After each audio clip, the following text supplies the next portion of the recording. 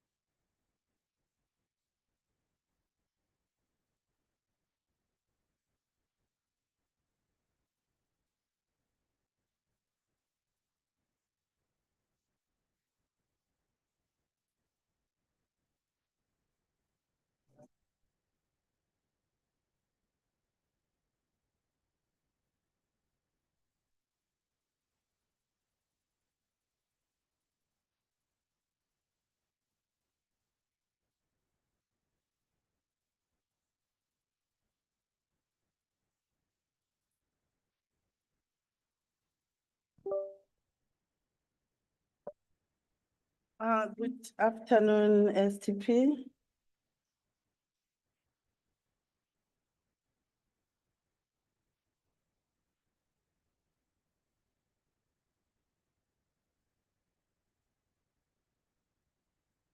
Can somebody call honorable members outside, please?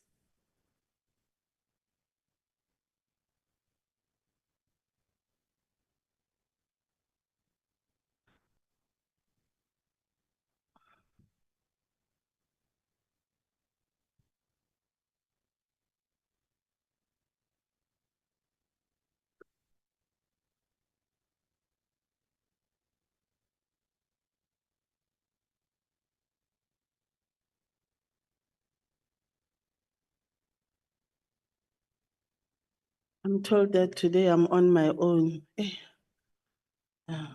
Poor woman, you're on your own. I'll join you later.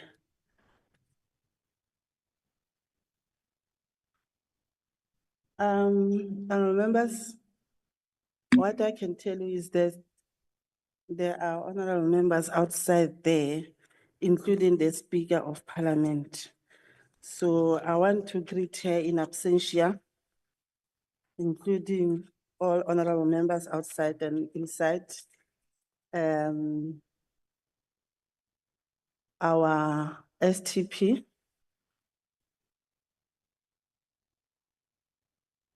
division managers present here, and our chair of chairs and programming whip, and good afternoon, you all.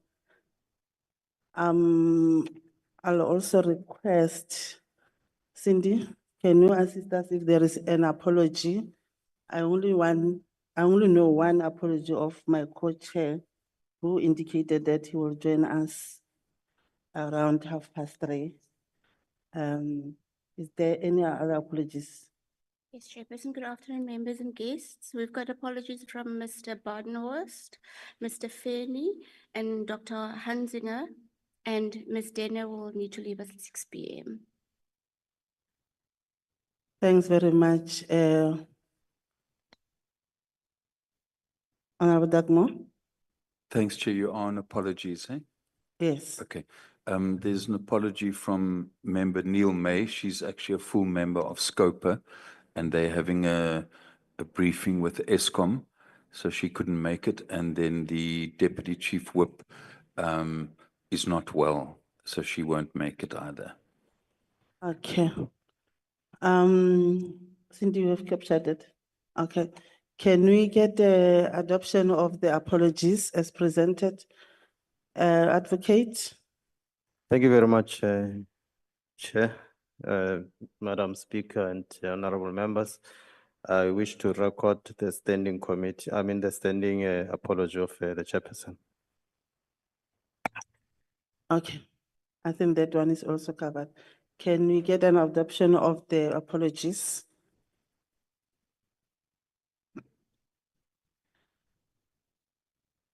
Yes, Honorable Dagmo, move.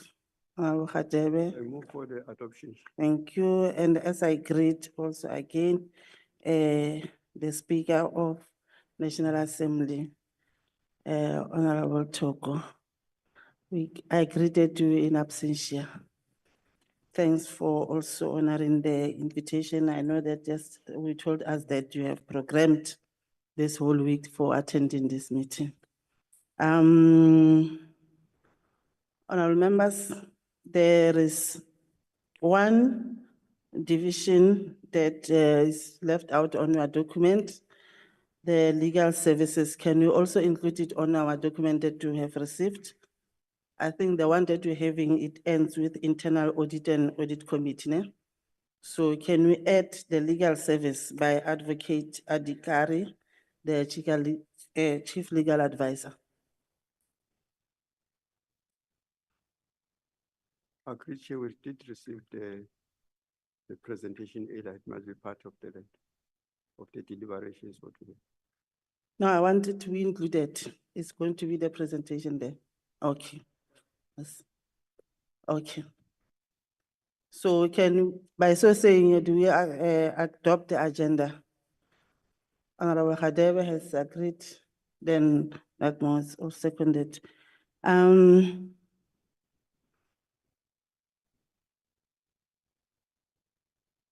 Can we also now allow, Honorable Speaker? I don't know, there's on the draft strategic plan for the 7th Parliament by the Executive Authority and the Administration of Parliament. Can I be guided there?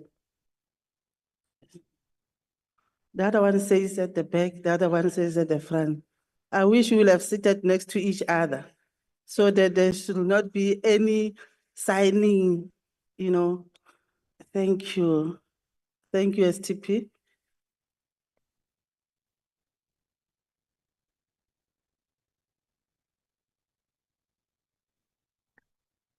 Oh, thank you very much, Honorable Chairperson. And good afternoon to Madam Speaker and honorable members of the Joint Standing Committee and all my colleagues in the management echelon of Parliament. We were asked yesterday to front load the strategy that was meant for tomorrow. And what we'll be presenting is the product of engagements thoroughly in both houses of Parliament. And that was a culmination of the induction program that was done in July. And both houses then established political committees that are multi-party for both of the houses to drive the strategy.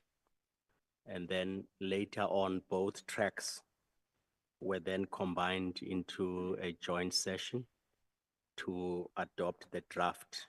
And after that draft, we then took it to executive authority in accordance with the provisions of financial management of Parliament, so that it was tabled in December on the 12th. So we will be taking the committee right through on the provisions that are contained in the draft.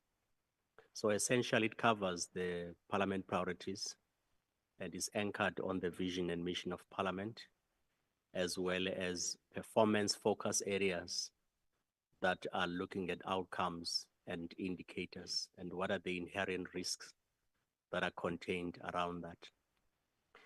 At the framing level, we did indicate on Tuesday in the overview that Madam Speaker outlined that our work is informed by the legal framework that governs Parliament's administration around finances. Essentially, it places an obligation that at the start of each term, within 6 months, there must be preparation of a draft strategic plan for Parliament. And it outlines what needs to be covered, specifically the priorities of Parliament, as well as include objectives for each of the program, including projections that must emerge around execution of this. And the purpose of the draft strategic plan is that it is based on the policy priorities that have been developed through the planning processes of both houses, as well as setting out what will be the long-term desired impact on the work of Parliament. And it also looks at the areas around annual performance plan and associated plans and budget, as well as guiding our operational plans. At a hierarchical level, a lot of work of Parliament takes place informed by what we characterize as inputs into the decision-making process. And largely in the 5th Parliament, 4th Parliament, and before, our major focus has largely been focusing around the areas of activities of Parliament and outputs. But at the 6th Parliament, when we started framing the macro strategy framework, we began to look at alignment with the national development objectives of the country and looking at the posture of the national development imperatives in the NDP and focusing on outcomes and impacts. What will be outcomes that Parliament desires in its execution of oversight, public participation and lawmaking, and how would we know the impact around that? So the framework we're presenting is located within the outcomes and impact. On the mandate of Parliament, in terms of the structure and of the document, it defines the legislative mandate, the business of Parliament, the impact statement. We want to see what outcomes are associated around that. And at the engagement that we had in both houses, we did map out the environmental factors that shape the approach of our development trajectory as a country and what are impacts that either visit those directions and what are the responses. So at a global level, these are some of the factors that characterize the landscape over the last 10 years. And when we look at the forecast for this current term of Parliament, at an economic level, the difficulties that we all face in terms of slow growth in economic activities and the impact on that socio-economically. We also looked at factors around climate change, as well as the geopolitical shifts that are taking place at a global level, including barriers to collaboration that would be required for us to work with other bodies. So those are some of the external factors. But also being Parliament in the community of parliaments in the world, we also take cognizance of issues raised in multilateral forums that we sit. Amongst those is the UN of Parliaments, the IPU, with 210 member parliaments, as well as the CPA that we are also part of. So they've got agreed programs that are similar to our priorities. Amongst those is issues around climate change. I'm sorry, Chair. Apologies for disrupting, but the secretary is jumping around this document. What he's presenting and what's here. We have to page around to look for all of those slides, and it becomes a problem. It is here, but we have to page around to find the specific slide that is speaking on. And it's becoming problematic because now we can't hear what he's saying. We are trying to find what he's speaking about on the documents. So it's a problem.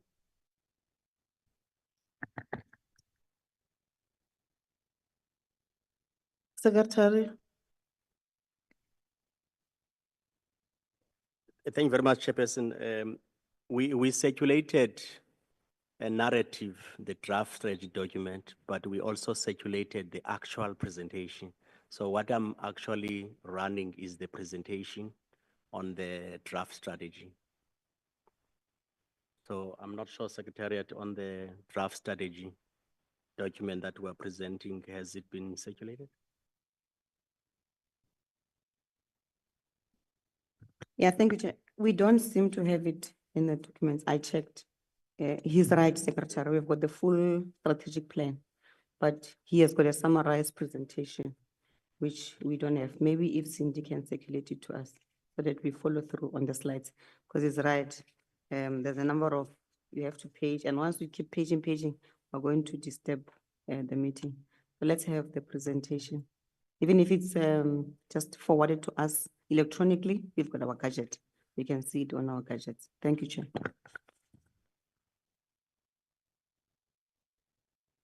Our sincere apology, Chairperson, on the presentation. I was laboring under the point that it's already sent. It is available, and please send it, Cindy. So around the priorities, can I proceed, Chair, or I must first wait for the? I think Cindy's sending them. It's just that there are some slides that are there and others are not. And as you do the presentation, you also deliver it further, whereby those slides are not there. Like this one that we're talking about, page 24 is this one. So there are other slides that are not appearing. So once Cindy is also sending, then we'll also be able to understand. So you can continue.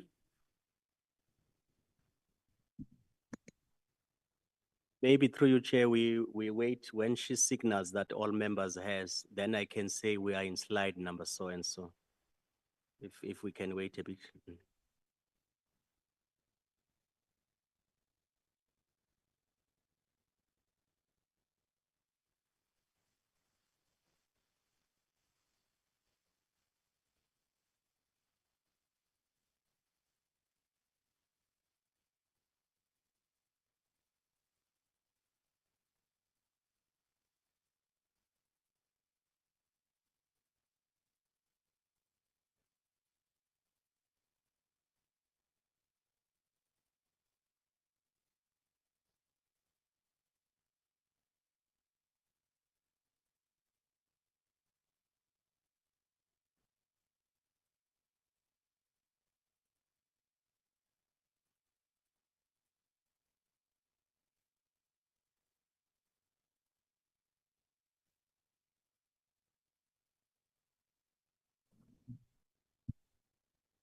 Can you check your emails?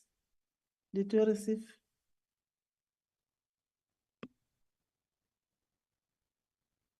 Any signal?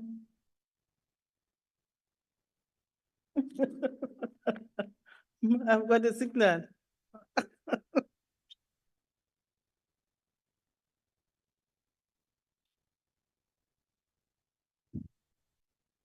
And there is a signal on our desk. Signal. You're fine. Dagmo? Okay. Adebe? Honorable Sivisa? Okay, no, I got a signal. You can continue STP.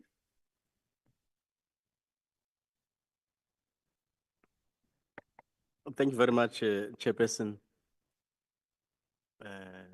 What slide is this? I'm not looking. Slide 18. 8, sorry. Are we on that slide?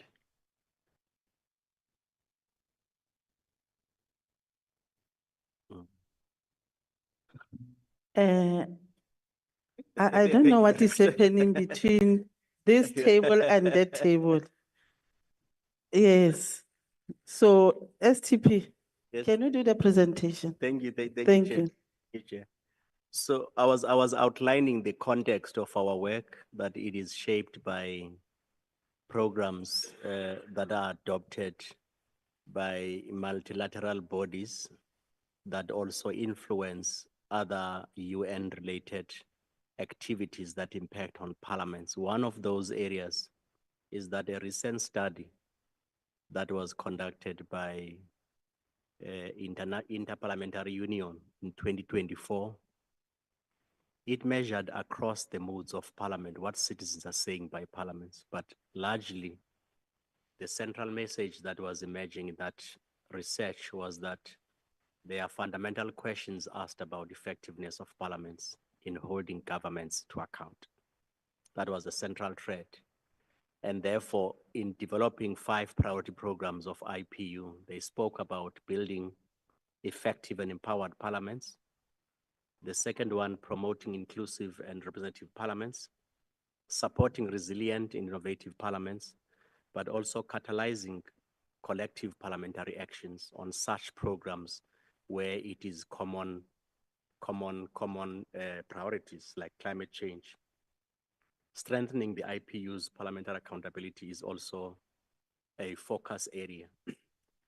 Within our own focus as actionable areas, climate change is one of those global commitments.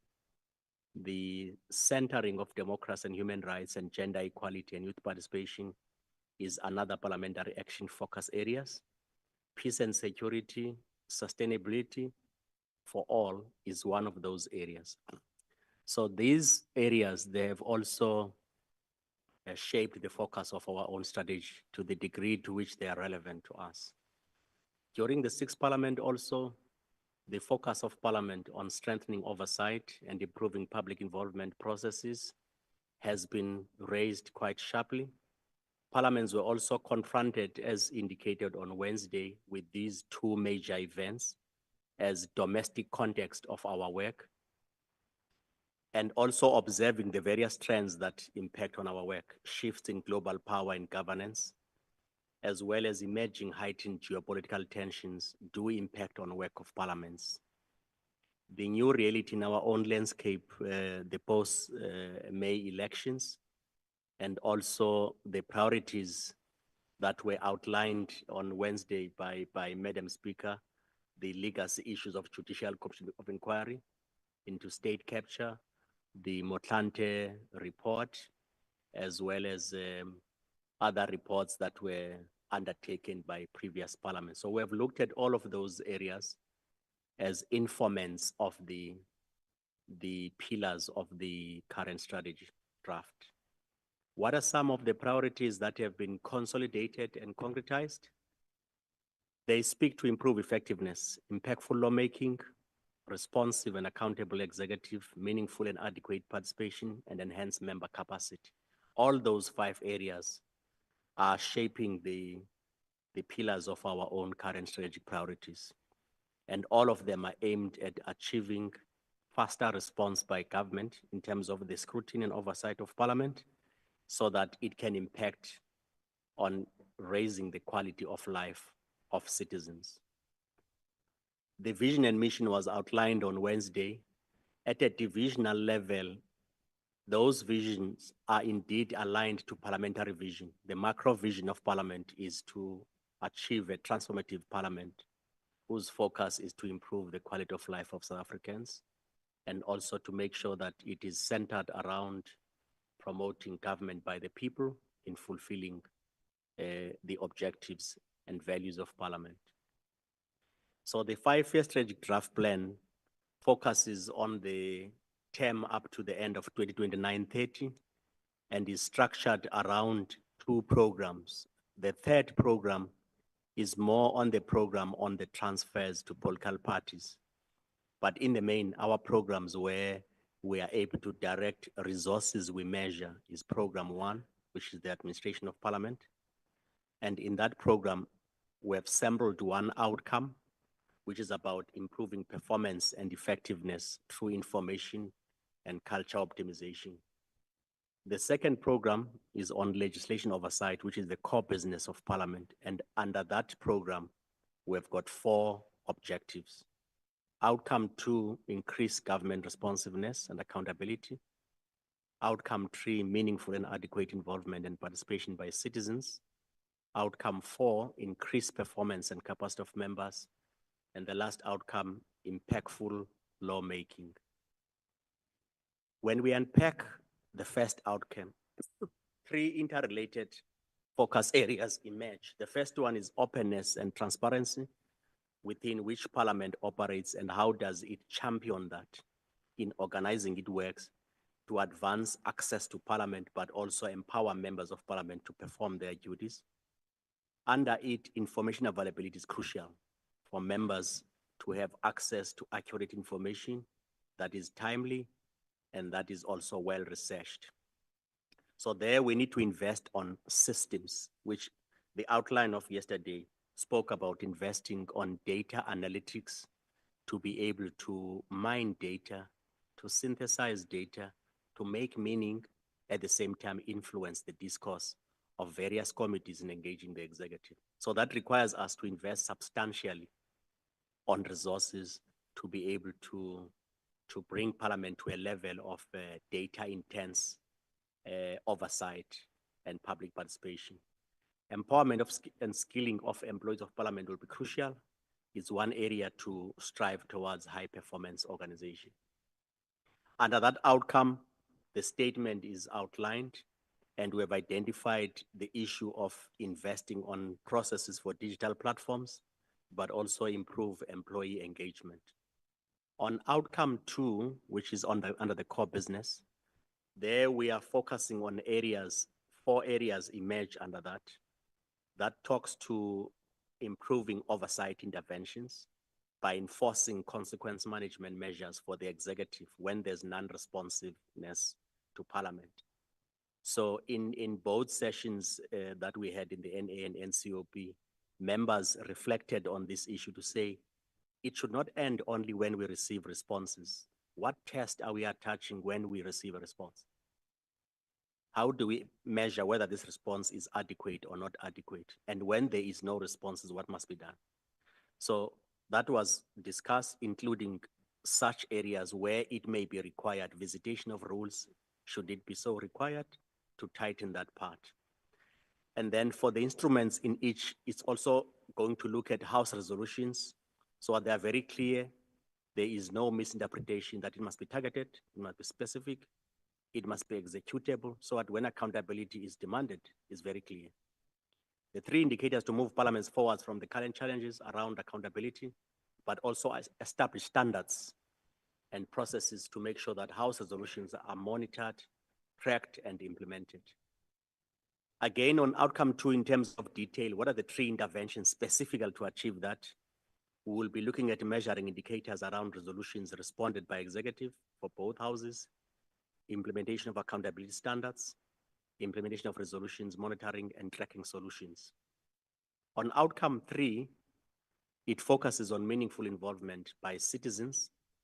Again, looking at how the issue of public discourse around creating platforms for engagements with the public and targeted sector of society, particularly the marginalized and vulnerable. So that when there's public participation, it is not only looking at certain areas, but we go to a level of ensuring that meaningfully a person who cannot come to a committee hall or a person who has no access to digital information system, that person can interact with Parliament meaningfully and is reachable within the means of Parliament. So there we are being challenged to say we must have 5 priorities around public education standards and processes that we should revise to make sure that they speak to that. The issue of language, members raised yesterday that we must invest across all the official languages, 11+1, so at all public hearings, they are made to be meaningful. Honorable Dene, you raised this issue, including feedback mechanisms, investment on such instruments like Braille, but also repurposing constituents offices to make sure that when members of the public go to constituents offices, they can interact with SONA and find it available immediately after SONA and be able to make sense in a manner that Parliament can translate the specifics of that and relate it to how Parliament will monitor that. Innovative public education programs have been cited, including training and reskilling of public participation. So it's not only members visiting, but we prepare the ground, advance before members go to that area. That requires us repurposing our public democracy offices across all provinces to make sure that they become an advanced team to prepare ground and assist members to be ready when they visit and pick up issues that are likely to arise. So 2 KPIs have been sampled around that. The public participation improvements, including citizen satisfaction rate with the work of Parliament when we are involving them on public issues. On outcome 4, the focus areas increase performance and capacity of members. Member-centric focus here is around enabling and capacitating members around investment on their individual learning and portfolio-based learning, and also make sure that members have an ability to be able to do their work properly and be able to participate on courses and programs of Parliament that improves their ability to discharge their responsibility. So we're looking at SAQA accredited programs that Parliament is to invest on members so that they can be tailor-made for success. The indicator outlined under that is training of members in parliamentary certified programs for their individual growth, but also focus on the work they do. The lawmaking is one area that our courts have been very consistent in criticizing us on those cases where we are challenged. In many instances, we will see when legal services present, they will indicate a lot of jurisprudence that has emerged out of the work of Parliament and essentially locating itself around public participation. The inherent weaknesses that exist, including areas that is very difficult to defend at the level of how we could have missed convening a sitting for a bill, but we don't even have simple things like attendance register. And when we are challenged upon how many people were there, we can't provide that defense properly. So those ones are more internal weaknesses of our administration, and these areas that we will be benchmarking across to make sure that we don't have challenges. We've got bodies like NERSA. Very few instances where NERSA has been challenged successfully. I'm just making one example. It's not many bodies. They run public hearings whenever they have annual tariff adjustment for ESCOM. So on basic things like how many people were there, they will be able to have those things. And we are now investing on improving on those areas so that we are challenged on substantive issues as opposed to basic preparatory issues like those. So the impactful lawmaking, also a bit of Parliament to conduct post-legislative reviews. Once laws are passed, what will be our approach as Parliament to make sure that laws are informed by emerging societal issues that Parliament itself must engage to make sure that it is not only responding to bills sponsored by executive, but Parliament also conduct its own legislative needs based on emerging societal issues. Mechanisms to feed insight around post-legislative scrutiny back into our legislative process is one of our overall review around that. And there will be a program around implementation of legislative improvements to improve on our lawmaking. At the level of execution of this macro strategy framework, there are certain interventions that we are ready to move at an implementation level over this period, not to develop them, but to be able to implement. The digital transformation strategy to leverage technology is one of our priorities that we will be putting up for this term, starting for this year from April. A human capital strategy around support both for members and staff. Facility management framework, we have already done the facility management assessment of Parliament. We are now at a level where we will be looking at improving our overall management of facilities of Parliament. A funding model was raised on Wednesday, quite crucially. It's an area of work that we are intensely involved on. And our target is that by June, we must have a draft funding model for Parliament so that we influence the medium-term strategy framework and subsequent appropriation processes. A change management strategy is already in place. Here, we're talking about implementation of that. We have also, in addition to enablers of support, the key risk that we have a risk matrix that will be presented later this afternoon, honorable members, in terms of what are some of the high-level risks we have mapped so that we can demonstrate the mitigation plans around those risks that underpin this draft strategic plan. And around consultations towards the conclusion of the strategy, there are established stages leading to its final adoption. There's political committee groups rather at the National Assembly and NCOP. Management will be convening this month of March to finalize its inputs around framing, and submission to the executive authority will be the third stage. And then thereafter, we will be simultaneously doing the review of the current 25-26. And the reason we'll be reviewing 25-26 before it starts, because FMPLA requires us 10 months ahead to have a draft. And once we know the budgets in March, then we are compelled by law to revise that aspects before the end of May. Simultaneously start 26-27. Those are the timelines in the outer horizon. In detail, the timelines, the first draft for consultation by working groups will be 10 March. That's the date we set prior to the budget day being shifted. So we have a 10 of March, budget is on the 12th. So we will be guided at the time if they will be ready to receive that draft, or a date might be adjusted. But by 14 March, the final draft strategic plan envisaging that the first consultation take place will then present to EA, and then thereafter, the final strategic plan by 31 March. At the level of the 26-27, the timelines outlined is that by 13 June, it must be tabled in the houses as the 26-27 APP, and the draft 26-27 by 30th May. Those are the timelines within which further input will then be taken around this work. So in summary, Chairperson, That's the draft strat plan for Parliament, as it was tabled 13 December. And we will then revise it going forward once additional inputs are sourced. Thank you very much, Chairperson. Thanks, Stephen.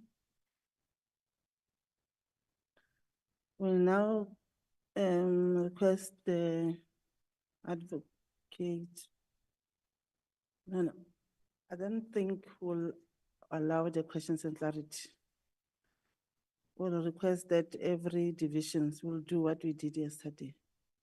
Then the presentation, then we'll take everything at once. So can we allow the Mr. Kasu? Thank you, Chairperson. Just wait, let's hear. Thank you, Chair. Chair, on the bigger document, it's not all pages are here. It's supposed to end with page 55, but it's somewhere. I tried to look as the secretary was presenting the risks, wanted to check the detailed risk analysis that was done. It's supposed to be on page 45, but it's not there. So it ends here, Secretary, at 3.3.2.2, which is program 2 legislation. And then it's just the tables. So if you can just send us the remaining pages, will help. Thank you. Okay. Mr. Dakmo? Dakmo? Thank you very much, Chair, and also thanks very much to the Secretary, Executive Authority for the presentation on the draft. I would just firstly, I mean, obviously we've received the presentation, which was copied for us now, and then what was emailed to us by the committee secretary was a 55-page document. And then I see that we've also been given a hard copy, but it seems to me that this hard copy doesn't include all the pages on the electronic copy. So I just wanted to establish it, that's the case, eh? So unfortunately, so if we're going to talk to both the presentation plus the actual draft plan, we can refer to the electronic one. We are trying to accommodate both of you to say, let's get the documents where all the pages are there. While they were, But can we yes, continue? yes, or you continue with Mr. Kazo on the presentation. They will be busy making sure that they check all the presentation that we have. Because you have something that Honorable Maude does not have, and the documents that we have. So I think let's try to, for now, Honorable Dakmo, allow Mr. Kazo, and then we'll try to check with Cindy. Okay, and Chair, can I just ask for your ruling? Are we going to, besides Mr. Kaso's presentation, are we going to get all the others? Yes, all. And then right at the end, we're going to Yes, ask. yes, yes, please, thanks. Hi, Chairperson. Thank you. Chairperson, thank you so much, and good afternoon to you, Honorable Chair, Madam Speaker, honorable members. My name is Masibulele Kaso. I am Secretary to the National Assembly.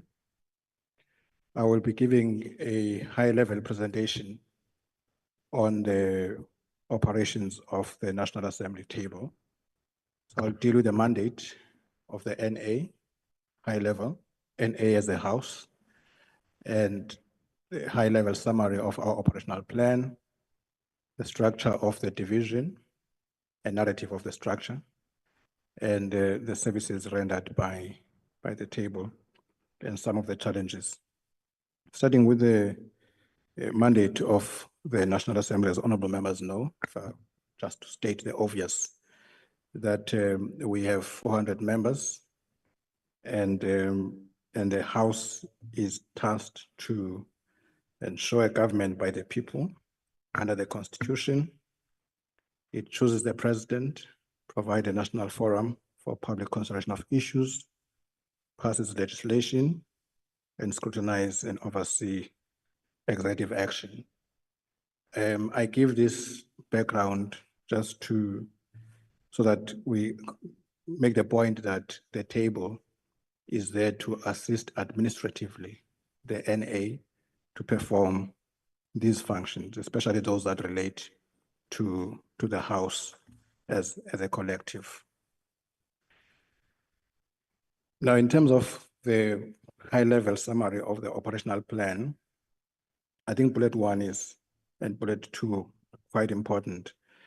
We facilitate, or the divisions facilitates, the effective proceedings of the NA by providing advice and guidance in respect of parliamentary business to enable members to fulfill their functions.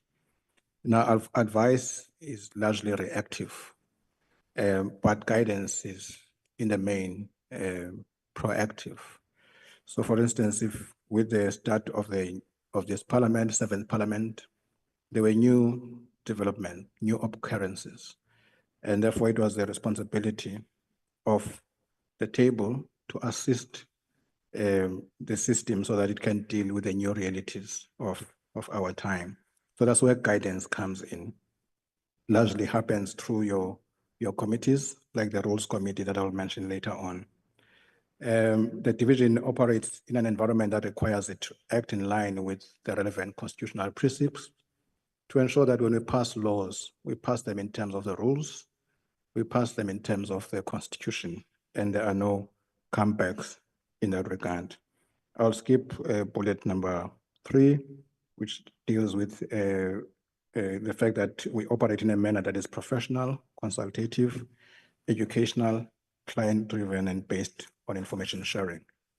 Now, in terms of the structure of the division, it's not in the presentation, but I think it's important that I state that on our establishment, we have 45 posts. Of course, 40 of those are filled, and we have 5 vacancies. We are carried by a budget of 49 million, which includes a cost of employment, but our ops budget is 2.2 million. That's the budget to carry out, that we need to carry out our operations. Now, we are arranged in 3 units or sections. The first one being the one that deals with houses. House direct support provides direct support to the House. And in the main, I want to highlight 3 areas there. This unit runs the program of Parliament, or the program of the NA.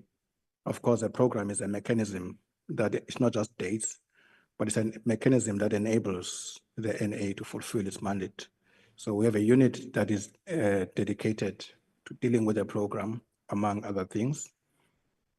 Processing of questions. So the questions unit is located within this section or unit of the table, and it deals with both oral and written questions. Just to give members a sense of the volume of questions, in the last financial year, we did about 3,900 written questions alone within the table, within the NA.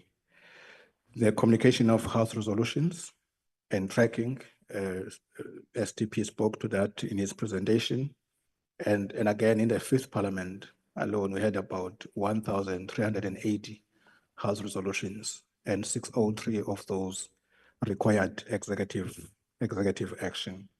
So one of the things that, or some of the issues that we're busy with, is the issue of tracking. Communication is not an issue, but tracking and monitoring resolutions is what we've been grappling with, and we continue to grapple with that. Hence, it is highlighted even in our strategic plan and consequently in our APP.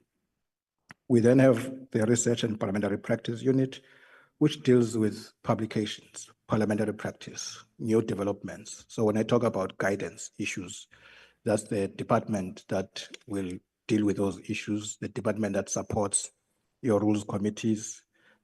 We produce an annual publication on developments, procedural developments in the NA, and that department is responsible for that, among other things, including tabling of documents, and of course, petitions. Parliament last year adopted a petitions framework, which says petitions must be concluded within 3 months.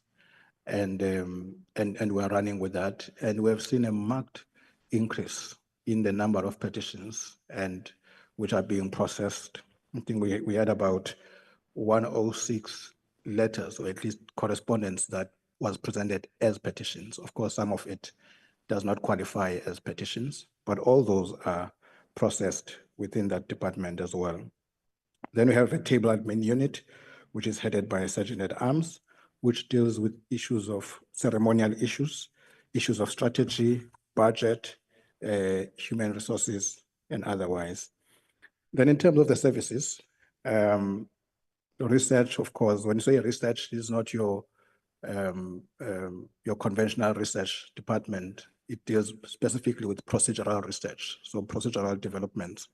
That's what we deal with. I'll just go to coordinating, where you have house committees. We have about 10 house committees within the table.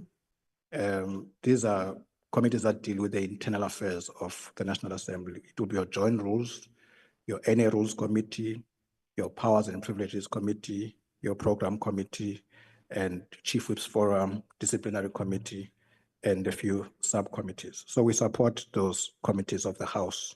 As I say, there are 10.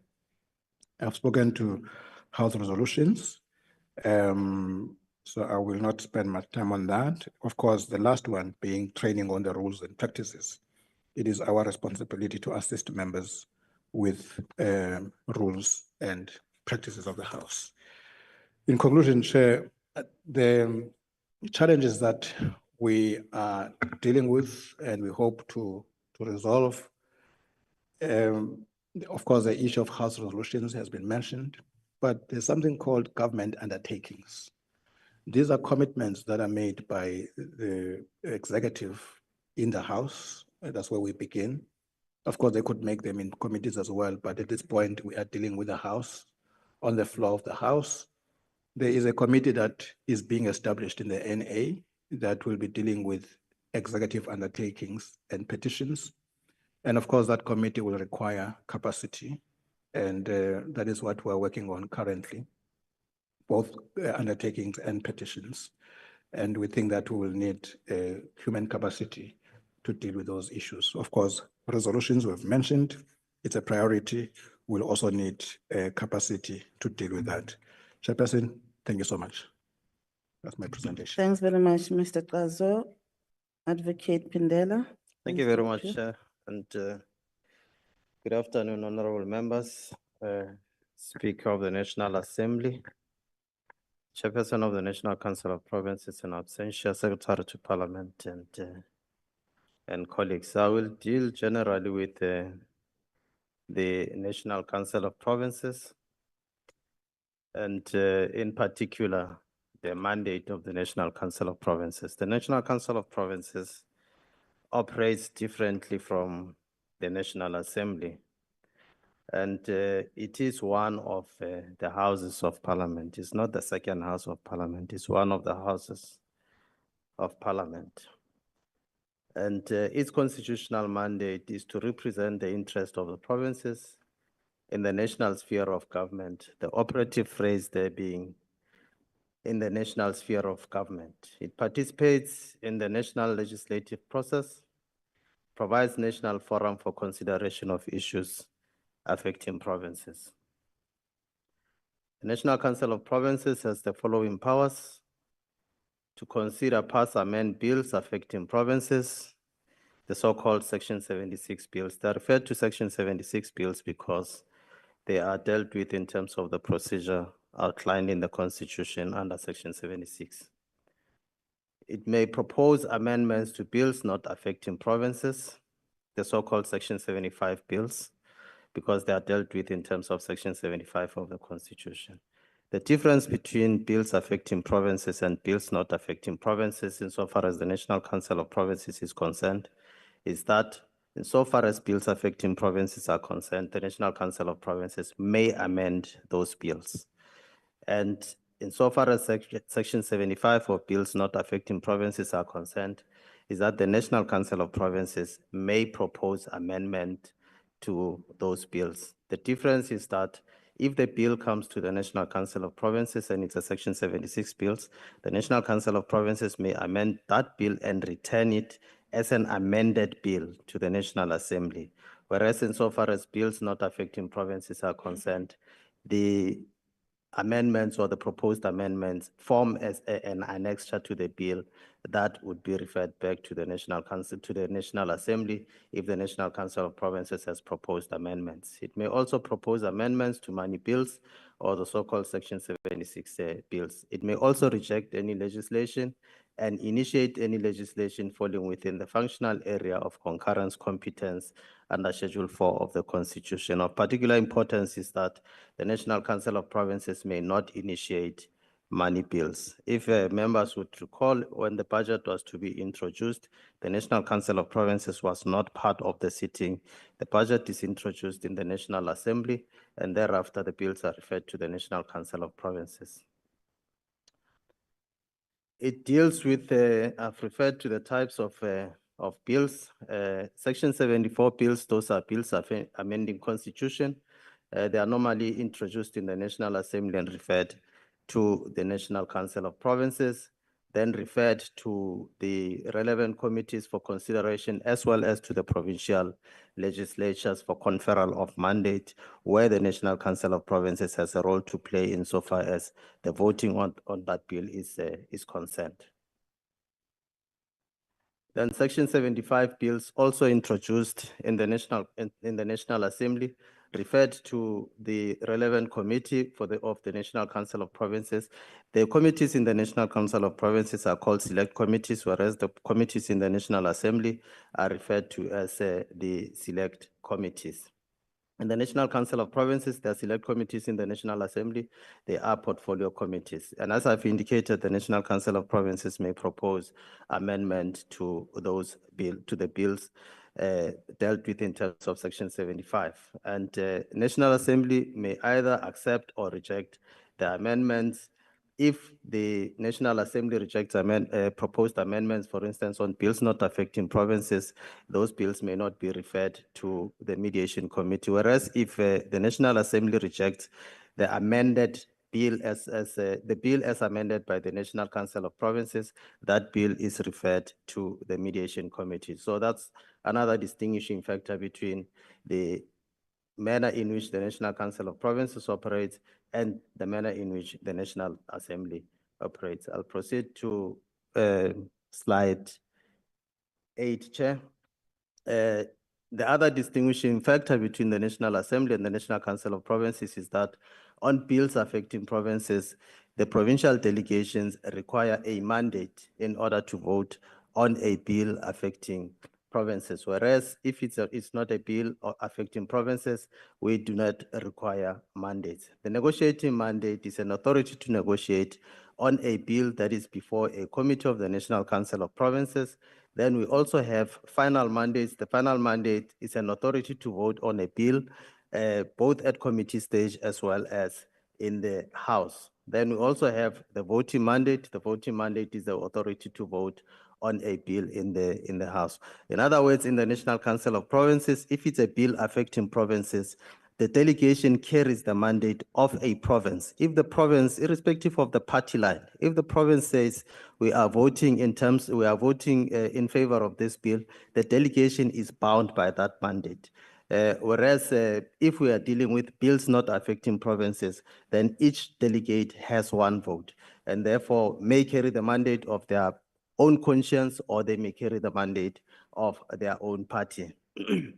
When dealing with the bills affecting provinces, the National Council of Provinces have what we call the legislative cycle, and it used to be a 6-week cycle. It's now an 8-week cycle. The first week is for the briefing by the National Council of Provinces to their own respective legislatures.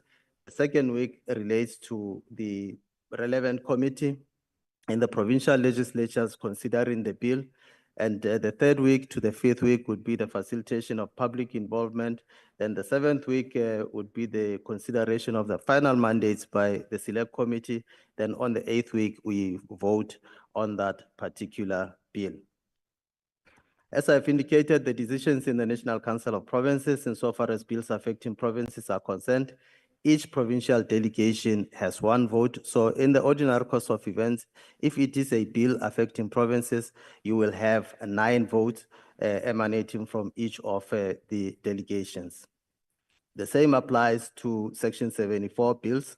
And insofar as Section 75 and Section 77 bills are concerned, each delegate has one vote. So in the ordinary course of event, we will have 90 votes. The National Council of Provinces, there has been a discussion or a debate as to whether the National Council of Provinces, but I think that debate has been settled now, whether it has any oversight role.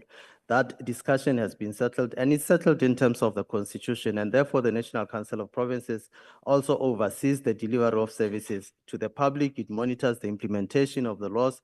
It tracks implementation of executive undertakings and House resolutions. It also scrutinizes government budgets and annual performance reports, as well as the strategic plans. The National Council of Provinces uses the following as its oversight and accountability mechanisms: committee meetings, site visits, motions, questions, oversight week. Oversight weeks would be weeks where dedicated to committees for the purposes of conducting oversight. We also do have taking Parliament to the people, where the National Council of Provinces moves for a particular period to a particular location in the country and conducts its own business there. We also have provincial weeks. The provincial weeks are intended to give an opportunity to the provincial delegations to go back to their provinces and conduct oversight in their own provinces. We also have the local government week. The local government week is intended to deal with matters relating to local government. As members would be well aware, there are 10 representatives of organized local government in the National Council of Provinces, and therefore National Council of Provinces also considers matters relating to local government. We also have interventions in terms of Section 100 and Section 139 of the Constitution. The National Council of Provinces is required to approve those interventions. As well as international relations, the National Council of Provinces also approves international agreements in terms of Section 231 of the Constitution. And there are other international agreements that do not require approval, and those are self-executing treaties. And as I've indicated, they do not require any approval from the National Council of Provinces. And the National Council of Provinces also participates in Commonwealth Parliamentary Association, IPU, SADC Parliamentary Forum, BRICS, African, Caribbean, and Pacific European Union, global, as well as Global Legislators Organization, or GLOBE. As the administration of the National Council of Provinces, we provide support, we provide advice to the National Council of Provinces, to the members, to the presiding officers, insofar as procedural matters are concerned, insofar as the interpretation of rules are concerned. Thank you very much. That takes me to the end of my presentation. Thank you, Advocate Pindela. Ms. Arbeck. Thank you very much. Good afternoon, Honourable Co-Chairpersons, Madam Speaker, Secretary to Parliament, Honourable Members and colleagues. My name is Rashida Beg. I'm the Division Manager for Core Business Support, and as the name suggests, we deal with the heart of the institution's work. My presentation will focus on an overview of the division and just the purpose of the division and the support we provide, and then looking largely at the roles of committee section support, public participation section, as well as the Office of the Leader of Government Business, and then briefly touching on our key challenges. So this is just an indication of where we are located within the core business branch. Currently, the core business branch is being caretakered by Mr. Kaso, which is the other hat that he wears. So in this family, we have the National Assembly, National Council of Provinces, core business support, as well as knowledge and information services, and international relations. So the division broadly supports the core mandates of lawmaking, oversight, public participation, international engagement, cooperative governance functions of the institution through the provision of procedural advice, content support, secretariat support, as well as logistical support. And then we have the office that provides liaison services to the leader of government business. And these are support services that are primarily provided to the committees of the National Assembly and the National Council of Provinces. The division also has within it the public education programs, information and access to support, public participation activities of the houses and of committees. So in general, the committee section broadly responsible for procedural advice, secretariat support, content support, and logistical support for all committee activities, both in the National Assembly and the National Council of Provinces. And this support is provided by the core team made up of a content advisor who's largely responsible for strategic advisory support service to the committee secretariat support, and the committee assistant who's responsible for logistical support. And then we have an allocation of executive secretaries to support chairpersons of committees. So we have a component of staff divided up into clusters, and each cluster is headed by a unit manager who's responsible then for a cluster of select and portfolio committees. And at the head of the section, we have the section manager committee support. So this is just a organogram of the committee section. You will notice that the section manager position is vacant. It has been vacant for a while, but we've made quite some progress in terms of interviewing for that position, and we're hoping to fill that position within the new financial year. This is just a breakdown of the committee section clusters to give you an indication of how the committees are categorized into the economics, finance, governance, social services, peace and security, and the joint standing committee clusters. Public participation section also falls within the division. That section comprises the public education office, and then Parliament also has parliamentary democracy offices. The key focus for this area is to educate the public on how to get involved in parliamentary processes and to facilitate access in the business of Parliament. So largely focusing on the lawmaking and oversight processes, also to educate citizens on how to make petitions, submit petitions to Parliament, make representations, and also on how to make submissions on a bill before a committee, and to prepare citizens to be able to meaningfully participate in the committee processes. Just on the parliamentary democracy offices, there are currently 3 of these offices located in the Northern Cape, Limpopo, and Northwest Province. Parliament in 2008 decided to do a pilot of these democracy offices, largely to reach the deep rural communities and to establish a closer connection with Parliament in Cape Town. That pilot was assessed in the 2015-16 financial year, and the conclusion was that it was a viable option for Parliament to consider. So those parliamentary democracy offices are now formally part of the institutional structure since 2015. So what these offices do, they perform those public education functions within the provinces in which they are located. And they also enable Parliament then to reach particularly deep rural communities in those provinces. That was not me. Sorry.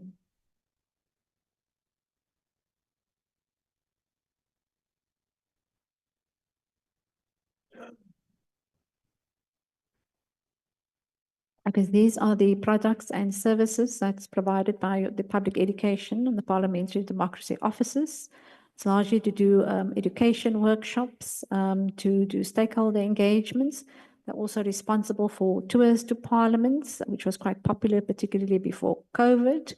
Also to create education material around parliamentary activities, particularly around legislation before committees, and then the distribution of those education materials. This is the structure of the public participation section. Again, you will notice the section manager position is vacant.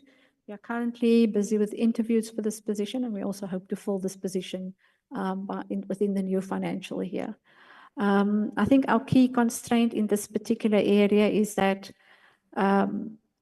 with the number of staff we currently have and with the number of committees that both in the NA and the NCOP totaling 44, we really have 10 public education practitioners to serve all these committees. So it's not a good ratio, and it also finds expression when it comes to our public participation activities.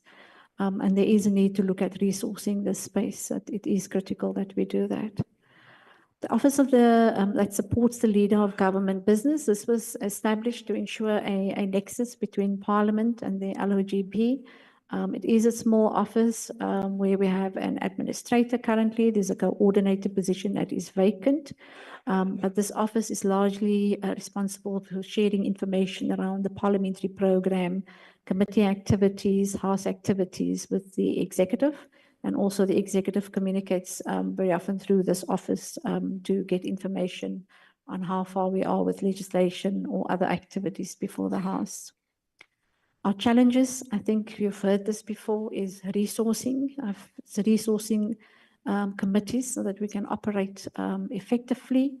Public participation is an area that does require serious attention in terms of particularly human resources to support all the committees, but also to support the other activities of Parliament, such as sectoral parliaments, taking Parliament to the people, the different NCOP programs, etc. I think another focus that we would want to have in this space is particularly professionalizing our committee and public participation support services. So we are engaging with our HR executive around this to look at how we can improve the support services that you experience in this space. And then from an IT perspective, it's really the new skill sets required to support the core mandates of the institution. If we think about lawmaking, there's e-drafting systems available that Parliament should be able to utilize. If we look at the amount of information that members have to sift through, particularly supporting different committees, there's technology available, AI, data analytics, etc., and different systems that we do believe can assist to enhance the core business of the institution. I think our bugbear is also bureaucracy, the speed with which decisions are made, I think needs to be improved both at the administrative level, but particularly from committees around committee planning and the execution thereof. And then I think lastly is it's our critical focus on making sure that the core mandates of the institution is adequately supported. Thank you very much. Chair, Chairperson. Yeah, I'll note you. Thanks very much, Ms. Beck. I think we don't have enough documents here, especially starting from the public participation. So can Cindy assist a member there to make sure that we get from that public participation page to the last? We don't have that one. And obviously it's going to disarm our members to participate on that discussion. So can we be assisted on that, please? And Roswisa? Yes, thank you, Chair. Chairperson, I think we knew from last year that this meeting is going to sit, and we can't find ourselves with incomplete documents. It shows it gives another reflection, because we knew last year that this meeting is going to sit, and we were faced with the first presentation where we were not given hard copies. Now we are in another presentation where the documents are incomplete. So we need to be taken serious. It's a humble request that we knew last year that this meeting is going to sit. And we should be at the level of having complete documents, not half documents. We can't find ourselves in that situation at this present moment. So I'm going to make a humble request that what happened today should not happen again, because I think we've got a program for this committee for this coming financial year or for this term, that when a meeting is going to sit. So can we be taken serious and be given? I didn't want to interrupt the speaker because I wanted her to finish, but can we be taken serious that each document that's going to be put in front of us, it must be sure that what we have on our laptops and what we have in front of us, they collaborate. It shouldn't be just, let's just print and give them. Thank you. No, thanks, Honorable Sibisa. I think all of us, we have noted that. Hence, I've also indicated that we don't have enough document a presentation. So I want to check with Mr. Gabriel. We have, let's first check. We have 4 pages here. So we don't experience the same issue. Ms. Grape, yes, we will come in, Mr. How many pages do you have with you I there? have 7 slides, Honorable Chair. Yes, can we just put you on hold until we get because the last document, unless if members have got something else, because the last page on myself is KISD.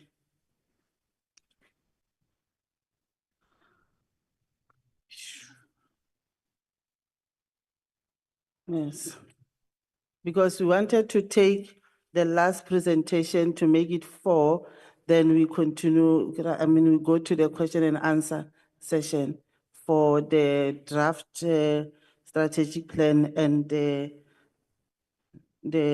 other divisions briefing, so that we try to reduce the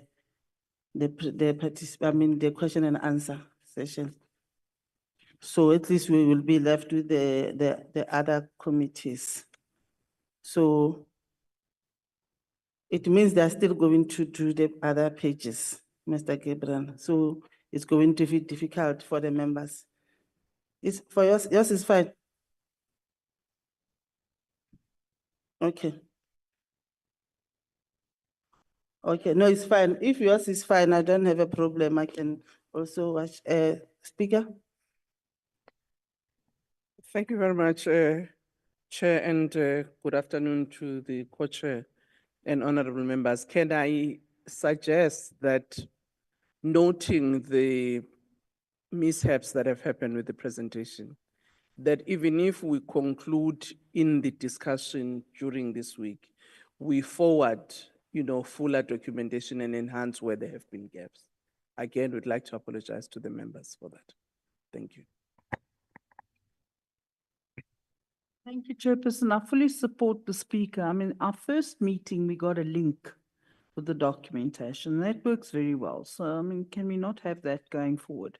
Now, just send us a link and we download it on our computers and we can follow it. We don't need all this huge amounts of paper either. Thank you. No, it's fine. Let's allow Mr. Gabriel to continue because I think the members have got all the documents with them. Thank you. Good afternoon, Honorable Co-Chairpersons, Honorable Speaker, Honorable Members, Secretary, and colleagues. My name is Dr. Leon Gabriel. I'm the Division Manager for Knowledge and Information Services. The Knowledge and Information Services Division provides a multidisciplinary suite of professional services supporting the work of members of Parliament through the provision of documentation, information, language, and research services to Parliament. Some of the key divisional outputs include research reports, papers, data, information and analysis, multilingual communication services, and knowledge co-creation, organization, and dissemination. I have the privilege, Honorable Co-Chairpersons, of leading a team comprising a total staff complement of 340, supported by a layer of middle managers heading the various business units. The division has a total vacancy rate of 40%, or 137 posts, including 59 frozen posts, or 28% vacancy rate if we consider only active vacancies. We are located within the shared services component in Parliament's macro structure, providing services to members of both houses. The division is organized into 4 sections, and with your indulgence, Honorable Co-Chairs, I would like to take a bit of time to expand on each of the sections, following from some of the comments of honorable members in yesterday evening's meeting. Firstly, the language services section has a fixed establishment of 155 positions, including 15 frozen posts organized into 3 units, each with different core responsibilities. There are 44 active vacancies, including the post of Section Manager Language Services, which we are currently recruiting with an expected appointment date of 1 April 2025. Language practitioners are employed for all South African official languages. And I do have a separate presentation, co-chairs, on the details of the number of language practitioners in the section. In the section, we have the reporting unit headed by Ms. Euphrat Hopani, who provides the Hansard reporting service to the plenary proceedings of the National Assembly and the National Council of Provinces. The translations unit headed by Mr. Abubakar Peterson is responsible for translations of key documents for committees and the houses. The interpreting unit headed by Mr. Thomas Ntuli provides multilingual interpreting services to plenary sessions of the houses, as well as to committee public hearings within our available resources. The documentation section is headed by Mr. Peter Lebeko. It comprises of the documentation management facility, the printing unit, the clerk of the papers for all the tablings in Parliament, and a telephony management office. It has a fixed establishment of 39 posts, including 9 active vacancies and 10 frozen posts, translating to a vacancy rate of 23%. Parliament's research unit provides non-partisan research services to all members and committees of Parliament. It is important here to highlight, co-chairs and honorable members, that we do not provide research for members' private study assignments, and parliamentary researchers do not write speeches, although we do provide background papers in support of House debates.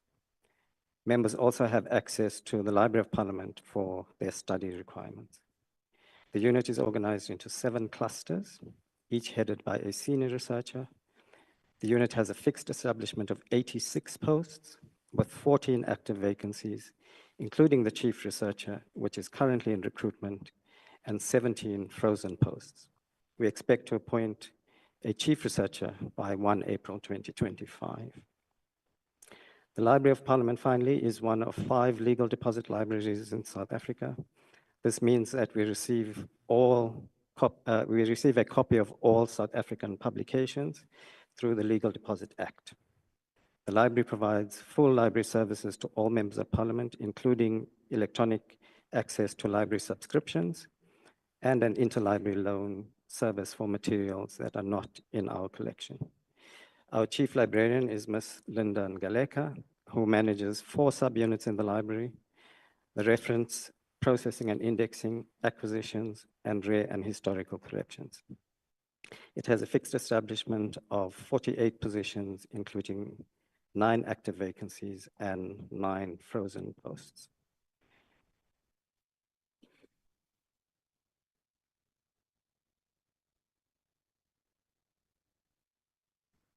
The key outputs of the division are information and analysis, professional multilingual communication services, and knowledge co-creation and organization. I have highlighted the divisional objectives aligned to the work of members in each instance, which I will not elaborate on in the interest of time. It would, however, be useful, honorable co-chairs, to highlight some of the key knowledge management strategic initiatives intended to enhance the support of members and committees of Parliament. And honorable members would be able to see how this aligns to the draft strategic plan that the Secretary presented earlier today. Firstly, the development of a country outcome indicator dashboard, which was initiated in the 2024-25 financial year. This will track NDP and other development indicators in an integrated reporting approach, including the work of parliamentary committees in advancing the outcomes and impact of Parliament's strategic plan. We also have the development of an oversight priority model and oversight priority plan, which is intended to assist committees in their strategic planning and programming for conferring and joint processes on intersectoral issues. This will be supported by a multi-year research plan and library and information plan aligned to the committee plans, and the plan is currently being piloted in 3 portfolio and 2 select committees. And finally, I want to highlight regarding capacity building, particularly for enhanced analysis, data-driven insights, and evidence-based decision-making. We have introduced specialized courses for officials and members of parliament on the use of economic and social data modeling and scenario tools.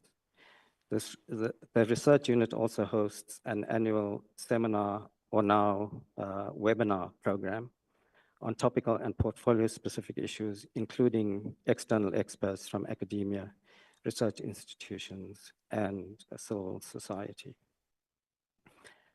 Looking at the budget, this slide shows the budget allocation to the division for the 2023-24 and 24-25 financial years, according to economic classification.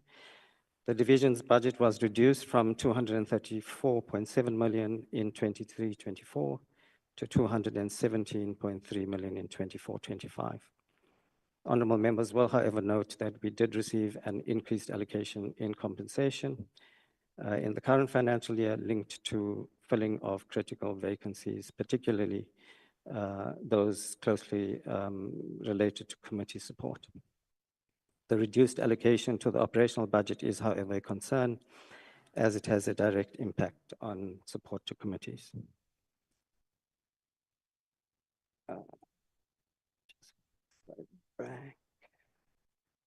In conclusion, Honorable House Chairs, this slide highlights in high level the indication of some of the operational interventions for enhanced support. This includes filling of critical vacancies to ensure adequate support to committees and the houses, training and capacity building of officials and members, further development of an e-library service, exploring the appropriateness and utility of advanced technologies, including artificial intelligence, and the expansion of primary research capabilities and capacity. Thank you, Honorable Chairs. Thanks, Dr. Gabriel. And let me take this opportunity to welcome the co-chair. Thank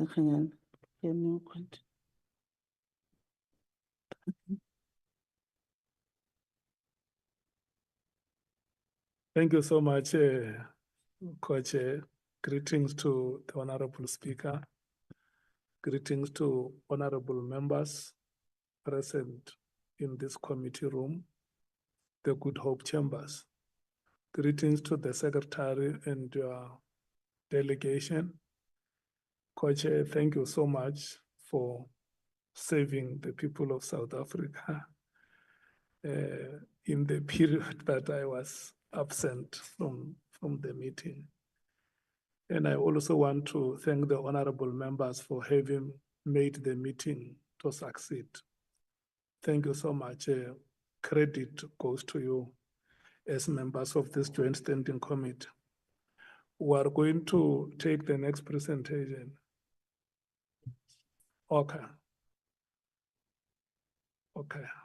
I am going to open to honorable members to engage with the presentations that have been made so far. I should think they are for the strategic plan, the presentation by the National Assembly, the National Council of Provinces, the core business support, and the last one will be knowledge and information services.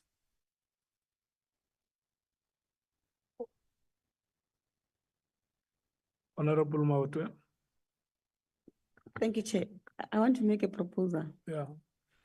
That we take all the presentations and then we engage later, because just like we did yesterday, a lot of questions were asked, but were not relevant to specific units. So we're going to be asking questions when the presentations are yet to be made. So I think now we get to understand which division is dealing with what. It will be easy for us to direct our specific questions to those specific units. I don't know. That's just my suggestion, Chair. Well, the understanding here is that the secretary has presented a strategic framework. So we have an understanding of the kind of the animal that we are dealing with. And now the organs of the animal, the heart, are presenting. And Honorable Maute is suggesting that let's allow all the organs to conclude their presentations. And then we can then decide which colors the animal must be.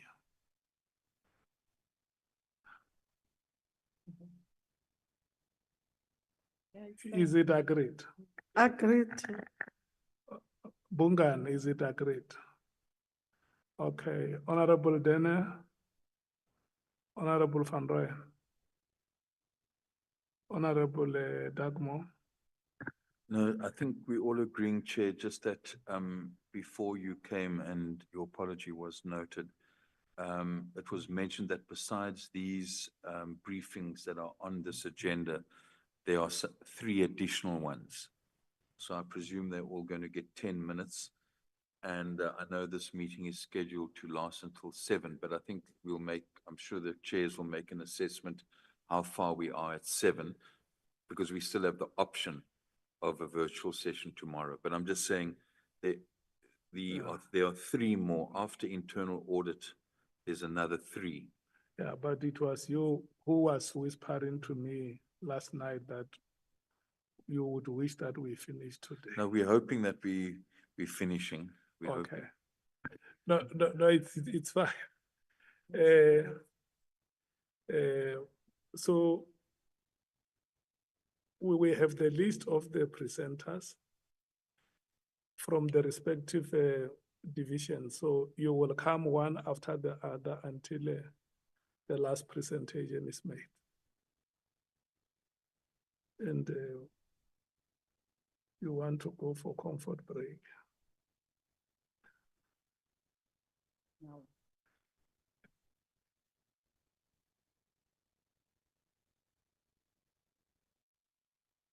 Here, the meeting proceeds. The co-chair can have a comfort break. The rest of us, we proceed.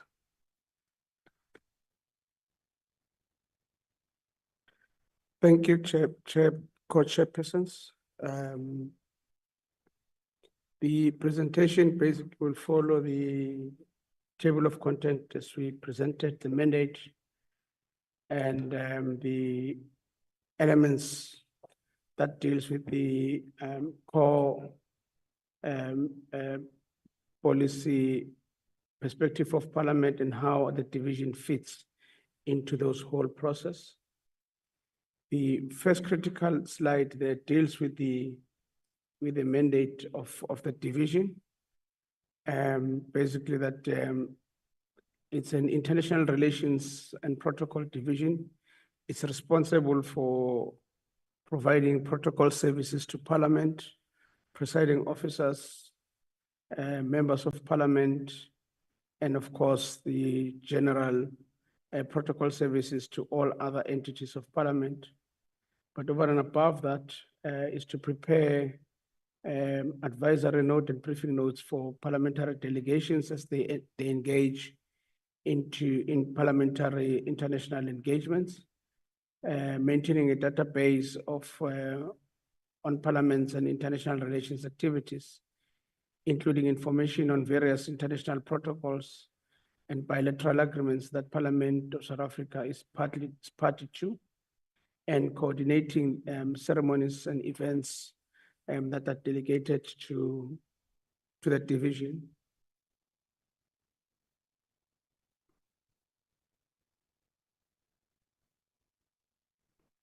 The division basically deals with I'll be focusing on where the green line is, Chairperson.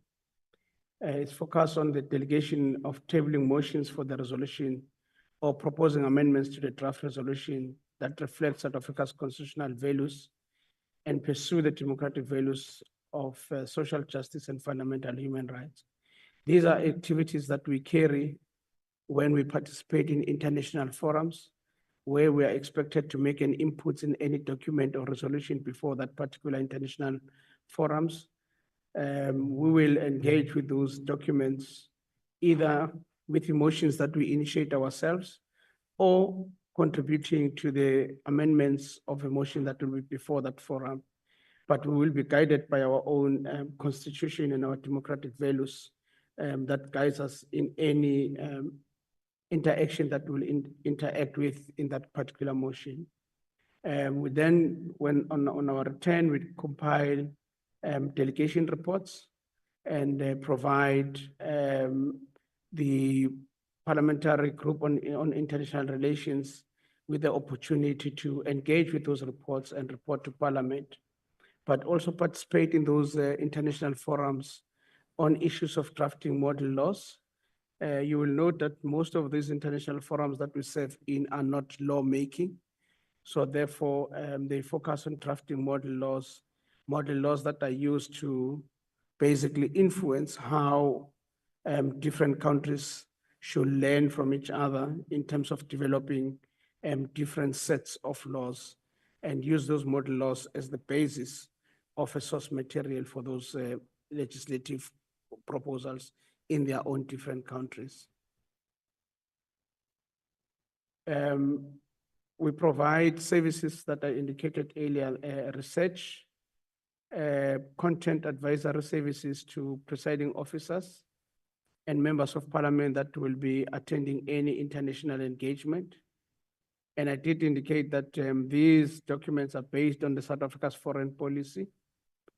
And we also influenced by the observations of a number of issues that may develop in international arena. So as our members should be able to engage with the developments in international space. And of course, the critical element in all this is to promote the country's national interest and to make sure that the values of our constitution are communicated as a critical component in our parliamentary diplomacy. We engage in bilateral relations with countries. There are countries that we have MOUs with between the two parliaments in terms of how they want to relate and pursue their strategic relationship between the two parliaments and agreeing on common positions that they need to take.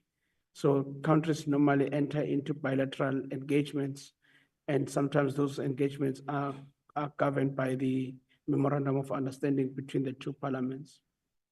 We draft reports, as I indicated. Those reports are submitted to the Parliamentary Group on International Relations, and they are expected that once they are approved by that committee, they are submitted to both houses to be 80 seat so that they can be distributed to all members of Parliament.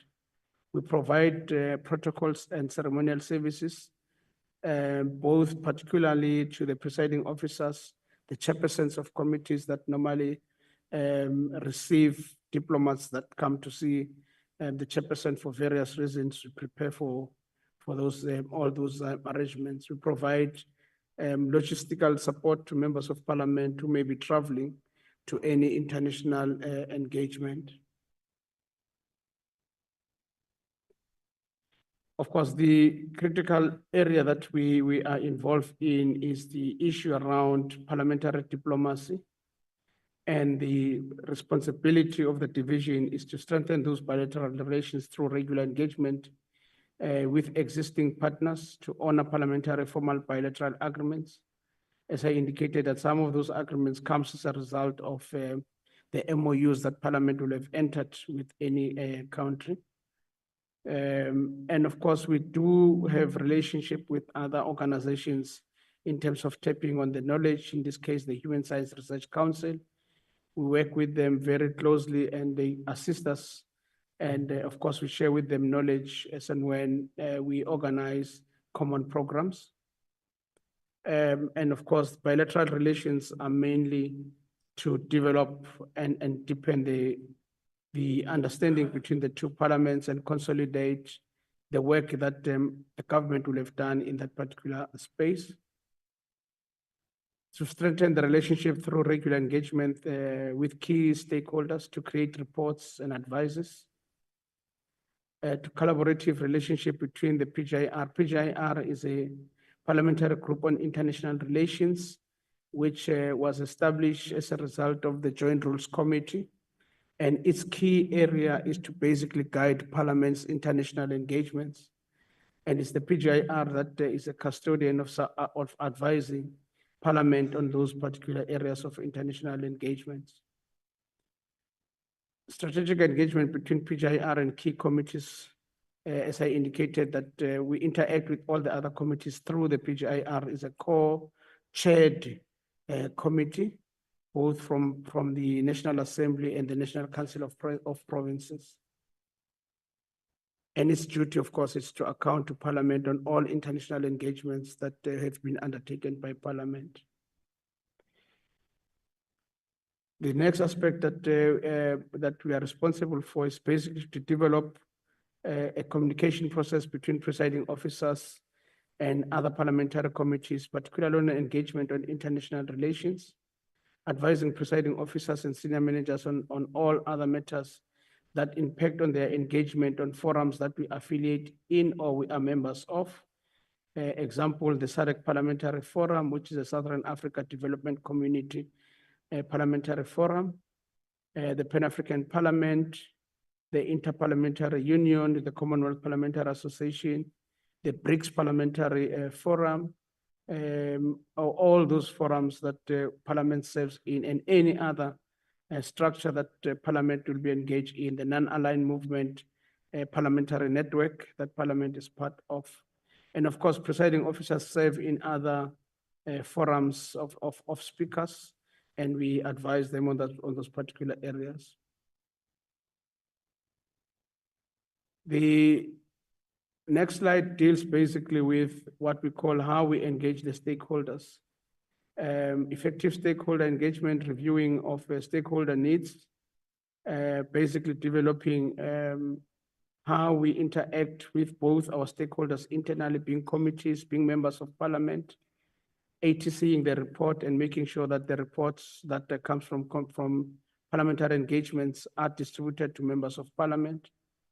On this aspect, I can indicate members that the part of the weakness that we still have, and we are hoping that in the 7th Parliament we'll be able to close that weakness, is our ability to track, having ATC'd all the reports and referred certain matters to committees, our ability to track the response back from those committees, but also to track the resolutions in terms of the implementation of those resolutions by our Parliament.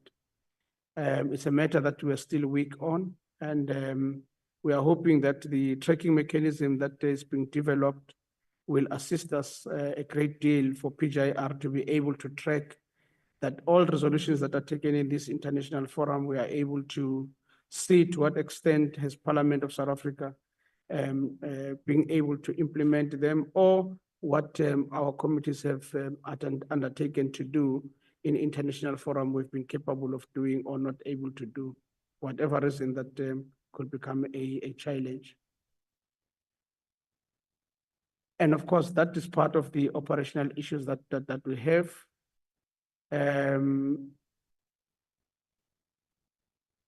The division has the responsibility to render continuous services to members. And of course, the other area that we need to raise, where we say sufficient staff to focus on training of members and staff on an ongoing basis. We need to develop that particular aspect. We are still very weak on that particular aspect to have a consistent training of members of Parliament on protocol matters and how members of Parliament interact with a number of international engagement, or how members of Parliament interact with their colleagues at international space, because that training need to focus on what we can do and what we cannot do in that international space. We are still weak on that particular aspect in terms of preparing members who travel to be able to know in advance what can they do and what they cannot do, what are the challenges ahead, and how they should relate to those challenges. And of course, that also includes the issues of security that may become an issue. These are a part of the challenges that we've spoken about: organizational ability in facilitating travel arrangements for members.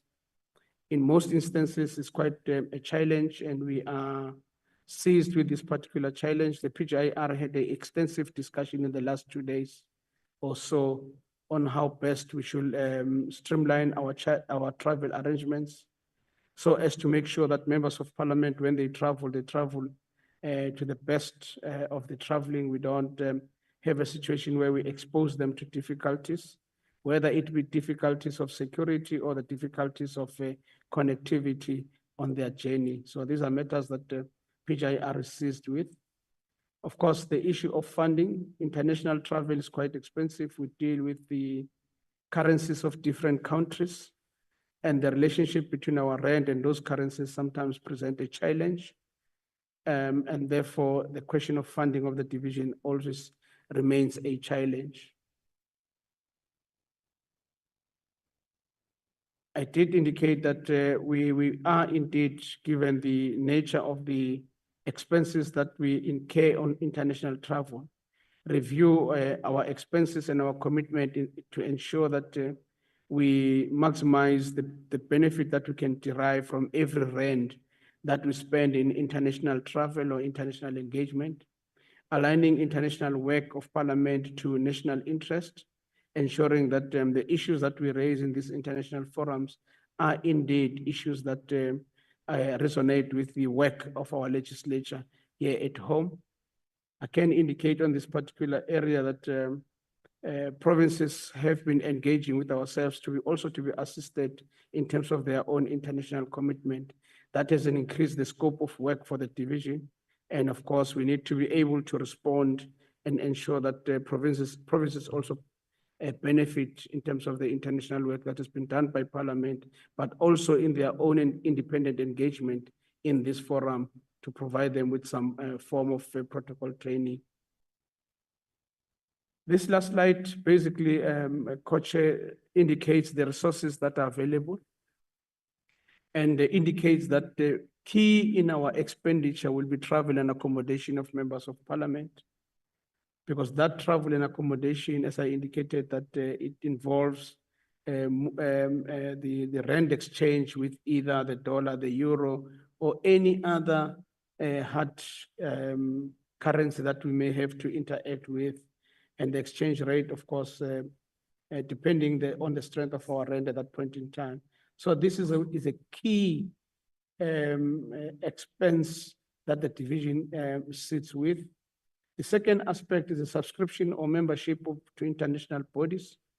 These memberships are either calculated in dollars or in euros, and therefore it's one of the elements that our expenditure it's basically consumed at.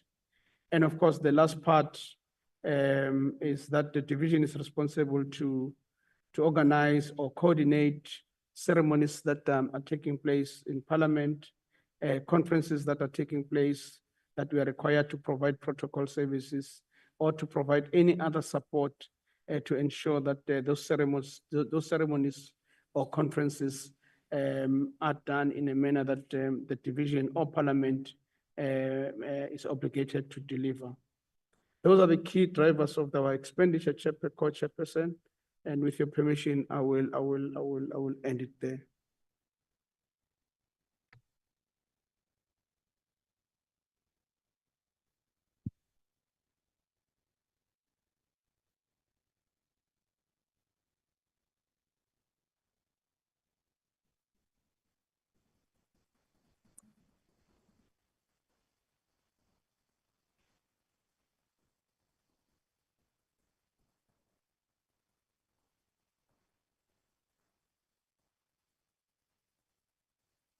Yes, we can continue. Thank you very much, House co-chairpersons, Speaker of the National Assembly, STP, honorable members. My name is Moloto Matapo, Division Manager for Parliamentary Communication Services. Sorry for the incorrect title there. Thank you very much. The Parliamentary Communication Services, I'll just focus on my screen because I'm short-sighted, I can't see the Parliamentary Communication Services operates within the context of Section 59 and 72 of the Constitution, which mandates that the National Assembly and the National Council of Provinces conduct their business transparently and in an open manner.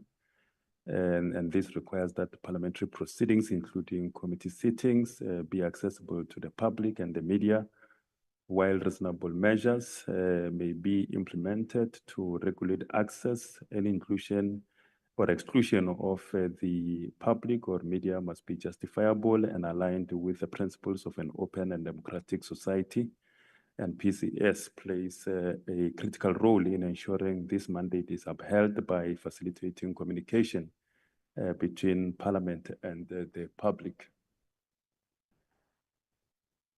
The Parliamentary Communication Services actively aligns with Parliament's institutional strategic plans by operating under a participatory development approach. This means that all communication efforts are designed to be inclusive, transparent, and citizen-centric to ensure that parliamentary processes are accessible and responsive to public needs and expectations. In terms of the key responsibilities, PCS is responsible for developing and executing integrated communication strategies that enhance Parliament's visibility and effectiveness. This involves managing the institution's brand reputation to maintain credibility and public trust. In addition, PCS ensures that all messaging from Parliament remains consistent, well coordinated, and strategically aligned to support the institution's leadership in communicating key legislative and policy matters to stakeholders and the public.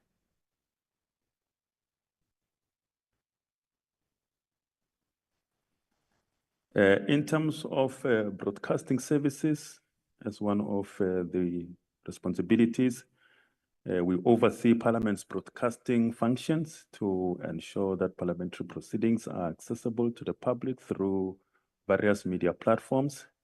This includes managing Parliament TV and radio services. This is done through Ion FM platform, which carries the live proceedings of the houses and committees, as well as partnership with the GCIS radio studio to connect to various community radio stations to reach the length and breadth of South Africa with the messages of Parliament. So we do this to we provide live coverage of debates, committee meetings, and official events. We are also responsible for producing informative and engaging content that highlights the work of Parliament, while establishing strong partnership with media houses to expand audience reach and engagement. I know that yesterday various questions were asked with regard to the area of broadcasting. Why are we not putting the Parliament TV on the SABC platform? I just want to emphasize that this is not for lack of trying. We have been engaging with the SABC with a view to accommodate Parliament TV as per the understanding of the honorable members that it is responsible for public service. It has got a public service mandate. However, we must also appreciate that the SABC is operating in a very competitive commercial space where it has to generate revenue through advertising, but also charging for any content that it places on its platforms. We've been trying various options. Over the last 5 years, we've been having intense discussions with the SABC, and but they've all proven unaffordable as Parliament, because the last time one of the options was to have a shared platform or channel, which the SABC will be responsible for 50% of the content, and the Parliament channel 50% of the content, and they required something in the region of about 40 million per year in order for us to do that, which is not surprising, because even in terms of the advertising of committee meetings, or rather public hearings that are taking place, the SABC will charge between 300K to 400K in order to publicize the public hearings that are taking place in various provinces. So that will be the SABC radio. There was also another question with regard to the Parliament TV being on DSTV platform. And to say that Parliament TV is on the DSTV platform through the corporate responsibility initiative of the multi-choice or DSTV. So we are not paying anything. And over the years, we have been discussing with the multi-choice in order to expand the reach of Parliament TV, and as a result of that, Parliament TV is accessible now across all the bouquets, including the cheapest bouquet that the public is paying 29 rands per month, which is I think it has improved the accessibility of the Parliament TV. But we know that that is not enough, and that there are efforts that we are making to ensure that Parliament TV is having its own platform that is free to air. And in order for that to happen, ICASA requires that Parliament must have its own legislation that will enable it, or that it will use as a basis for licensing. Currently, ICASA can only license broadcasters under about 3 to 4 categories. It is one category is public service, broadcasting service, which is the SABC, commercial broadcasting, which is your ETV, and then you've got your regional broadcasters. So it does not have any legislative basis to license Parliament TV at this moment. So that's the reason why Parliament then has to initiate a process to find a legislative remedy or solution in order for Parliament to have its own free-to-air platform. We know that the country is moving towards, is engaged in digital migration, and that will afford Parliament a space to have its own platform that it can reach the people of South Africa freely. And we have developed a concept document that is currently under discussion. We're engaging with the communication digital technologies researchers. We have been engaging with the legal services drafting unit as well towards that particular solution. So that is where we are going. There was a question also regarding the OpenView. Why is Parliament TV not on OpenView? OpenView is a similar platform as the one that is provided by DSTV. The only difference is that the DSTV is doing that through its social responsibility initiative. OpenView does not provide us with such kind of a sponsorship, if I can put it that way. They require about 1 million rand per month in order to have Parliament TV there. So it is not currently affordable. However, DSTV remains, in terms of audience numbers, the biggest as compared to the OpenView. If I can pass, in terms of digital communication, we recognize that with the growing expansion on digital platforms for information, PCS drives Parliament's digital transformation efforts. This involves managing Parliament's official social media accounts, your YouTube, where we are having about 25, 26 YouTube channels that are able to simultaneously broadcast a total of 26 committees, including the Houses of Parliament. So that is very important in enabling the journalists and the members of the public to follow the proceedings of Parliament, especially with the limitation of committee spaces. The members of the media do not have to be physically there. They can follow these committee meetings on YouTube. So that has been very helpful. And then, of course, there are other online platforms that we are using to enhance accessibility and engagement with the public. We also are focusing on implementing new technologies that improve communication efficiency and ensure that parliamentary information is readily available on various digital platforms for access both locally and internationally. In terms of media relations, PCS serves as a Parliament's primary interface with the media and the public, ensuring a well-coordinated and professional approach to press engagement.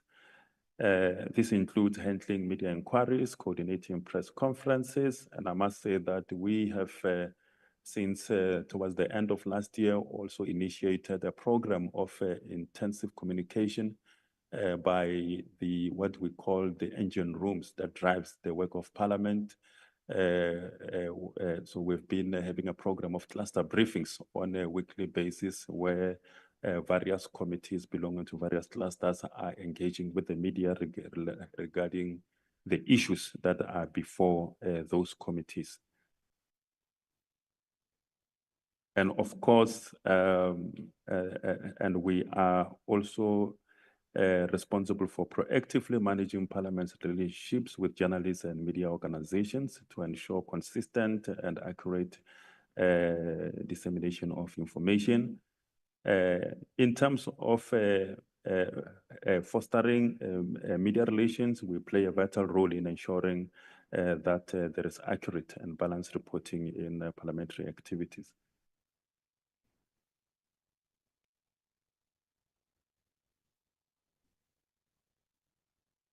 In terms of public education and stakeholder engagement, we are responsible for executing public awareness campaigns designed to educate citizens about Parliament's functions and encourage public participation. This includes organizing initiatives that foster active civic engagement, managing stakeholder partnerships to strengthen collaboration, and facilitating effective communication between Parliament and the constituencies. These efforts, of course, they are designed to bridge the gap between Parliament and the people, ensuring inclusivity and broader democratic participation.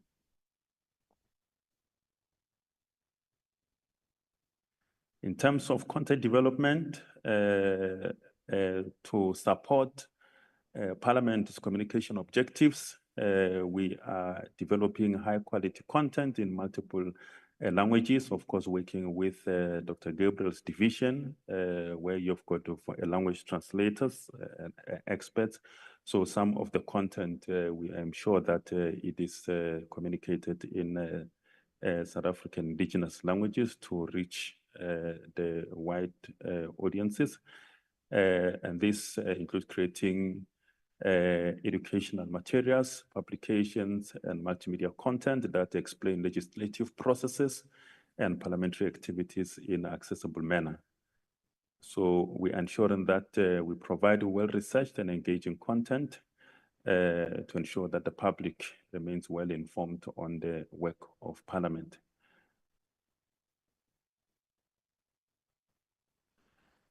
In terms of analysis and evaluation, we conduct ongoing monitoring and analysis of public sentiments and media coverage to assess the effectiveness of our communication strategies or ongoing basis. For instance, with regard to the rollout of the cluster media briefings, we ensure that on weekly basis, we provide the chairpersons with data that shows how the various chairpersons are faring in the media.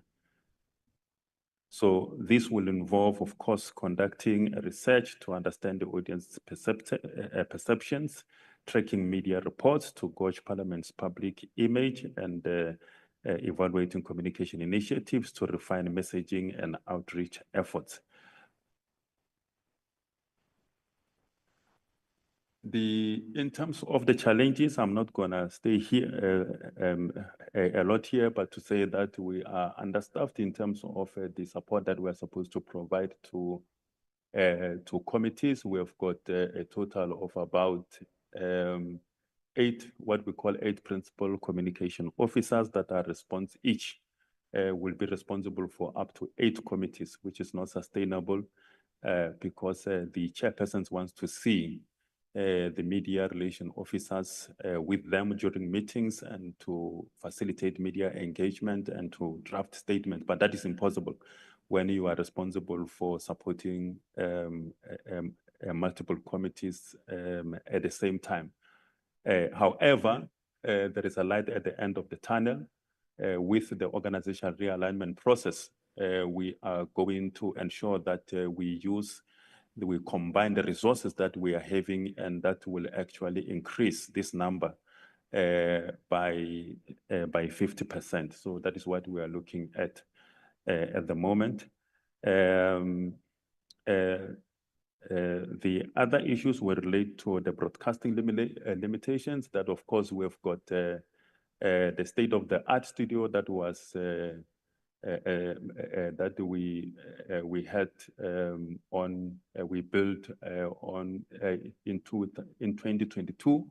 However, it does not have the resources. Again, there is a light at the end of the tunnel because there is a potential for the greater collaboration between PCS and the ICT that you have heard yesterday during their presentation, that they are responsible for the broadcast infrastructure. They do have the talent, the kind of talent that our TV studio requires, including post-production, and we are hopeful that we'll be able to get some of them in order to have a permanent support for to our broadcasting services in the studio.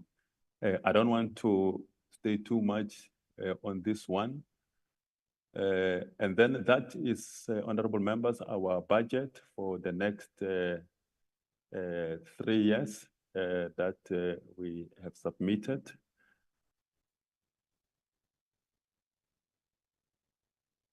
And those are the human resources issues that are similar to the slide, almost similar to the slide regarding the challenges that we have already articulated. Thank you very much, honorable co-chairpersons. Thank you so much. We move to the next presentation.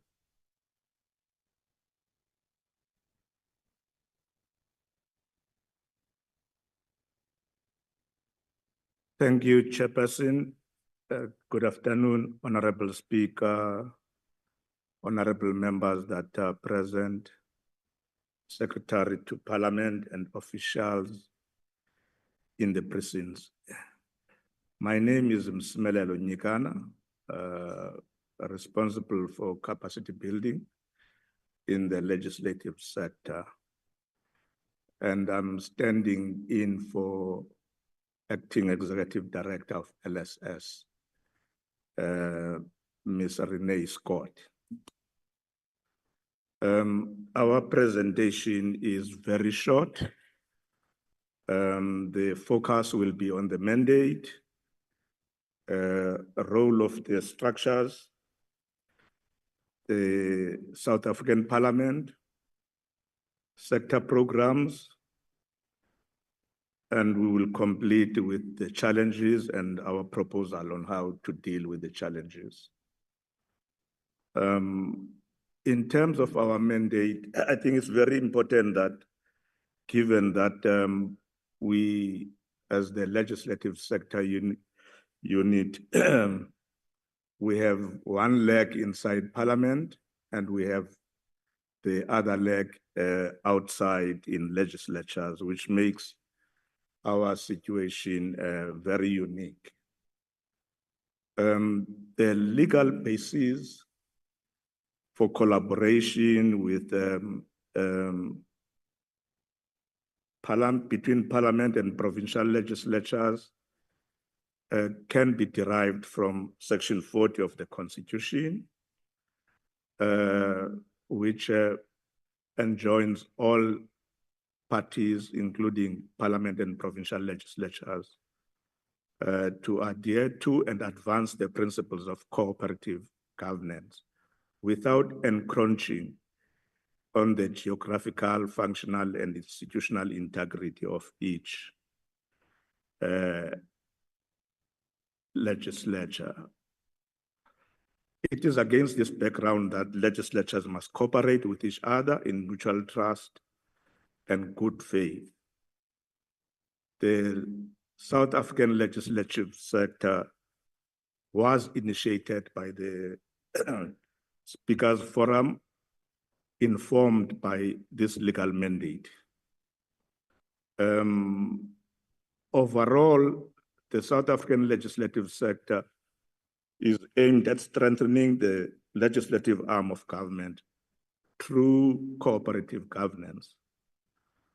By developing all legislatures continually to serve and enhance democracy, by recognizing of the need to collaborate on matters of common interest, and also by developing common norms and standards based on similar mandates, resulting in similar or aligned program implementation by the parties.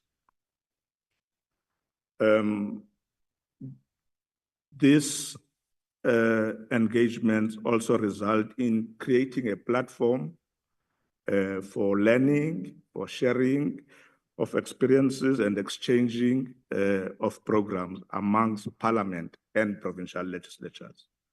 Next slide, please. The legislative sector has 25 structures that are operating under the leadership of the Speakers Forum. At the apex, it's the Speakers Forum that are responsible for providing strategic direction to the sector, but also to oversee programs of the legislative sector.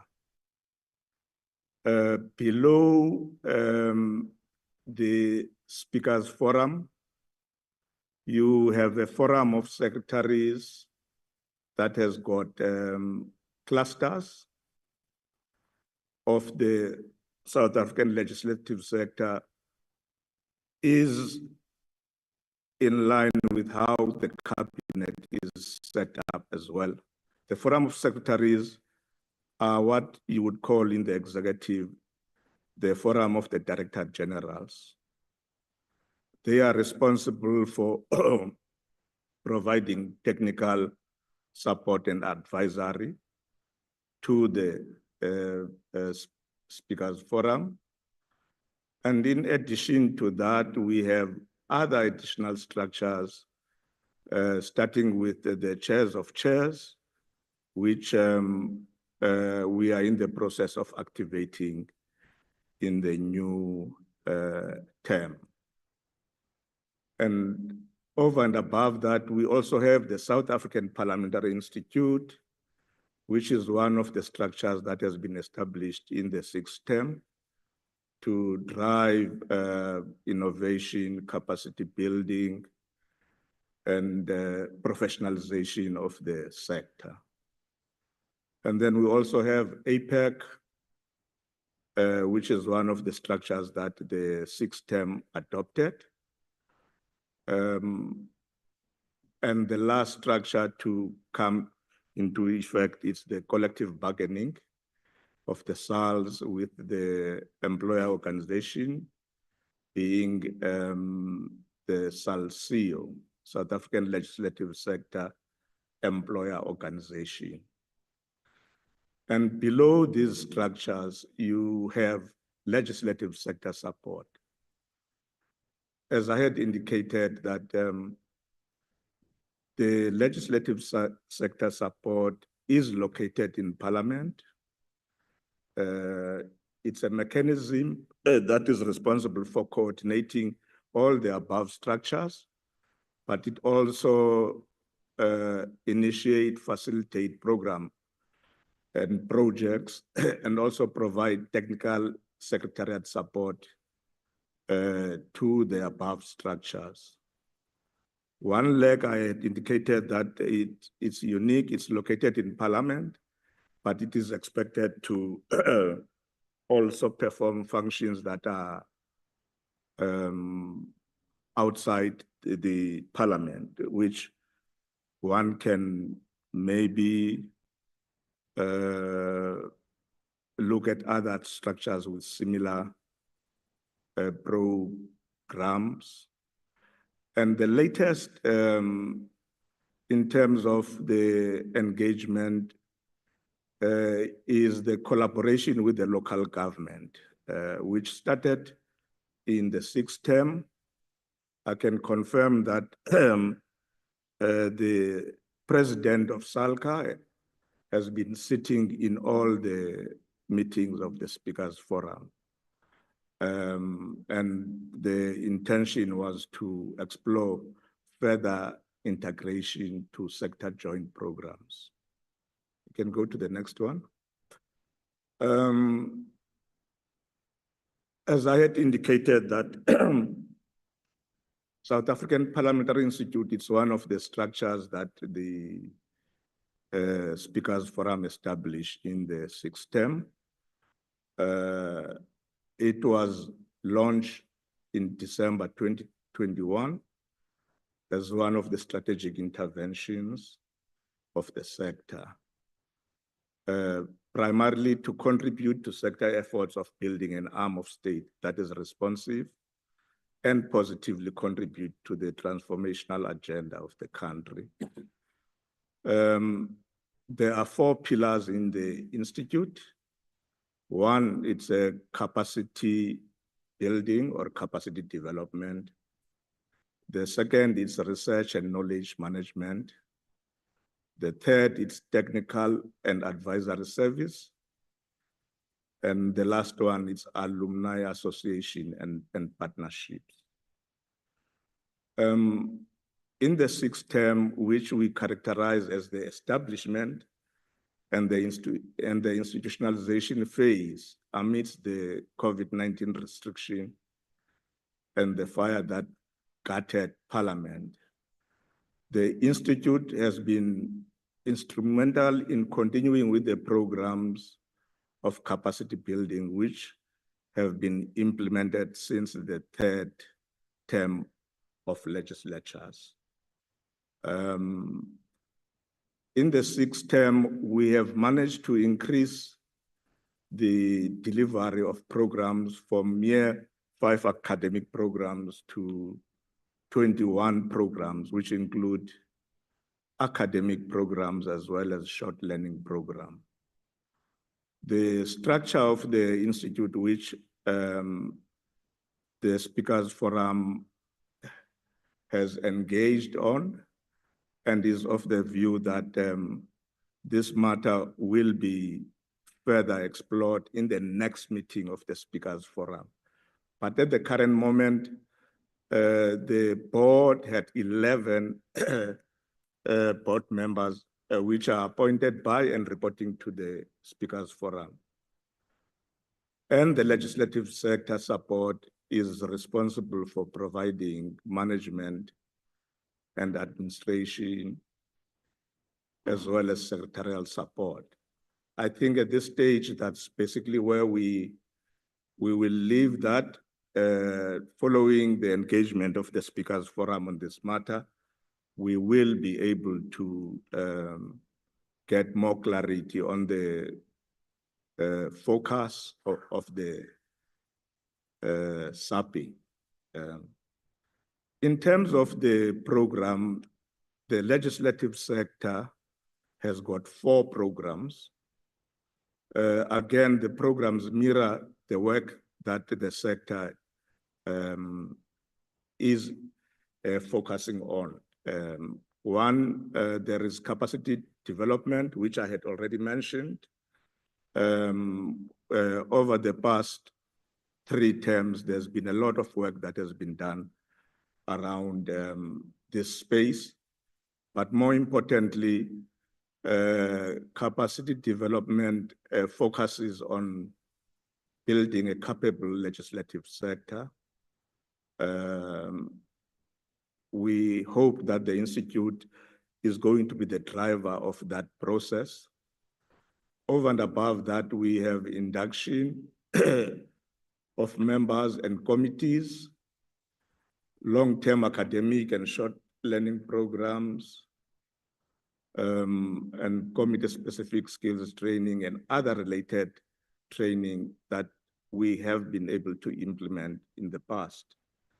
But as part of our process to improve the capacity building that programs that we have implemented, we are also engaging with our donor in terms of other forms of capacity development, which include exchange programs with the European countries that the donor has also agreed to fund.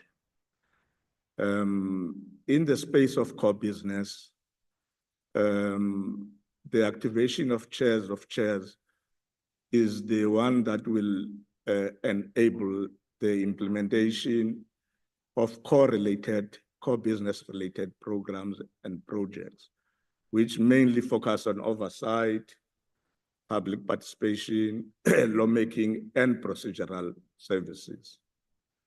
The third part of the program of the sector focuses on inter-legislature, local government, and sector international parliamentary relations work. We primarily, the sector and our unit is specifically responsible for proper coordination of SA delegation, working with the international relations divisions to ensure that legislatures as well are represented in those structures. And part of the work that we do in the space is also to seek donors so that the work of the legislative sector going forward is funded. And at the provincial legislature level and provinces, there has been a drive to ensure that provincial speakers forum are set up in all provinces. And at this stage, that work has been going very well in the previous term. And then the last program that we deal with is programs that are related to the regulatory framework that cuts across all legislatures, like FAMPLA, the amendment of regs, the issues of sector planning that STP spoke about, and also the performance and M&E issues.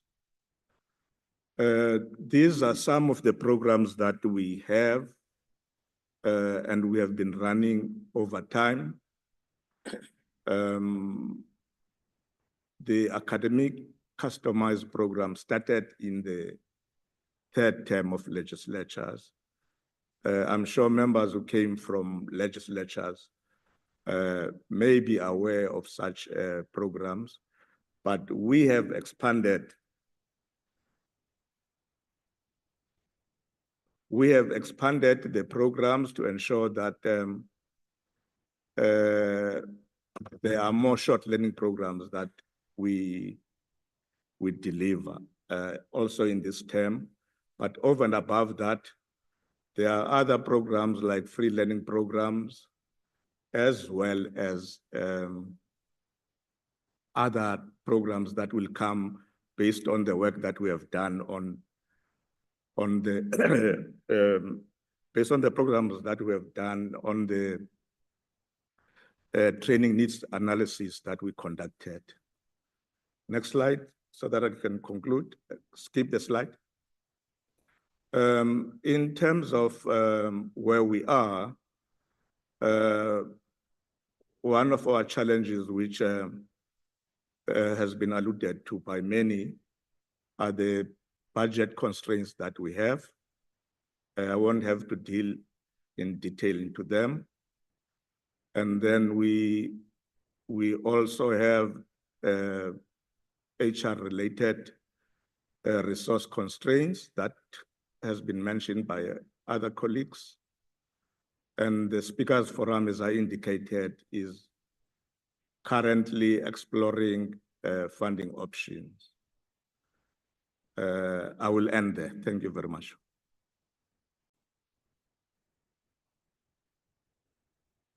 Thank you so much.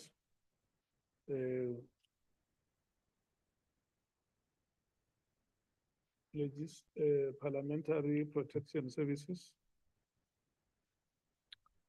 Thank you and good afternoon, co-chairs, Honorable Speaker, honorable members, the Secretary to Parliament, and the colleagues, divisional managers.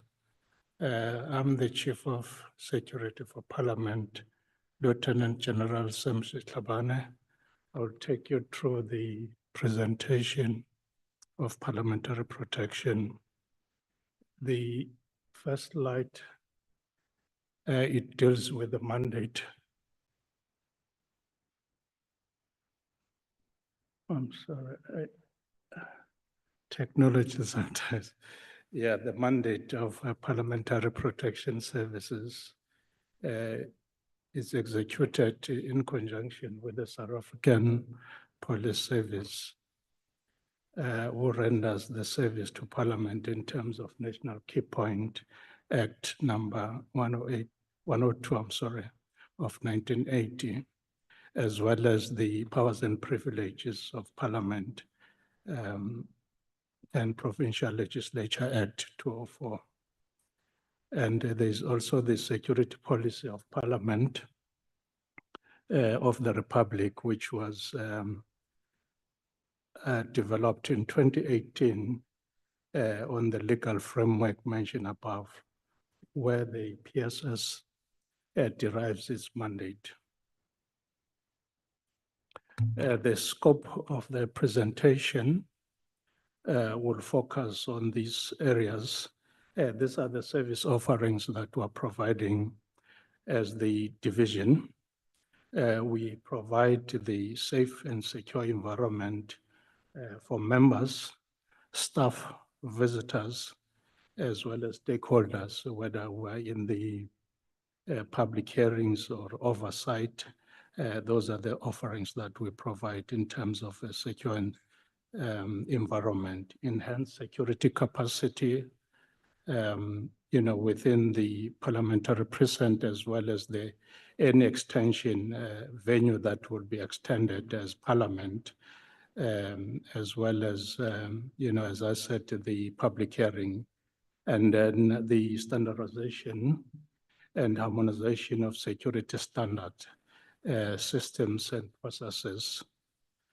Skills capacity building. I think this one, it talks to really, if you look at the skills that we have currently, which we'll touch at a later stage, is that there is a need that we need to really, accelerate the skills that we attract within integrated security systems and practices across the legislative and the other stakeholders.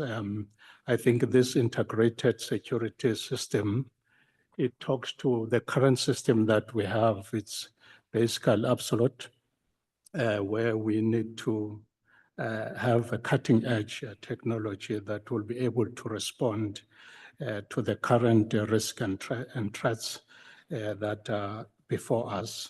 So I think that is the approach that would have adopted.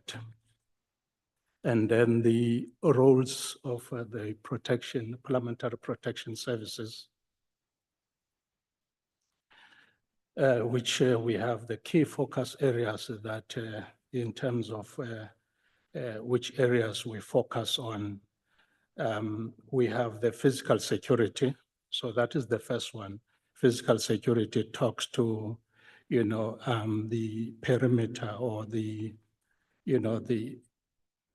precinct itself and other buildings that were responsible and other physical security and even the perimeter security within, the precinct and other area which will be deemed as an extension of Parliament.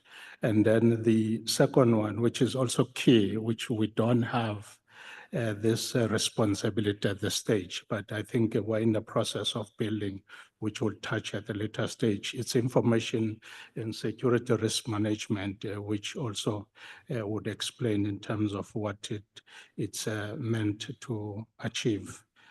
Which is part of also the investigation within that scope of information. And then training and development within the division. Also, it's worth noting that currently we don't have a standard in terms of training that would say that it's regulated and even maintenance.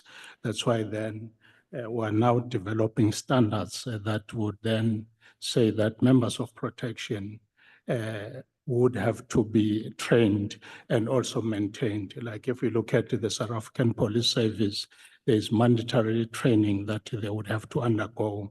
And there's also your maintenance. I'm just mentioning as an example, maintenance in terms of shooting, in terms of your legal framework, in terms of the law, and so on and so forth.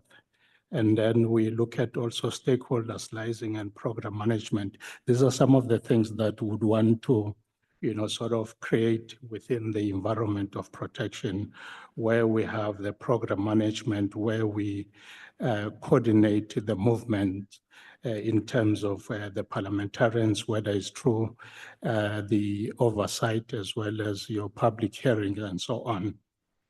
And then disaster management, surely we're quite aware also in this area that it's this stage is very fragmented, where you would have, exercises that we do in terms of it's only done during the SONA, but in terms of the law, it means that they should be done quarterly at least, so that we can reach, an acceptable standard in terms of if then there's emergency, whether it's fire, whether it's what have you. So it means we have to test ourselves, and we also create your awareness in that regard. Then it's a continuation of the service offerings within the division. We also do the liaising with the stakeholders. We liaise with the South African Police Service, as I would have indicated that, we have the presence of the South African Police Service within the precinct, and also even when we do the oversights and so on. And we also participate in various forums within the sector of the security. That is the provincial commissioners in terms of oversight public hearing. So what we do, what we're referring to, every time that there is, like now we have about 10 committees that are out in terms of oversight. Now we then write it to the provincial commissioners of every province that committees would be visiting, so that then we get support, because we don't have that capacity. So this is what we're talking about in terms of, our service offerings in terms of liaising. And then we also have the division, protection and secure services, which then also offers the static protection that you see within the parliament, and also the 3 parliamentary villages. This is also people that we liaise with, and also providing, your in-transit protection to the speaker and to the executive authority, in fact. And also we have Parliament, it's also regulated in terms of national key point that we have touched. So what is also required in the Act is that there should be what we call the Joint Planning Committee, which is JPCS. Okay, thank you. it's safe to say that safe to say that the Act would require that there should be a chairperson that is appointed, which it has been appointed. Then I'm the chairperson, then I coordinate on quarterly, then we sit. This one, in terms of the roles that I've touched on that, in terms of what, so these are the structures that we just continuously also, work with the net joints, the Security Steering Committee in terms of the restoration of the building. So we've created that, the disaster management, then we have those forums. I'll skip that. This is basically with the state security. Then there are also forums that we sit in terms of your security managers forum across the country. So it means this is where we sit. We also sit at the counterintelligence coordinating committee and so on. I'll skip because of time. We also liaise with public works. I think also here, maybe I'll just touch on this. The current system, I'm quite aware that there was a question in terms of, how many people would have been in Parliament at any given time.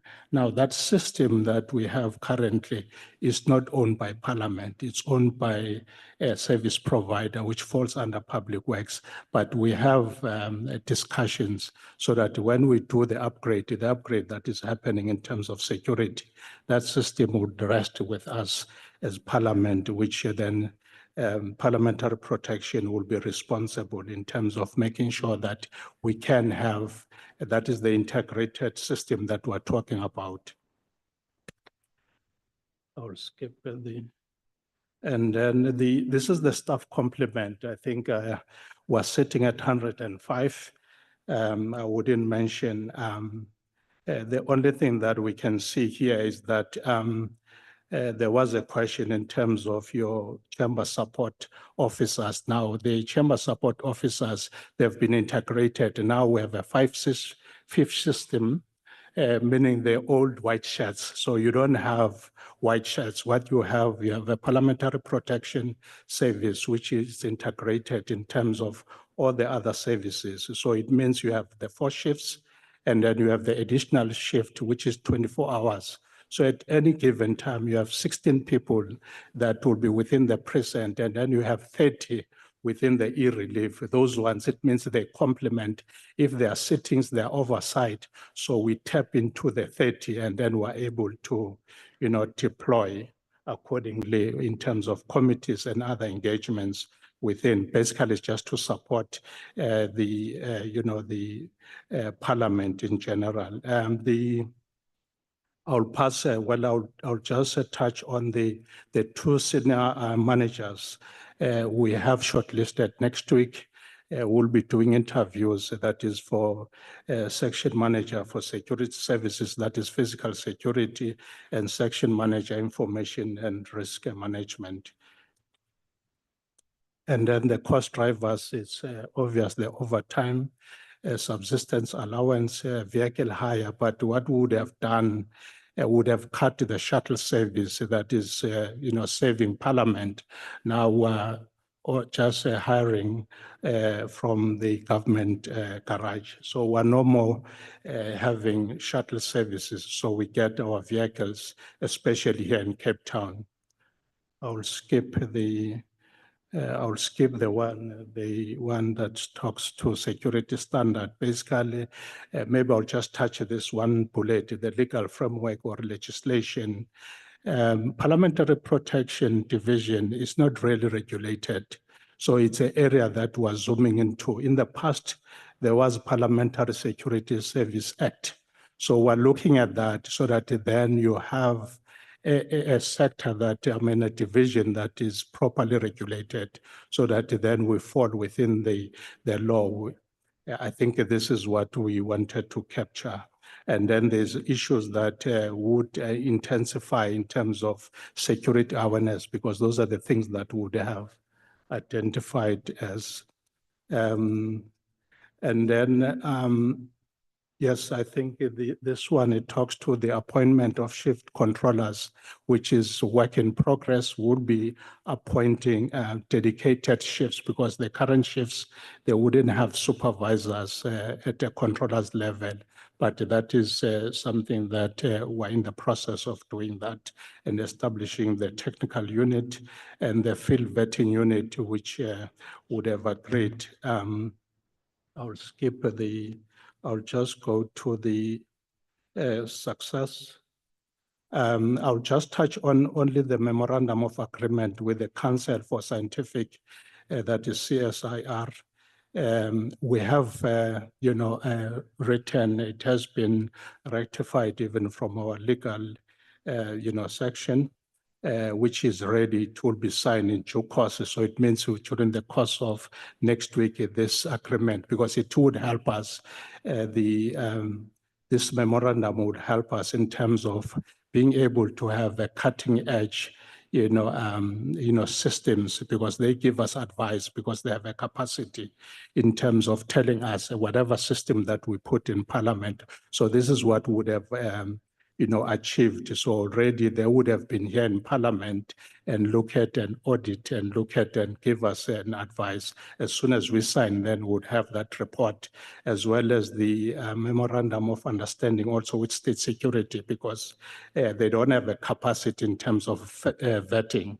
So would have that which will be signed by next week, even this one, in terms of having those field vetting units.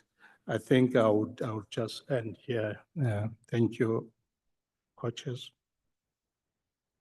Thanks very much. The next one, I think it's Ms. Sefako, risk and compliance.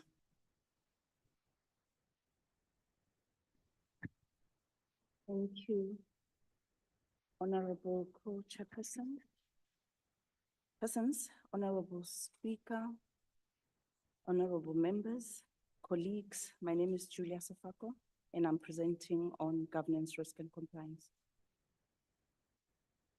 So the scope of our work is institutional governance, ethics management, enterprise-wide risk management, and compliance management. Okay, sorry. We assist the accounting officer in managing the enterprise-wide system of risk management in Parliament, and this is dictated by Section 7C of the FMPPLA. Next, okay, thank you. So in terms of institutional or administrative governance, we design, develop, maintain, implement governance-related instruments. An example would be the governance framework that we developed in 2024.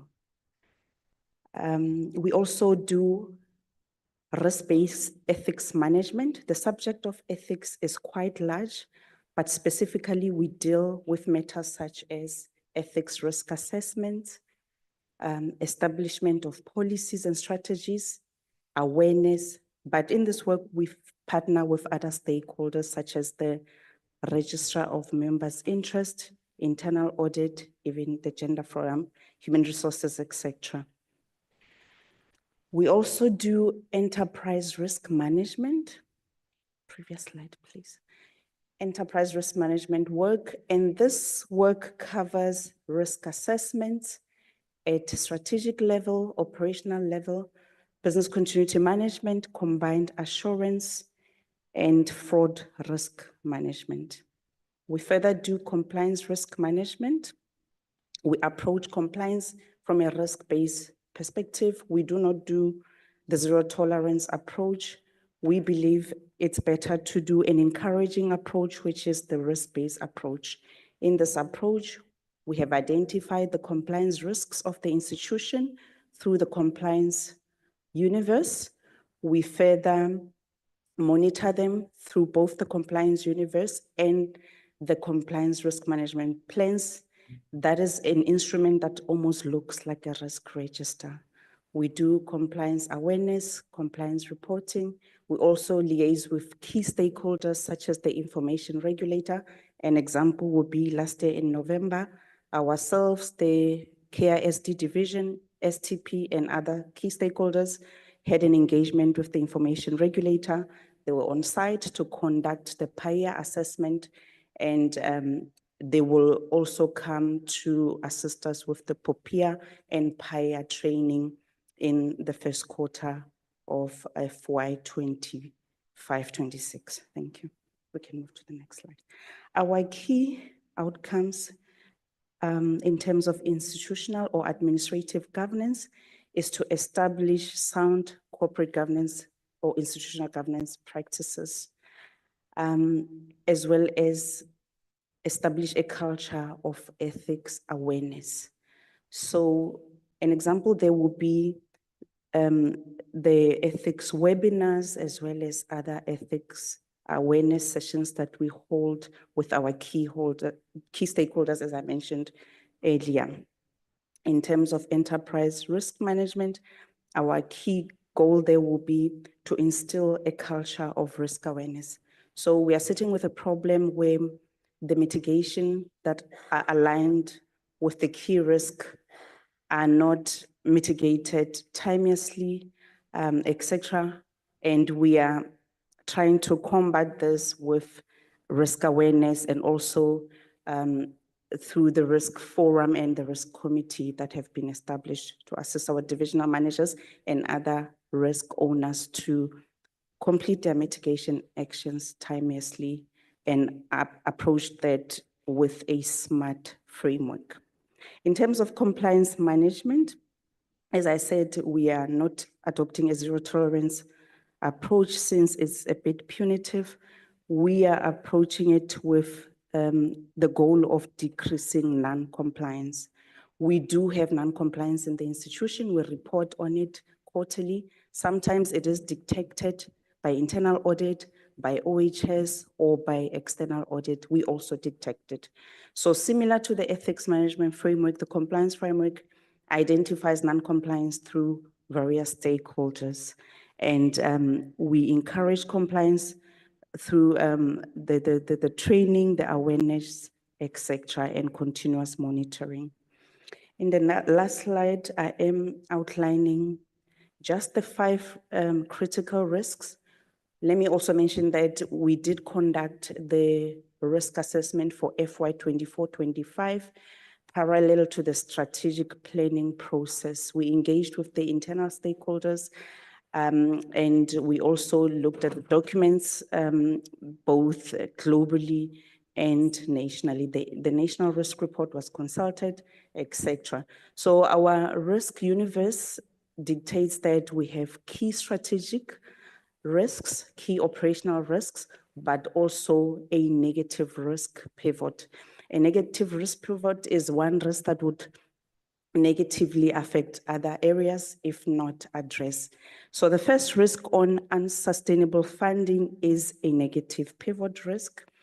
And as outlined there, it will negatively affect the delivery of the constitutional mandate as well as the execution of the strategy of Parliament. Secondly, we have a risk on inadequate physical infrastructure, and that will be mitigated by the facility management strategy that the STP outlined in his presentation. We further have a risk on human capital constraints, as my colleague presented yesterday on HCM. We further have the risk on obsolete technological infrastructure, as it was outlined yesterday, and this will be mitigated by the digital transformation strategy. We also have a risk of discontinuity. The risk is, if at all, we have a negative catastrophic event or a they call them black swan, like you don't expect them. They are low probability happenings with high impact. If those events happen, we'll have either a partial or a complete suspension of the function of Parliament, depending on the extent of that negative event. Thank you, Chairperson. Thanks, Mr. Fapo. Internal Audit and Audit Committee, Ms. Neza. Good afternoon, co-chairs, speaker, honorable members, STP and colleagues. Thank you. I'm Emily Sneezer for the opportunity to present and just outline a brief overview on internal audit as well as the audit committee. I will commence my slides by focusing on the mandate and legislative provisions of the audit committee. The audit committee is established in terms of section 47, 48 and 49 of FIMPLA, which indicates that the EA would appoint independent audit committee members comprising between 3 and 5 members with no financial or personal interest in the matters of Parliament, as well as meet at least 4 times a year. The audit committee is also compensated in terms of National Treasury and AGSA rates. For any clarity that is required, the audit committee also expands upon the oversight role of the committee, and on an annual basis, an assessment is also performed on the activities of the audit committee and reported upon. This is a 360-degree assessment. There was also a question raised regarding the composition of the audit committee. The audit committee is comprised of a full set of oversight functions and to ensure that they are able to cover the oversight role. We've got our chairperson, Ms. Mzizi, as well as Mr. Armod, Advocate Lambani, Mr. Mavusu, as well as Mr. Boltman, and each of their specialities or focus areas have been included for ease of reference.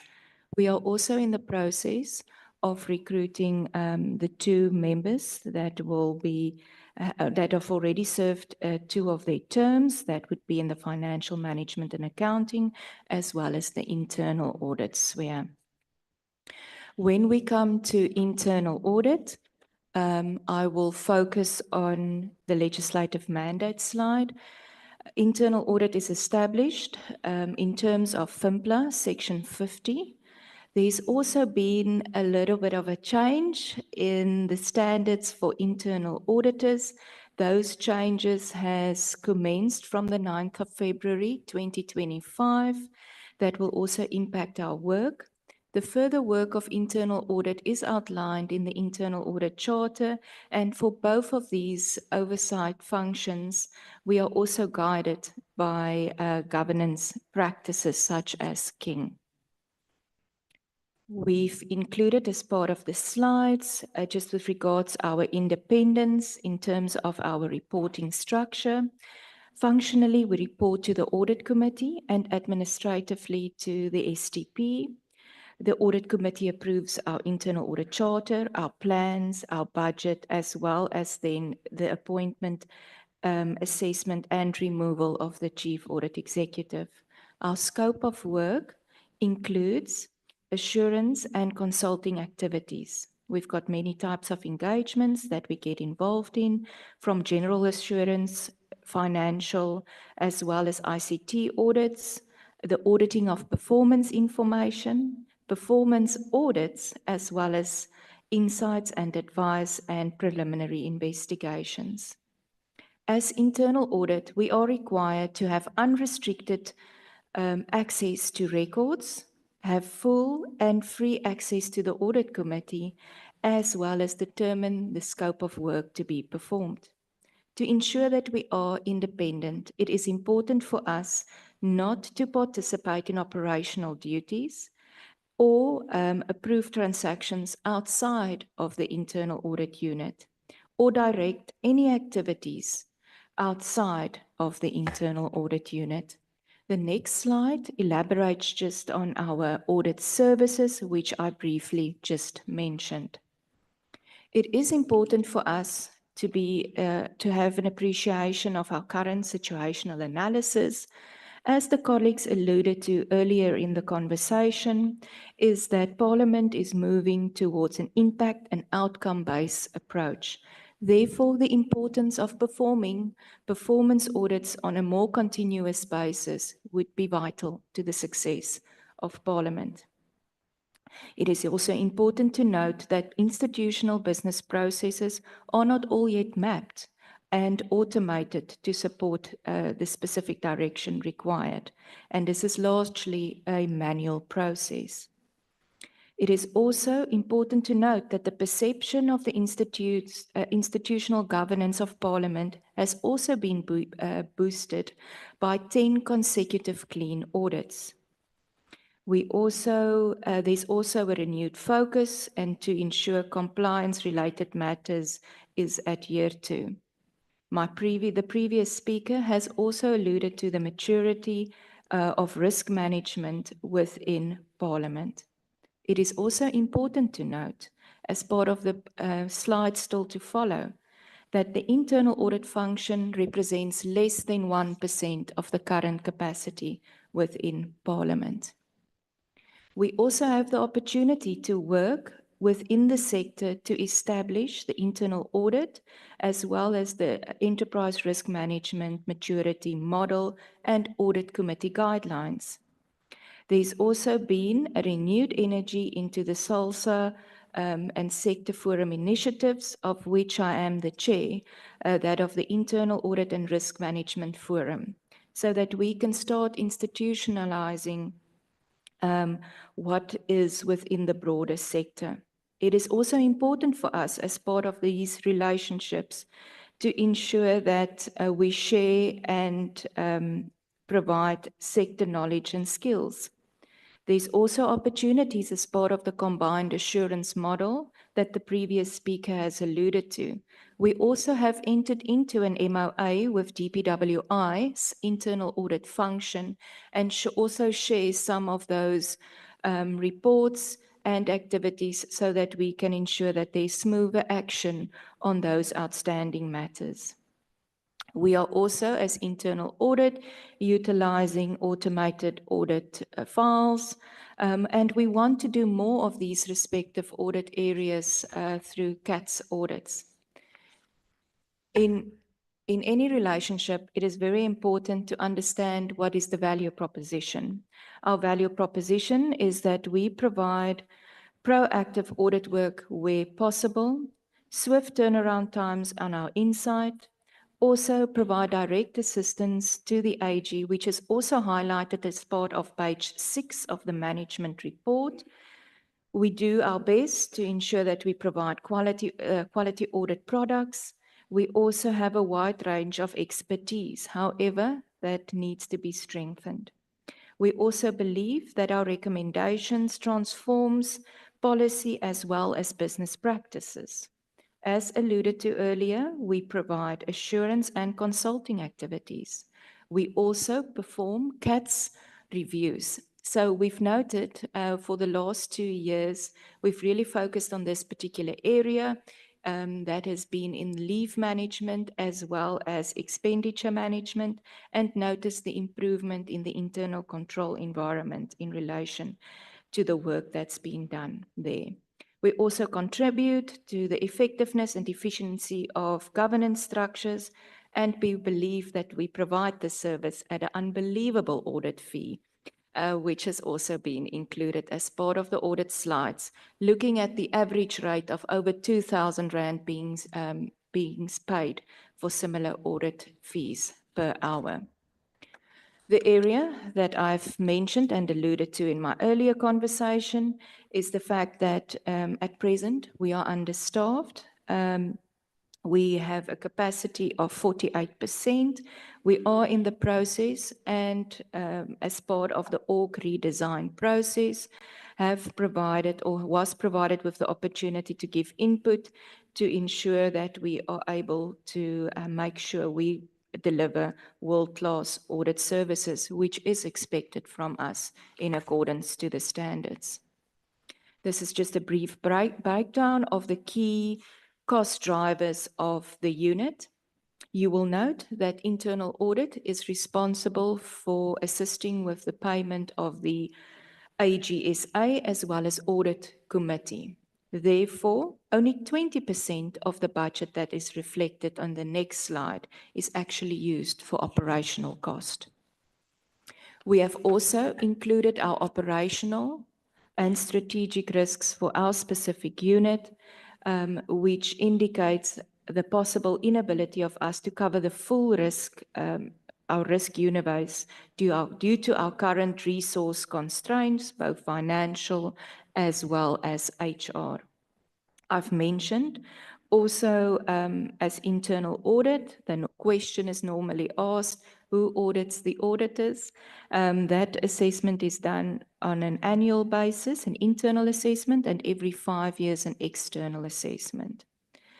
Noting the concerns that I've mentioned, these could negatively impact our external quality assurance. We also have the possibility of assurance fatigue. We need to ensure that our services to our clients are continuously adding value and then also ensuring our independence. The operational risks, I will move to the next slide, which indicates our 3-year rolling coverage plan. We look at a 3-year rolling coverage plan, including all strategic and operational risks, which is outlined as part of slide 19.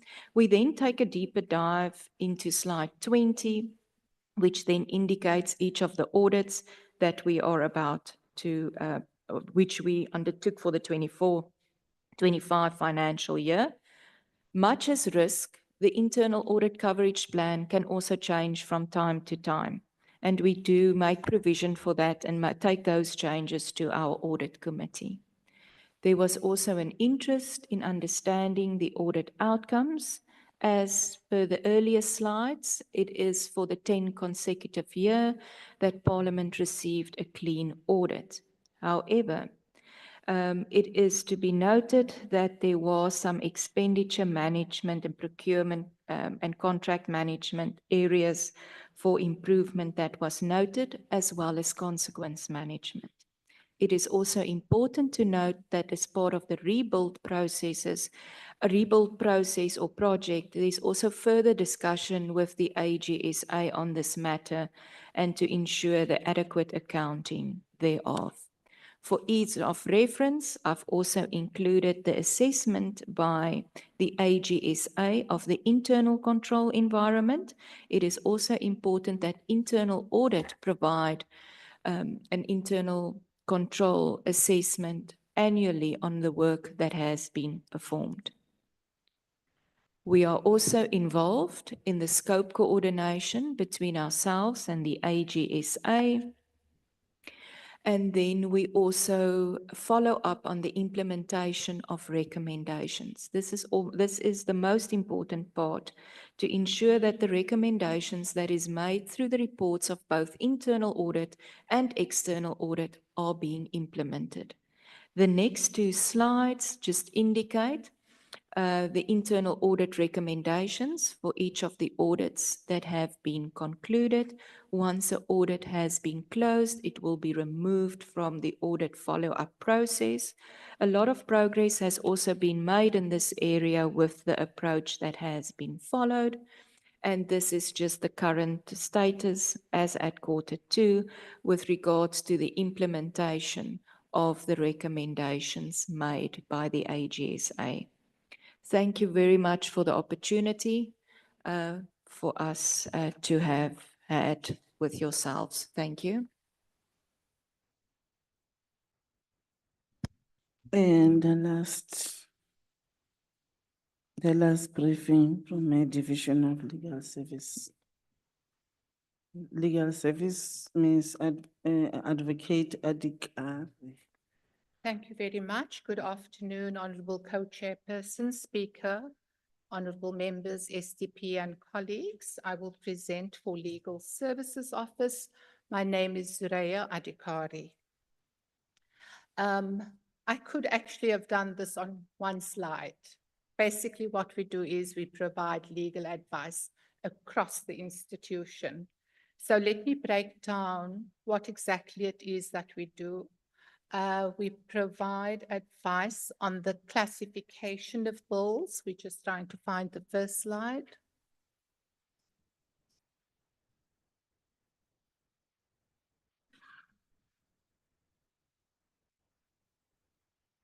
There we go.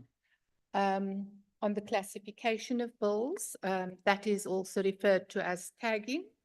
And that is an exercise where we actually unpack the provisions of a bill and determine whether it falls into section 74, 75, 76, 77 of the Constitution. Why is it moving by itself?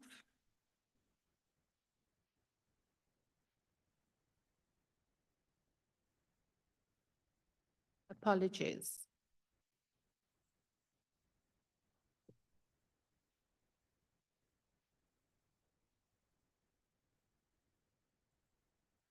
Thank you. We also do contract vetting. We advise on petitions, on rules and amendments. We do legal compliance. That is for the institution. So that is where we basically look at the statutory framework, and we give assurances to the accounting officer on compliance and constitutionality. We draft policies. We also advise on existing policies and shortcomings and recommend improvements, international agreements. And then most importantly, in respect of committees, we advise on all bills and amendment bills before committees. In this respect, it is reactive advice and it's independent and impartial, and that is why it's not to individual members, but to committees as a whole. In respect of legal drafting, which is another offering from our office, there's still a problem with, there we go, you had it.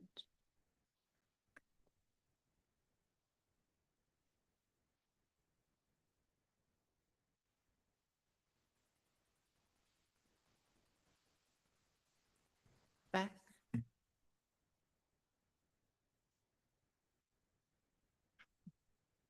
I don't know what's happening. Hmm?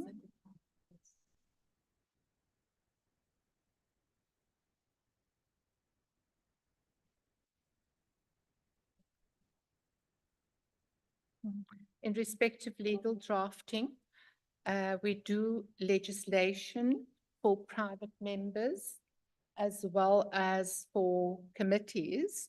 And just to add that although this is not a matter for this committee, but just as for context, we've done 13 private members' bills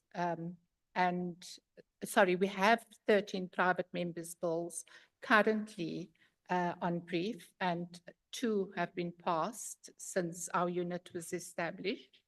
And committee bills, 12 have been passed that were drafted by our office. We also do amendments and redrafting of executive bills, and we draft contracts, policies, and propose changes to those. In respect of processing of bills and acts, the Bills Office, which reports to the Chief Legal Advisor. Sorry, members, do you have a copy of it? So may I please proceed? Thank you. I'm not sure what the challenge is. So in respect of processing of bills and acts, the Bills Office monitors compliance with rules right from the stage of pre-introduction. They edit the official text of bills, edit and publish second language bills.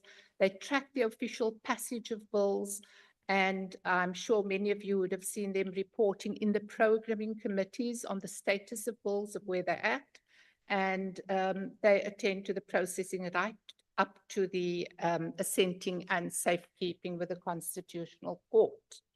Then we have litigation management. This is also a very large part of our service offering, but more importantly, it is the maximum percentage of our budget goes to litigation. We in a very litigious time. And in respect of litigation management, we study the papers once they are served. We advise on the intention to file, whether an abide or whether an opposition is appropriate, for example. We provide strategic guidance throughout the management of the matters. We liaise with the principals and all the relevant role players, including the spokesperson, so that his office can also be kept abreast of where things are at, because often there's media queries around that. And of course, relevant committees, if committees are cited. I'm sure most of you would have been aware of the Section 194 committee, and there we played a very prominent role, and there were several litigation challenges that emanated just from that one committee process, for example. We instruct the state attorney, we brief counsel, we prepare the papers, coordinate commissioning and the filing of the papers. Of course, these are very time sensitive. We do regular updates to our principals, mainly the speaker and the chairperson of the NCOP. We do a judgment analysis once the judgment has been delivered, and an impact assessment, and advise the committees or whoever is affected by the outcome of the judgment on the next steps and how we should avert or mitigate further risks. In that respect, our only risk at the moment, our only challenge with regards to litigation has been in the area of public participation. It is a weakness in the institution, and most interest groups, when they have a problem with content of a bill or of an act, you'll find that they attack public participation, not really the substantive issues. So obviously our weaknesses have been exposed, and that is really where we are struggling. Other than that, our success rate in litigation is close to 100%.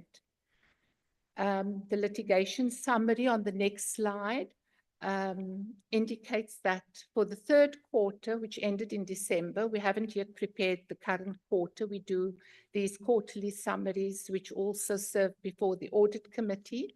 But for the purposes of this committee, I think this is the important slide, because this actually deals with the estimated costs of litigation. And you can see the number of cases that we were awarded. It was only one in the current period, none lost. And then there were 4 other matters where we were cited, but had no impact on us. So it would have been matters where we abided. In some cases, we abide with explanatory affidavits. And so you'd see a cost factor attached to that. And pending matters at present, we have standing at 58. And our estimated cost is in the region of 25,900. Now, so out of the next slide just basically repeats that and breaks it down. And of the 25,900 as estimated cost, that will span across 2 or 3 financial years, but then we may have other litigation matters or new cases, as the next slide would reflect, that arises as we go along. So on the next slide, you'll see there were 8 new cases for the period under review, and some of those cases have already been settled. In fact, one of the cases we won was number 4, which was a labor matter. So we also advise, so litigation and advice also includes, as I said, administrative matters, and labor would be one of those matters. The next slide actually highlights that one labor matter. And then I'll skip the next slide because it also just refers to the 4 orders where there was no impact on Parliament, which I already alluded to earlier. And then finally, we have a structure where 3 senior legal advisors report to the chief legal advisor. There are 6 legal advisors in each stream. The one drafting team now has 7. And in terms of capacity, we've prioritized capacitating, especially the drafting office, because it provides such an important service to each and every one of the members, besides the service to committees. We have a total of 5 admin staff. Our challenges only relate to operational matters, such as the one I indicated where we have challenges around public participation. And our budget, we requested for 23 million. Last financial year, we received 17 million, and we seem to be managing with that. So yeah, thank you. I don't have any real challenges to add.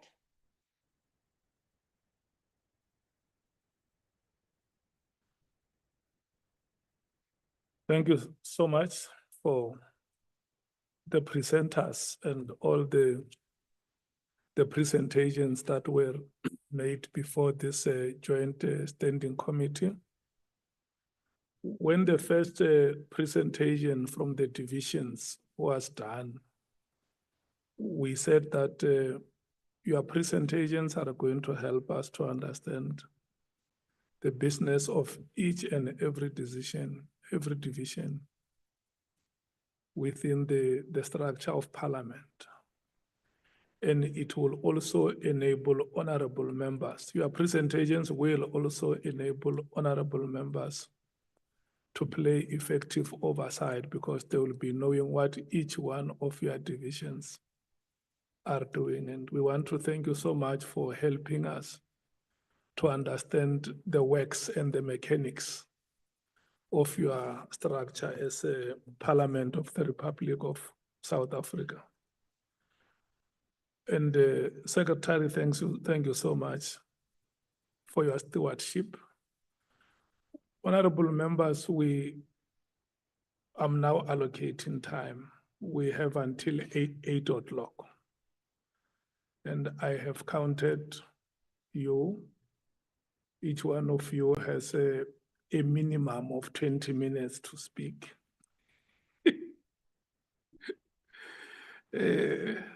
You can make the minimum to be the maximum.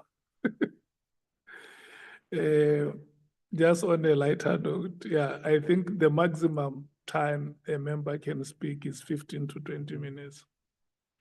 And it's not compulsory.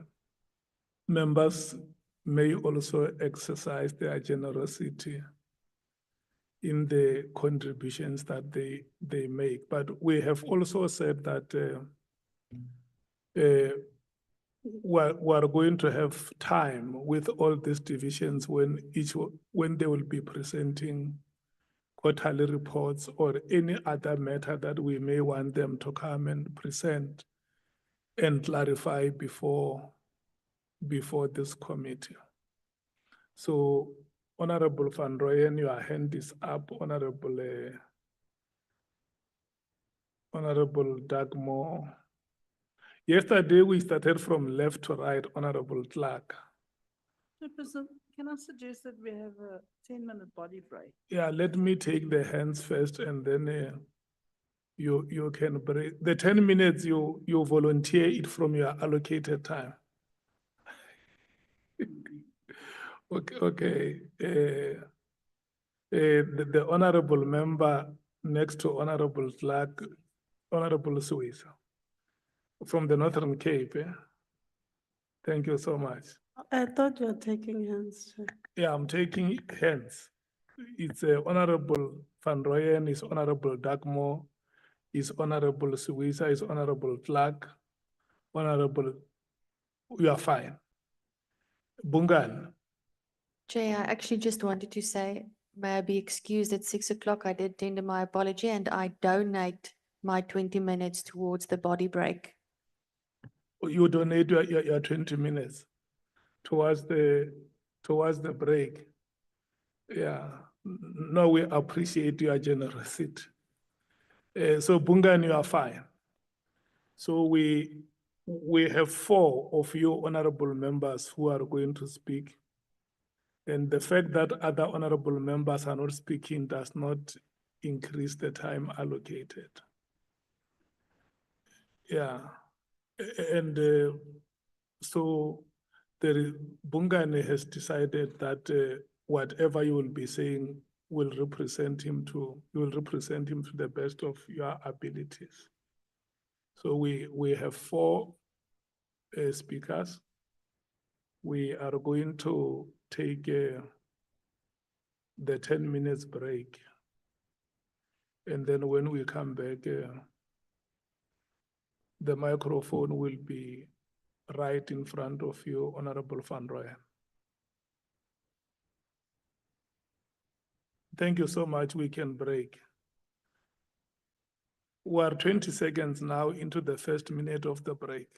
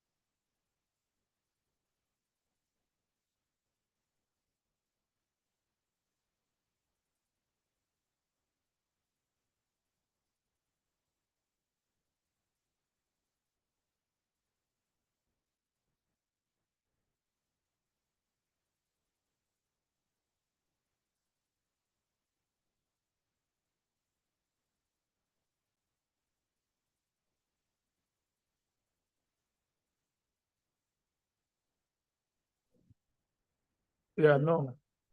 Honorable Van Rooyen, the floor is yours. Thank you very much, co-chairs. Chair, without any waste of time, let me go straight to the issues, starting with presentations from the divisions. Well, maybe I should start by welcoming all the presentations.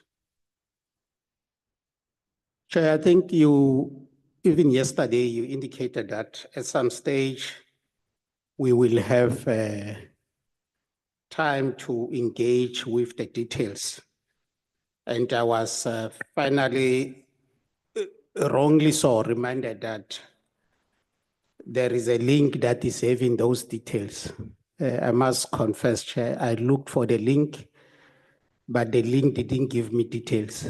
It just gave me the truncated versions of the details. That's simply suggesting the same presentations that we entertained yesterday. So I'm not sure what the Chief Whip was referring to when she said the link is having more details than the presentations that were entertained yesterday. But the Chief Whip and the Secretariat, because the Secretariat didn't clarify the matter to the House, and I went further to apologize for not reading the link, only to find that no, that apology was unnecessary. They owe me an apology. That was a golden apology. They owe me an apology. But I'm happy because the threat, the Parliament's strategy, it had exactly what one was expecting, because one was expecting that there will be a detailed information and, of course, slide presentation to summarize the detailed information. But I can see maybe the divisions were given a different brief. I don't know why. But I derive console on the fact that yesterday there was an undertaking that we will get AG's management letters of all the divisions, because those letters are expected to be carrying all those details. And I hope, Chair, when we scheduled the appearance of the divisions before this joint standing committee, we will prioritize the internal audit team so as they can take us through those AG's management letters, because that's what we need to excel in our oversight mandate. But I got a few questions coming from this brief presentation that are very helpful. Firstly, starting with communication services. But it cuts across, because I hear that there are plans to do this and that, but there are no clear timelines. It's always difficult for us as a public representative to hold you accountable if there are no clear timelines. I hope at some stage we'll get those details. But I'm more interested because, this thing of Parliament television is so critical, because our people are forever fed wrong information. It's important that we should prioritize giving our people the right information on what is happening in their beloved country. So Mr. Mtapa referred to a concept document that is being developed. I'm not sure if are there any process timelines attached to that process, or is just one of those processes that will continue forever. And the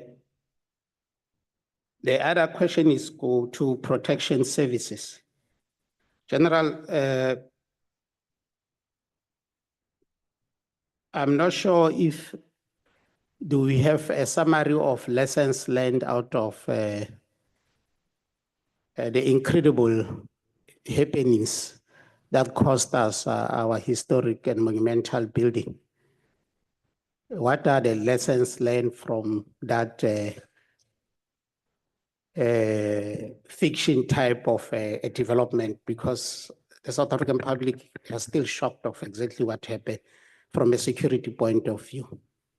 I'm not sure if are there any lessons that have been learned from this unfortunate development. And then moving to the strat plan, I was very fortunate because the strat plan was detailed. In fact, I was not even focusing on the slide presentation because I managed to go through the whole document last night. But I will summarize my submission, Chair, on behalf of the party that I represent here. I must indicate, Chair, we acknowledge as NK Party some progress made on some of the 2030 National Development Plan indicators. But if you look into the strat plan, the presentation thereof correctly captures that challenges like unemployment, poverty, and inequality persist. Now, it is our assertion, co-chairs, that these stubborn challenges prevail entirely due to the continued disconnect between how we plan and how we budget. Our planning and our budget frameworks, they are not aligned. And we want to caution this important committee, which is dealing with the representation of Parliament as a supreme oversight institution, to guard against being the victim of this disconnect. And I will tell you where we establish a disconnect in this presentation. In his announcement of the State of the Nation, or in his address of the State of the Nation, the head of state, Mr. Ramaphosa, announced that the 2024-2029 MDTP, that is Medium-Term Development Plan, is in existence. And we all know the significance of this plan for this administration.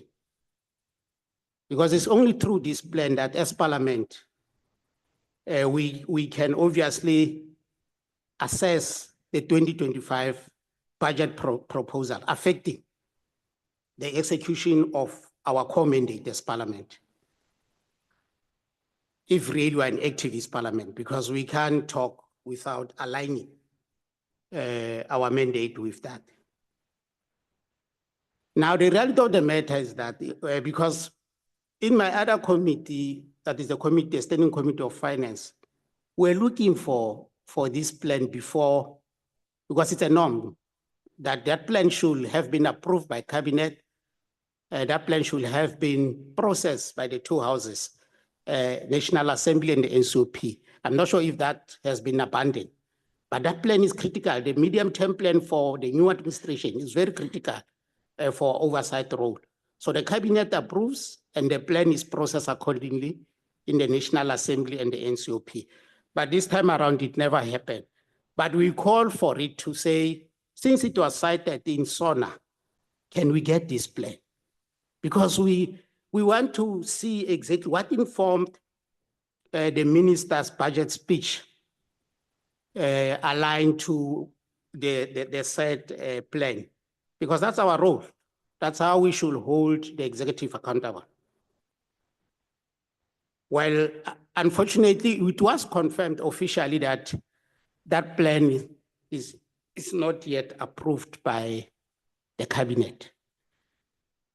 Now, you see, you go to the strategic document, it's still referring to that plan, and it's giving the details of that plan. And the plan is not yet approved by the Cabinet. Now, you see the creeping in of this connection between our plan and the reality, you know? So I'm not sure what are we anchoring our strategy on if that plan is non-existent. We have been looking for that plan. I will be very excited if it can be confirmed that now the plan, because now you are citing it in the strat plan as one of the consideration that have been made to develop the plan. You see, the strategy correctly so envisages a well-capacitated parliament with properly capacitated divisions meant to ensure that the quality of life of our people is improved. Very key, because that's the core mandate of this parliament. We are not here to represent ourselves, but to represent the masses of our poor people. Now, the strategy correctly acknowledges that the main challenge, what I term the elephant in the room, which is somehow turning into a banal thing, is lack of financial resources due to low national revenue, which is now a transversal issue. You listen to all the departments, budget cuts, austerity measures. I mean, it's a banal thing and it's a transversal issue. But when you go to the analysis of the strategy, as much as the strategy is frank on this challenge, the strategy lacks robustness on Parliament view on the potential solutions, and I will demonstrate that. Chairperson, Co-Chairperson, it is well established that the current fiscal consolidation strategy has not achieved its goals of reducing debt and, of course, of stimulating growth. And we all know this is the main cause of the unabated budget cuts. But the strategies, I'm not sure, the strategy seems to be running away from that reality. Maybe my analysis is not correct, but that's what I established when analyzing what are the risks for this strategy. You know, research, even research from our own research tanks here in Parliament, I'm not going to mention them. We all know them. Demonstrate evidence that fiscal consolidation or austerity measures contributed to economic stagnation, worsening unemployment, poverty, and of course, subsequently inequality. Now, on the situational analysis of the strategy that has been presented, more especially on the situational analysis relevant to Parliament, the strategy presentation is so conspicuously silent on this research finding. Instead, the strategy is more loud on concepts like anti-establishment, literally meaning retaining the status quo, and heightening nationalism. Hope is not saying intensifying privatization of public services, because that will be very heavy on our people, if really our concern is still the masses of our poor people. Now, we are arguing that we need, as our contribution to this process, we need a rethink of the fiscal framework to deal with the elephant in the room. Because if we continue to be coward, we will come here term after term, year after year, administration after administration, because the reduction in budget, the budget cuts is happening for the past, I think, consecutively for the past 2 administrations, if not 3 administrations. We have been talking about one thing, but our voice is not loud as an activist parliament on what we think is the solution. You know, Co-Chairpersons, there is a plethora of what we need to do, examples of what is it that we need to do as part of rethinking our fiscal framework. We need a more expansive, growth-oriented strategy. I can cite just a few examples relevant to the South African situation. What stops us from embarking on an aggressive industrialization drive? Why can't we do that? Because our money is there. The world is relying on the minerals that we have as a country to develop their own countries. Why can't we embark on this aggressive industrialization drive? We are blessed and endowed with many mineral resources for us to be always pleading poverty. Every time we are pleading poverty, when we are supposed to be, excelling in providing services to our people. While we are naturally endowed, we don't have a reason to be pleading poverty. We as Parliament we should be advocating for things like taking strong or maybe extremely strong public sector balance sheet and our asset base. We have so many assets here at home and globally that we are not leveraging as a government of the day. We should be advocating for such because that's a lot of money that will come up to our revenue. We can intensify the management of interest rate on the government bonds. And in that process, we can save billions that should go to our fiscal revenue. We can advocate, among other things, for intensification of tax revenue collection measures. Prohibits, we are losing $500 billion per year on illicit financial flows. It's proven. We assigned the former head of state to do an investigation. And I'm speaking of a conservative figure here. We lose a lot of money on illicit trade because we are not investing in advanced technology to deal with issues of illicit trade.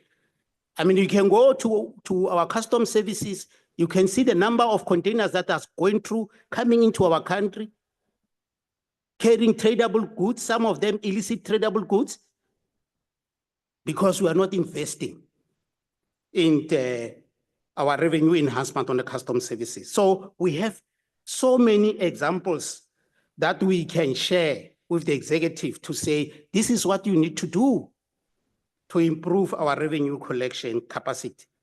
Then we should stop then just identifying this thing of budget cuts as the main problem without saying something about potential solution.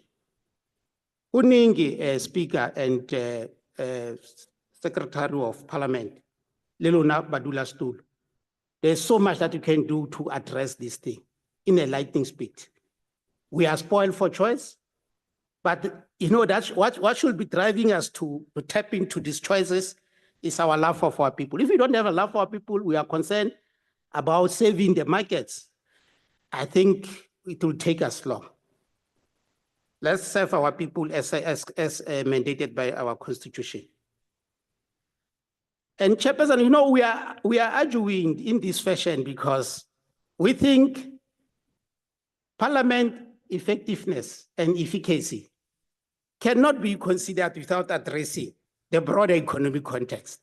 And that's why even when you look into the strategy, that's where the strategy starts. It deals with global issues, blah, blah, blah. But we are quiet on what are the potential solutions. And now the strategy is coming to a very interesting conclusion where we fully concur with the strategy.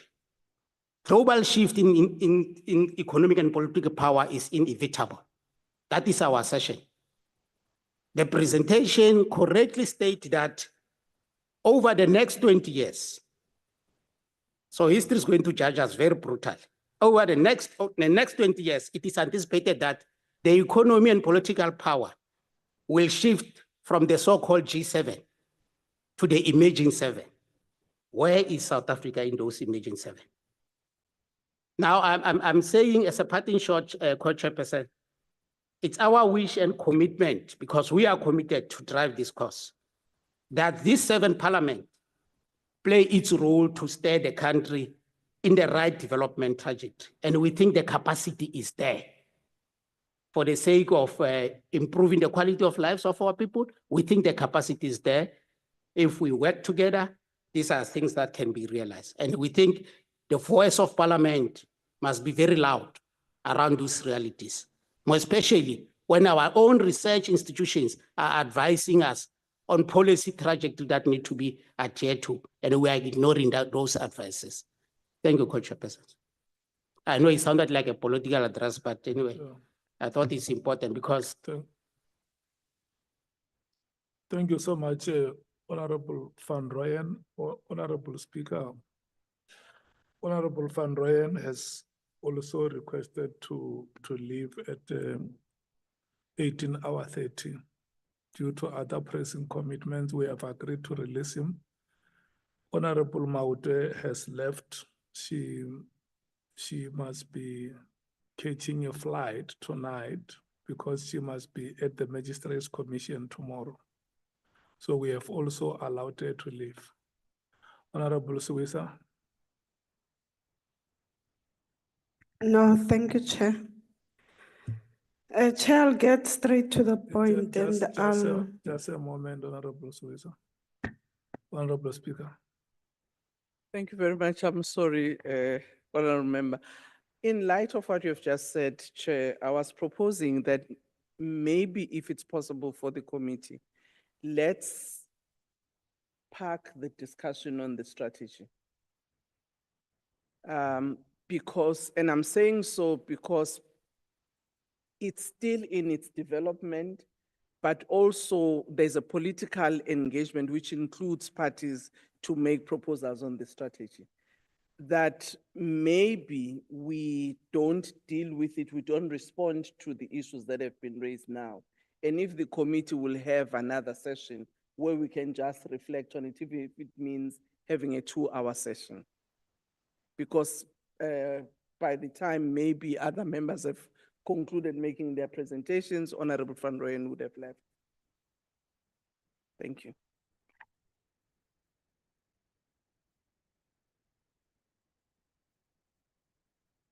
Honorable Suisa. No, thank you, Chair. I heard what the speaker is saying, and most of my questions are on the strategic plan. But maybe I must just put it forward and maybe the answers will come after the deliberations and anything. But I wanted to ask a question on outcome 3, slide 15. And I've got a concern about outcome number 3. Because if we don't have enough money for public hearings, then it means that we are not doing justice to lawmaking.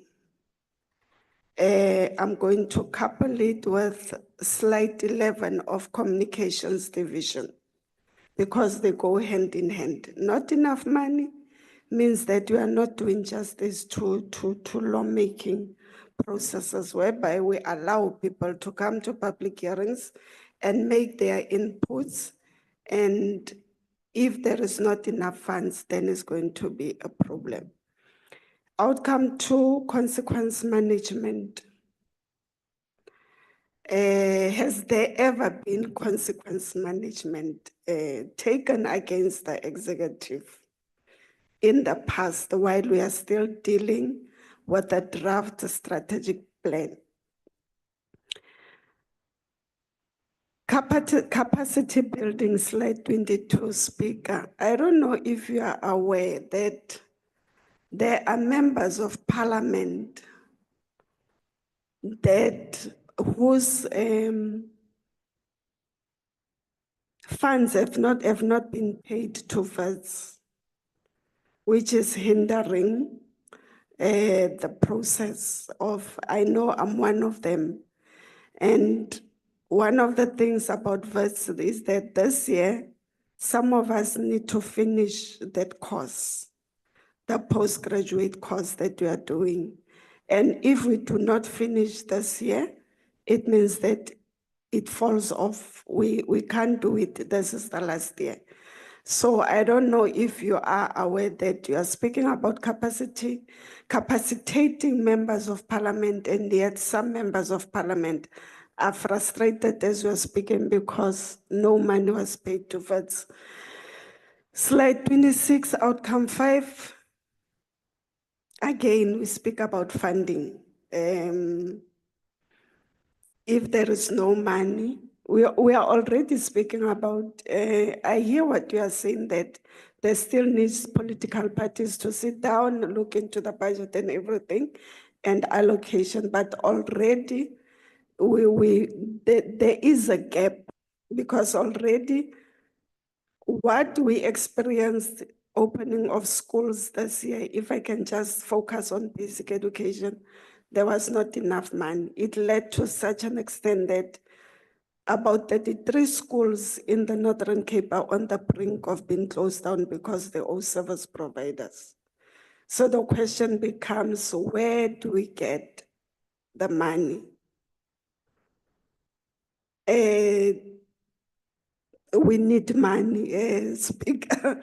Everything needs money. We can come up with the most beautiful plan, but if the funds are not there, then we are going to have a problem. Coming to the presentation of the National Assembly Secretary, the challenges that you are saying that you've got a challenge of tracking and monitoring. What are the reasons that you should be faced with that challenge? And the issue of finalizing petitions and 3 months to finalize, are we really doing justice to whoever submitted the petition? Is 3 months enough, or are we just trying to tick off boxes because we have to follow legislations? That's where the problem is. The number of vacancies in almost all of the divisions, there's vacancy, there's vacancy, there's vacancy, there's vacancies are going to hinder service delivery. If the vacancies are not closed down, there's going to be a problem of actually servicing the people of South Africa. So we need to come up, there need to be a strategy as to how are we going to close those vacancies. There's no money, but there are vacancies, that personnel is needed. It's all about money, Speaker. Mali. Anything, it's money. And the question would be, where is the money going to come from? Those were my only concerns, Chair. Thank you very much. Chair. Yeah, Sorry, am I next? you are on the list. Next on the list or just on the list? You can speak. Okay. Thank you, co-chairs, and also to the speaker, the secretary, and everyone that's here.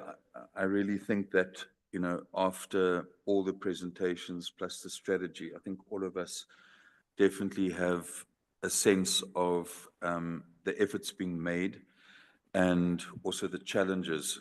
So I think just want to express a sincere thank you to everyone who worked on these presentations. And even though there were some hiccups in regard to sharing the presentations, I think we value the work that's been done. I know the speaker has made a formal proposal, and I'm sure the co-chairs will deal with that. But if I could just look at the presentation on the strategy, I note there in terms of the next steps that on the 10th of March, there's this consultation with political working groups, and then a presentation to the executive authority. And then 31st of March is supposed to be the approval and the actual tabling. So I'm not sure whether in that space there would be more opportunity to have a, you know, but let's all acknowledge that there has been a serious process where members of Parliament, NA and NCOP, have been involved in this room, you know, looking at and inputting into the strategic plan.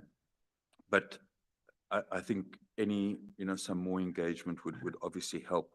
I'm not sure, Chair, but in regard to the strategy, this draft strategic plan, when the speaker presented, in her presentation, I saw, and I was encouraged by the fact that she had used a word, an additional word in the vision, and that was activist, if I remember your presentation well. Because at the moment, the proposed vision, which is included in the draft strategic plan, simply says, and I don't have a problem with that, a transformative parliament. I just feel that if we added the words a transformative and activist parliament, that improves, et cetera, et cetera. You know, and I noticed in the speaker's presentation, she used the word activist in regard to the activist in terms, I know historically people have talked about a people's parliament, et cetera, but I think a transformative and activist parliament, for me, captures or strengthens the vision. I think what's been very good is the section on values, And I also know a clear inclusion on what one of the members had previously raised about the African philosophy of Ubuntu. I think that inclusion, I think, strengthens the values section. And then I would also like to just get clarity. One of the key issues mentioned there in the presentation, and obviously in the document as well, relates to this point on page 5 of the actual draft strategy, improving public appointments. Now, I'm not sure exactly what the intention of that. Is it Parliament improving the process of public appointments? I presume we're talking about all the chapter 9s and so on. So I just wondered if a better formulation, because if you say improving public appointments, it's kind of, are we wanting to improve the process of public appointments? You know, so that's just a small thing, but I thought maybe that more accurately captures the situation, or sorry, strengthens the vision.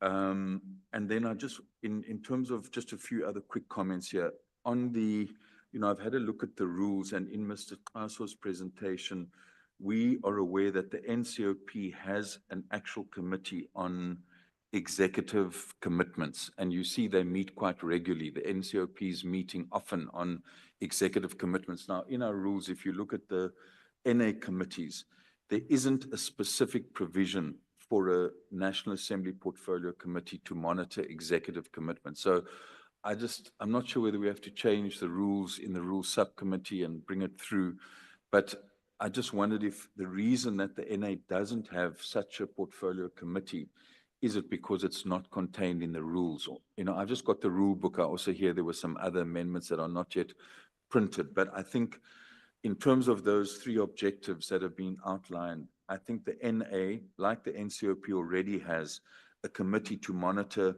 executive commitments, because you can extract executive commitments from what members of the executive say in the House. NA or NCOP, you can extract them from answers to oral questions. You can extract them even from written responses where commitments are made. And that's quite a serious process to follow all those commitments. And I think that would enhance one of the key roles of Parliament, which is holding the executive to account. Then on constituency officers, Chair, I think it would be useful, given that there's a strong, and I see that as a bit of a difference in this strategy, where Parliament wants to, in the strategy, focus more on strengthening the role of constituency officers. I think some of us didn't really know that. I'd heard about it, that in the Northwest and in, I don't know, is it somewhere in the Northern Cape, there are these 3 parliamentary officers that are supposed to be doing that. But now, how many members are we? There's close to 400 constituency officers, because even members of the executive have constituency officers. Now, in that regard, is it possible that this committee can be provided with a list of all the constituency officers? I was quite surprised when one of the members in a meeting this week was quite surprised about the fact that all of us are supposed to have constituency officers, and that might imply that when people, are receiving funds, maybe some parties are not actually setting up constituency officers. And my understanding of this new role, even, and Honorable Van Rooyen, if, for instance, the organization I represent, the African National Congress, doesn't have a PCO in the north of KwaZulu-Natal, but there's an MKP office there. That office should also be open to a member of the public, as much as it's an MKP constituency office, because we want members of the public to be able to access offices, besides the fact that they'll obviously have a party political function as well. So I think it's important for us to actually assess, do we have all those constituency offices set up? Have all the parties utilized the constituency allocation to actually set up offices? What's the address? Where are these offices? There's a lot to be said about language, and I think the tragedy here is, and I think Honorable Van Rooyen referred to that, and it came as a theme through all these presentations, that to be able to really support and build our indigenous languages, we really need a lot more capability inside the House, outside the House. And then there is a reference in the strategy that there must be further consultation. I think it says external stakeholders on this strategy. I just wanted to know which are those external stakeholders. There's a mention there around virtual tours. I wanted to ask, in this year, as much as we all know from the National Assembly side that we'll be in the Dome for a good 18 months, I think people are missing out on actually coming to Parliament. Obviously, they can come, but can we not, from a certain date, in terms of our strategy and in terms of getting public participation going for those that are able to come to Parliament, allocate a certain number of seats in the gallery of the Dome and start Parliament's public relations people organizing those visits where people can actually come. I think the Dome allows that, and it's been something that's been missing in Parliament since Parliament burned down. And then I just wanted to know, in terms of leader of government business, obviously there's a parliamentary councillor, but there's supposed to be staff in this office. Could we just actually get a sense of how many staff are there right now? Because I think that's a critical way that Parliament links with the executive, and I'm worried to see that staff is down. I think we'll have more debate about the Parliament TV and the different possibilities. I don't think there's time, but at least there's a process there. And then the last thing, and I'm just cutting out a lot of what I wanted to say, but with all the court cases and the litigation that has been referred to, and what the Constitutional Court and others have said to Parliament about proper public participation, especially when it comes to bills, I think I remember that there had been a guiding document issued to all chairpersons of committees to inform by those judgments. Could we just get a copy of that? Maybe it's been circulated already, but the document which guides committees in terms of public participation, so that we don't go against court rulings. But I think in summary, Chair, I do think it would be useful to have some more time to look at this. But I think you will guide us, co-chairs, on whether we utilize tomorrow or utilize another day for that. And then what I said yesterday, and this is my last point, I know we don't want to put pressure on our speaker, but we know that there are clear provisions in the Financial Management of Parliament and Legislatures Act, and it comes down to the issue of the budget. I've expressed a view before that it's too late. If you look at the strategic plan at the end, I think on page 44, 54, there's a detailed breakdown of the entire budget. Now, I presume, and that's a question, that budget that is included in the draft strategy is what the indication from Treasury was before. So we're basing it on that. So I would say that one of the things that we should consider for the annual performance plan is almost us supporting the executive authority through a process of zero-based budgeting, where we look at all these units in Parliament, what would be the ideal, but maybe, you know, what would be manageable.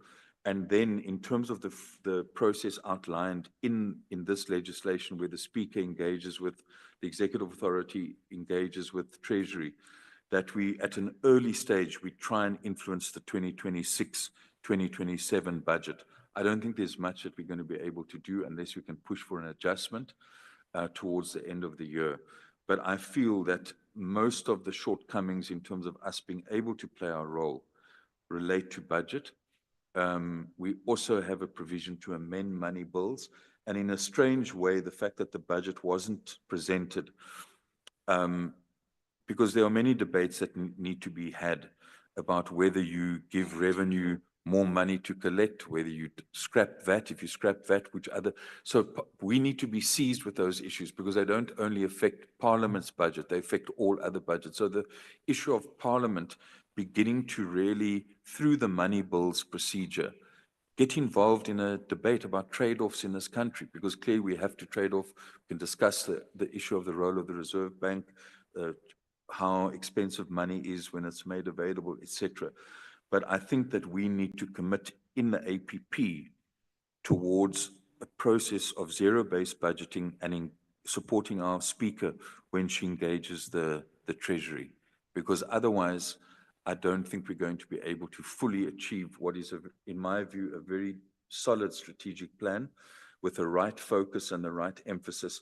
But when we get the detailed reports from the divisions, all of them practically are impacted by shortages of budget.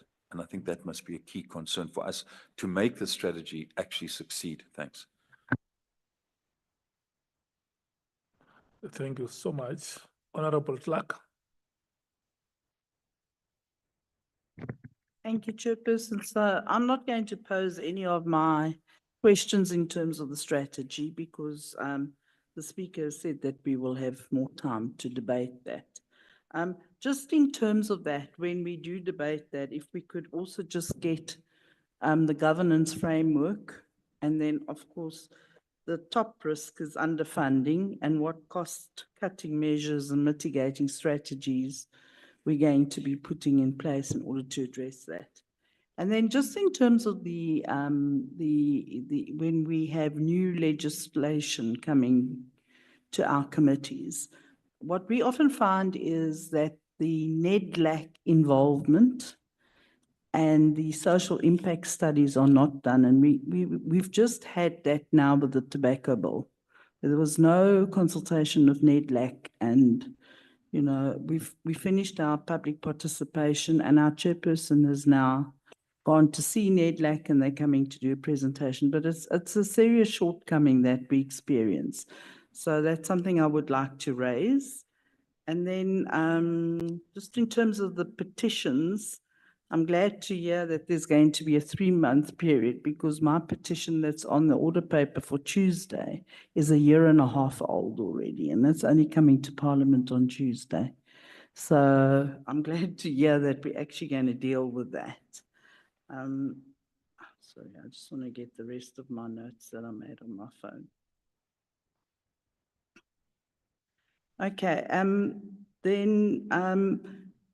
just in terms of communication, I often find that our committee meetings are not ATC'd on the order paper, and it sometimes causes confusion. So if we don't get a notice from the secretary, you don't know that you're going to have a meeting. And then in terms of international relations, it would also be very beneficial to receive reports on international engagements by the administration and the costs and the attendees, and what lessons we learned and what kind of benchmarking we've done, because we don't often see that. And it would be very informative for us to get that. Then in terms of the PCS division, it's a pity that data costs are so high in this country, because YouTube could be a very, very good informative way of communicating to South Africans, but many people can't afford the data costs, and therefore very often the YouTube channel just becomes too expensive for people to utilize. Then in terms of SALS, what is the legal statute and authority of the Speakers Forum, if we could just get that? And what decision-making power do they have? And then what is the interlink between the legislatures and the NCOP, which should be critical? And I just often find that legislatures don't actually utilize the NCOP to their benefit. And I mean, I've had that when I was at the legislature, where I would come to the NCOP and be afforded to present an issue at the NCOP, and the minister could answer my question during that period of time. And it makes it very beneficial for us to go and report back to the community when we afforded that kind of sort of platform. And then the risk and compliance, I'd also like to know the governance framework of that, if we can get that. And then the Parliamentary Protection Service. I just maybe need clarity, if you can give me the clarity as to what the Parliamentary Protection Services does. How do they you've said that in your presentation, but how do they interlink with the SAPS on the parliamentary precinct, and how does that sort of collaboration in terms of the two structures work? Okay, and then in terms of the internal audit committee, how many investigations have been done and how many disciplinaries, and particularly in fraud and corruption, have you picked up? And how are you mitigating that kind of behavior in terms of consequence management? And then just to the legal services, this is just a comment to thank you, because I've done a private member's bill and you were exceptionally helpful throughout that process. And thank you to your department for that. Thank you.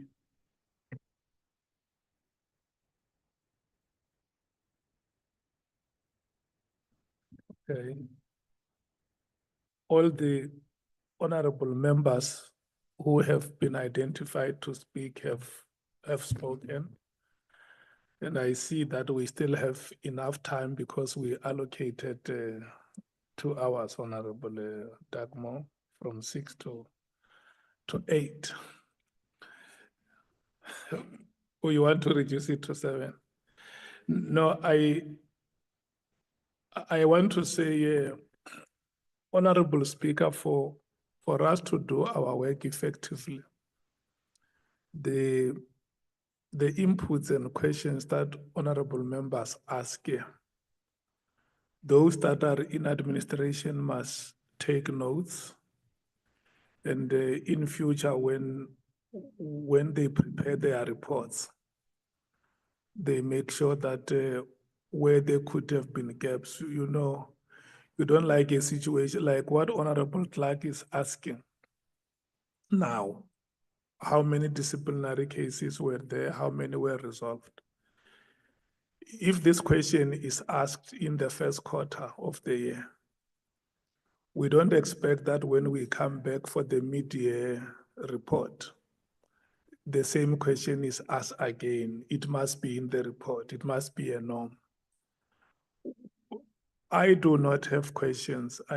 We spoke about the improvement of the regulations, Honorable Speaker, and one other thing that we encountered when we were electing the core chairpersons is like there is no clarity in terms of the provisions of the Act, because we took some time that, if you remember, Cindy, we even had to seek legal opinion and we relied on customary practice. I think there is a part that deals with nominations, whether members of the Joint Standing Committee who come from the NCOP can nominate a person from the National Assembly. And in terms of the Act, we remained 2 divisions within the Joint Standing Committee, or whether a person coming from the National Assembly can support a nomination from the NCOP. Yeah, even in the election process, I think it's a matter that needs to be, the legal section is here. They can take notes. They will help us as we move forward. And I think the other one relates to the reports of the committee. Where does the committee table its reports? And the practice now is that the 2 reports, or the report of the committee, is separated, and one goes to the National Assembly and one goes to the NCOP. And I guess that is also the same practice with the Joint Standing Committee on Defense and other joint standing committees. During our induction, we deliberated on this matter and many other related matters that may not be provided for in the Act. And the strongest feeling of the members is that the reports of the committee cannot be separated. But I think it's a matter which the legal section can look at, whether it's going to be practically possible, or is it theoretically conceivable for the committees, the joint standing committees, to present their reports at the joint sitting of Parliament? I don't know. But yeah, there is that view. And for the fact that this committee is a joint standing committee, there is a particular understanding of the use of the word joint from members of Parliament. So it's something that we, Speaker, Honorable Speaker, we must look at, so that we do not end up having a situation where our practices are not consonant with the spirit and the letter of the Constitution or the rules of Parliament that we have. So with that, the contributions from honorable members would have been concluded, and we will hand over to you, Honorable Speaker, and the Secretary for the responses. I do not know, Secretary, will get guidance from you whether you want each of the individual divisions to speak, or you are going to delegate. That is a discretion for you. I mean, that is your discretion on how you may want the matters to be responded to. And when you conclude your responses, you must not also forget to thank the respective divisions that you are leading before this committee. Thank you. No, thank you very much, Honorable Co-Chair. We will share the responses with the colleagues. I would like to cover a few aspects, maybe start with the frustrating part of the members on the studies at VETS. I would request that honorable members, so that if there are any cases that you are aware of, our division under LSS is able to expedite attendance to those issues with vets. We've been responding individually with members where it has been forwarded directly. And we have been resolving issues at vets. Yesterday, I did indicate some of the intricacies where a payment would not have been made because a member was redoing the course, or the member was not there at the time exam. So our LSS team is able to examine its case, but where it is non-payment due to Parliament not playing its role, we can intervene that even by tomorrow, should there be cases. So the gentleman who's there, his name Simelelo, he will be able to provide his contact to you when we leave those matters. On the issue of strategy around external consultations, Honorable Dagmore, yes, we make reference to that, because when you look at the alignment of work with our legislatures, so the draft work of Parliament, at the time there was a convening of the Speakers Forum by the presiding officers of Parliament. We mapped out the strategies of all the 7 legislatures, and at that time 7 have concluded, but the other 2 had not concluded. So we look at interface points around public participation, interface points about oversight. So at our strategy takes into account that. So that consultation will be for us also to present that, so that we also look at where are the points of interdependencies around that. We are also socializing our strategy with civil society. So on the responsive dimension of Parliament, we are also interacting with various players under the pillar of our strategy called a collaborative Parliament with various stakeholders.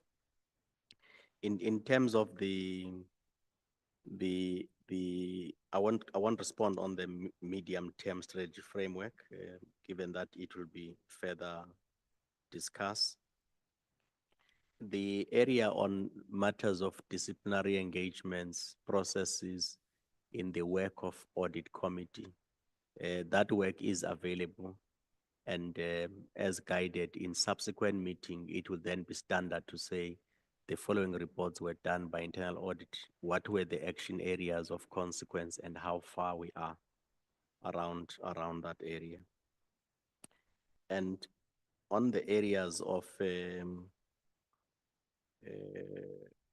tracking resolutions, Mr. Klasso will speak to that, as well as possible committees that needs to be similar to NCOP. Maybe Madam Speaker would guide us on the approach to that question. I would leave it there. If I missed, our colleagues would cover that. The issue of appointments of public office bearers, public appointments, indeed is about improving the process around it. It was discussed at both houses that we need to streamline. So at all chapter 9, 10, and 11 institutions, you have got a similar approach on the timelines of filling vacancies and when there's issues to be investigated around section 194, section 174 processes. Thank you very much. Okay. Chairperson, I'll respond on 3 issues. Committee on Executive Undertakings and Petitions. The Rules Committee has decided that this committee be established at its last meeting, but it was held back because it was dealt with together with other items. So what we are working on now is to find a way to separate it from the rest of the other items that are not yet concluded, so that it could serve before the House. The House establishes the committee. Otherwise, politically, a decision has been taken to establish that committee. So it's going to be a committee on executive undertakings and petitions, because currently there is no committee on petitions in the NA. So that one is, I could say that it's to be in place shortly. 3 months to finalize petitions.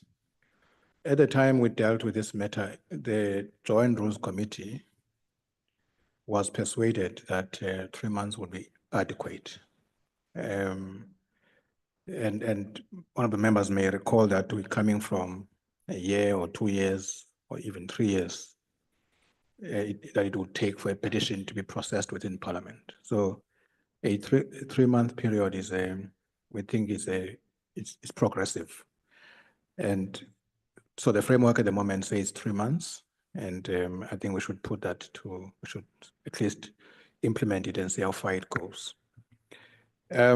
Tracking of resolutions, there is tracking, honorable members, but it's inadequate at the moment. It's manual. The speaker in the NA and I think in the NCOP the same does happen. There will be an initial letter that is written to a member of the executive. When there is no response, after 45 days, the speaker would write again. Because the first letter will say within 45 days you must respond. If there's no response, the speaker writes again to allow 30 days. So all in all, a 75 days period is allowed for members of the executive to respond. So there is tracking, it's inadequate. And the other issue here is that points of replies, in other words, ministers sometimes would reply via the speaker formally, and that response is then tabled. But there are instances where a minister would appear before a committee, give a response in the committee. So we are also trying to find a way to integrate these processes so that where a response has been given in a committee meeting, the office of the speaker is at least made aware that a particular resolution has been responded to. So hence we are talking about strengthening our tracking mechanism, also looking into issues of automation, and integration, as I indicated. So the point here is that there is tracking, but it does need to be improved. Thank you, Chair.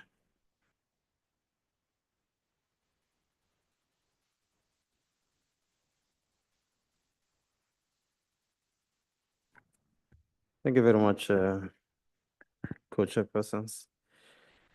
There was a question on the link between the National Council of Provinces and the provincial legislatures. Indeed, the composition of the National Council of Provinces is such that we do have special delegates who are members of the provincial legislatures, who on a regular basis attend the proceedings of the National Council of Provinces. They also attend meetings of committees of the National Council of Provinces. They attend sittings of the National Council of Provinces on matters that do not require mandate. They do vote. For instance, when you are dealing with the appropriations bill, a special delegate will also have the right to vote because they are members of the National Council of Provinces as well as members of the provincial legislatures. We have also a relationship in my capacity as a secretary to the National Council of Provinces, have a relationship with the secretaries of the provincial legislatures, both at sector level as well as operational level, insofar as matters before the National Council of Provinces are concerned.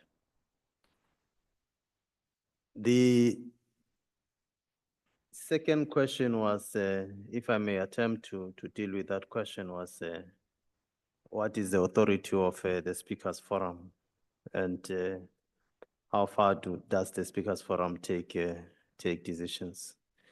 Insofar as that is concerned, if one looks at the Constitution compels the three spheres of government to cooperate amongst themselves on matters of common interest, to inform each other, and so on and so on. So one would say that the Speakers Forum derives that authority from the Constitution. And secondly, we do have at sector level a memorandum of understanding that was signed by all the provincial legislatures except one, of course. And we are also in the process of looking at legislation, if possible, that would form part of the founding documents as part of cooperation and collaboration between the legislatures and parliament at sector level. We do also have the Common Bargaining Council, for instance, for all the employees in the legislative sector, except for one provincial legislature that has opted not to be part of the Common Bargaining Council at sector level.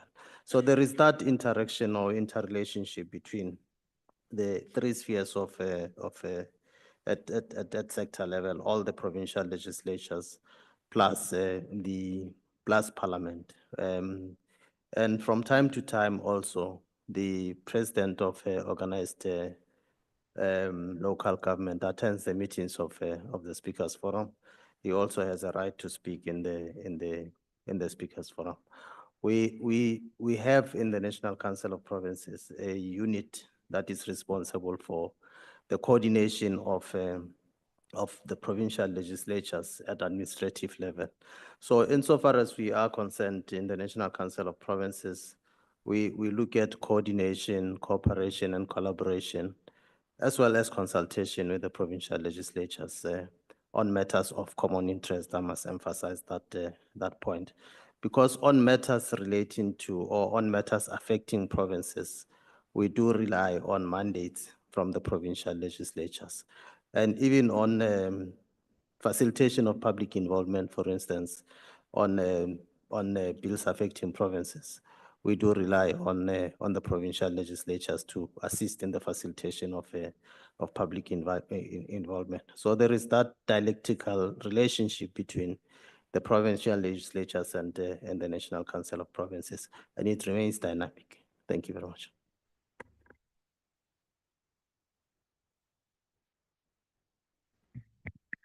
Speak, Shibata.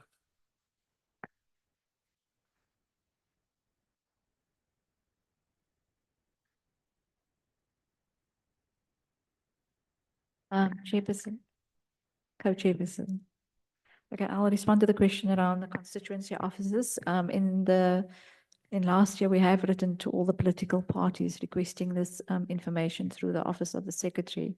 We haven't received responses at that stage, but we will follow up on it because the public education team is quite keen to establish those parliamentary corners in each of the constituency offices. And we would want to get that information as soon as possible. And we can also put it on the parliamentary website so that citizens can know where the constituency offices are, which members allocate to the constituency office, as well as the contact details. So we really want to urge the different political parties to make that information available. But we will follow up with correspondence on that. On the question of the virtual tours, those we normally offer when we do online public education programs, but we have developed a truncated physical tour of Parliament, largely due to the building operations that are taking place and that we need to take the health and safety of visitors to Parliament into account. But we also want citizens to be able to see Parliament being rebuilt in front of them and to be part of that journey. So there is a truncated physical tour that we make available. Around the LOGB office, the organogram currently makes provision for 2 staff members. We currently have only 1 with the coordinator position being vacant, but that's an area that we're also revisiting in view of the organizational redesign to see how best we can support that office. And then around the guidelines for chairpersons, we have shared in the previous parliament as well as the current parliament, the Lamosa practice note that was developed to guide committees around the public participation processes. We've also engaged the chairpersons, both in the NA and the NCOP for committees during the induction session on what it is that the administration needs to do before committees can go out.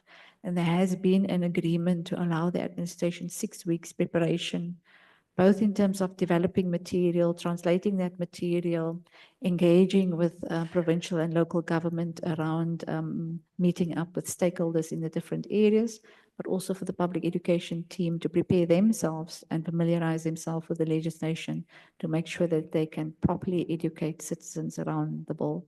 So there are those further guidelines that have been developed. Thank you. Thank you, co-chairs, honorable co-chairs. There are 2 questions that would have been directed to the Division Protection Services. The first one is from the Honorable Van Rooyen in terms of lessons learned from the incident of 2022 fire.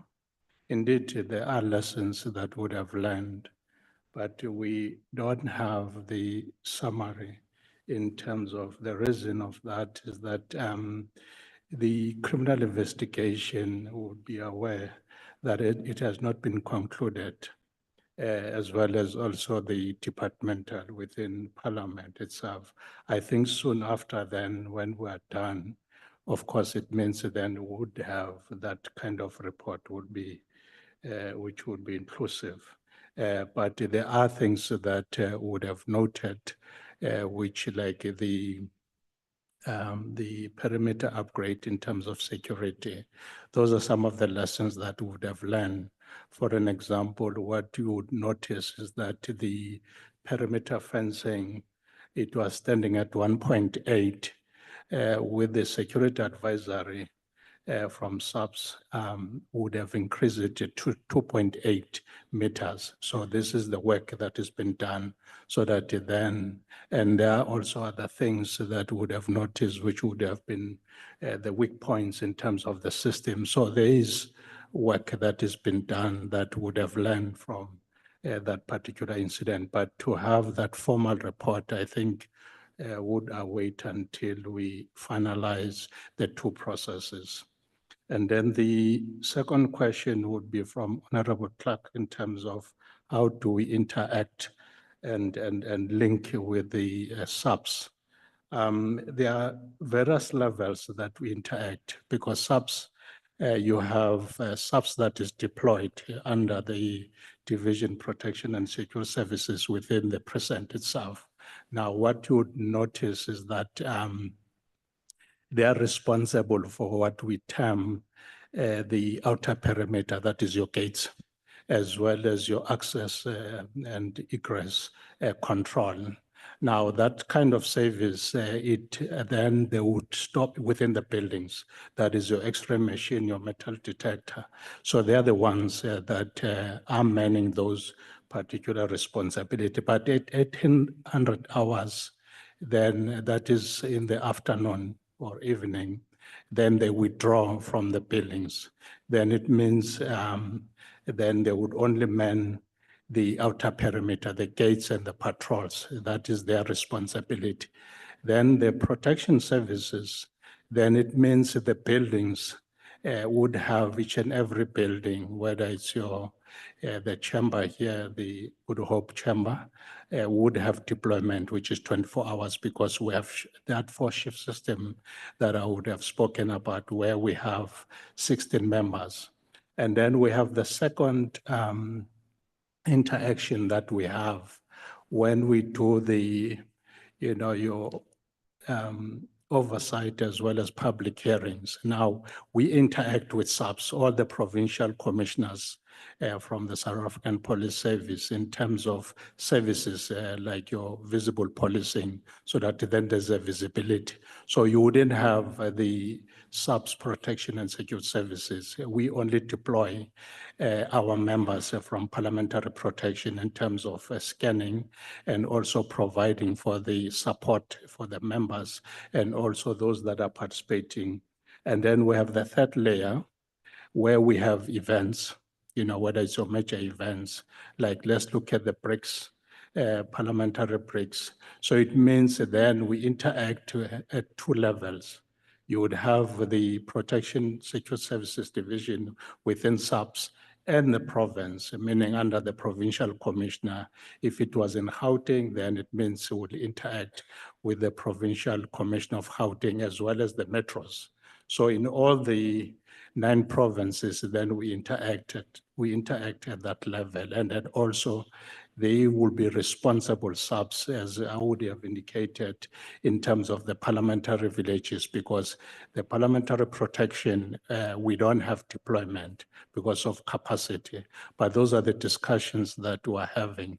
But looking at the precinct itself, in terms of we were in discussion with SAPS, the division PSS, to say that it has to be aligned with the program of parliament. If there's a sitting like now, we can have then the Good Hope chamber being closed, or there are committees that are sitting. So those are the discussions. We know that there are financial implications because the deployment is based on also just increasing and paying overtime. Thank you, Honorable Chair. Thank you. Co-chairpersons, the question that was directed to me was relating to the joint committees, reporting to joint sittings.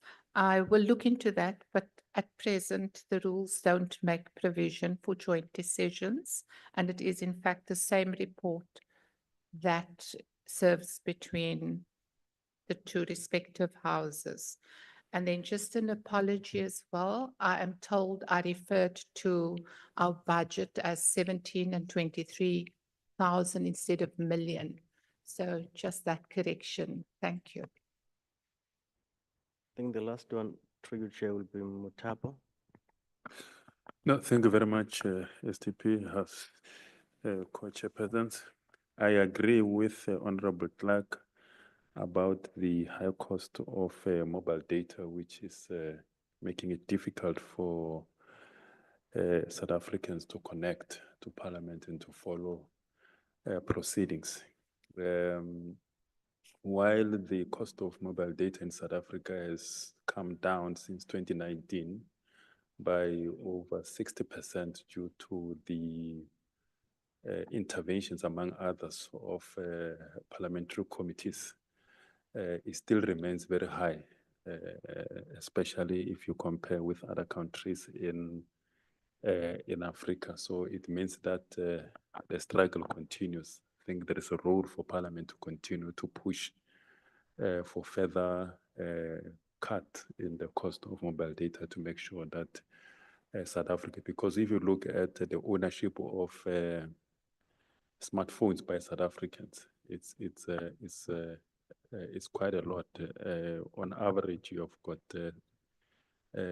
each South African owning about 2 or 3 cell phones. So meaning that in terms of access to the internet or YouTube, it's not a problem. They've got the gadgets, but I think the problem, as you correctly say, is the cost. We've got about 25 YouTube channels which are carrying all the committees of Parliament simultaneously, including the houses.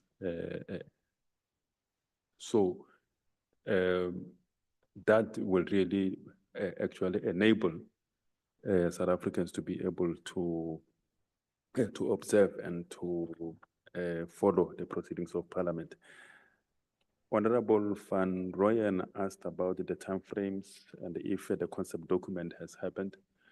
Indeed, the concept document has been developed. It has been approved by the accounting officer. We have been working with the legal services drafting unit to make sure that it is refined and it's ready. The function of a concept document essentially is to identify a problem. We did say that it needs to remedy. There is a need to remedy the legislative gap in terms of enabling ICASA to be able to have a legislative basis to license Parliament so that it can have a access to free-to-air platform for its Parliament TV. It is the function of the concept document is also to propose possible solutions, and then the next steps also is to initiate stakeholder engagement. So we are busy now with the engagement within Parliament. We are engaging with the relevant committees of Parliament to make sure that we are able to find the possible solution, a workable solution to this legislative vacuum. So it can, there are various options. Can amend the Financial Management of Parliament Act and include a chapter that allows a Parliament to have and to run its own television channel. You can take advantage of the SABC bill that is before Parliament to include that kind of a legislative mechanism, or create a new legislation that is standalone, a piece of legislation that is standalone. But that will be the outcome of the process that we are busy undertaking now. In terms of the timeframes, it's difficult because as the administration, lawmaking is essentially a political process, and we don't have control over it, but we are ensuring that we engage and we support that process to the best possible extent. Thank you very much.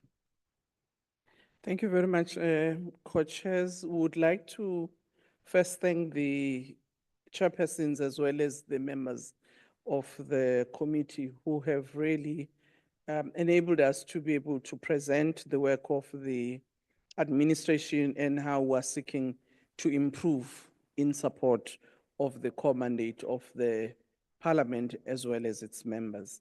Some of the issues that have been raised, honorable chairs, are actually proposals on where we can improve, but also others require further clarity. I would also confirm, Chair, that the political consultation has been scheduled for the 10th of March on the strategy.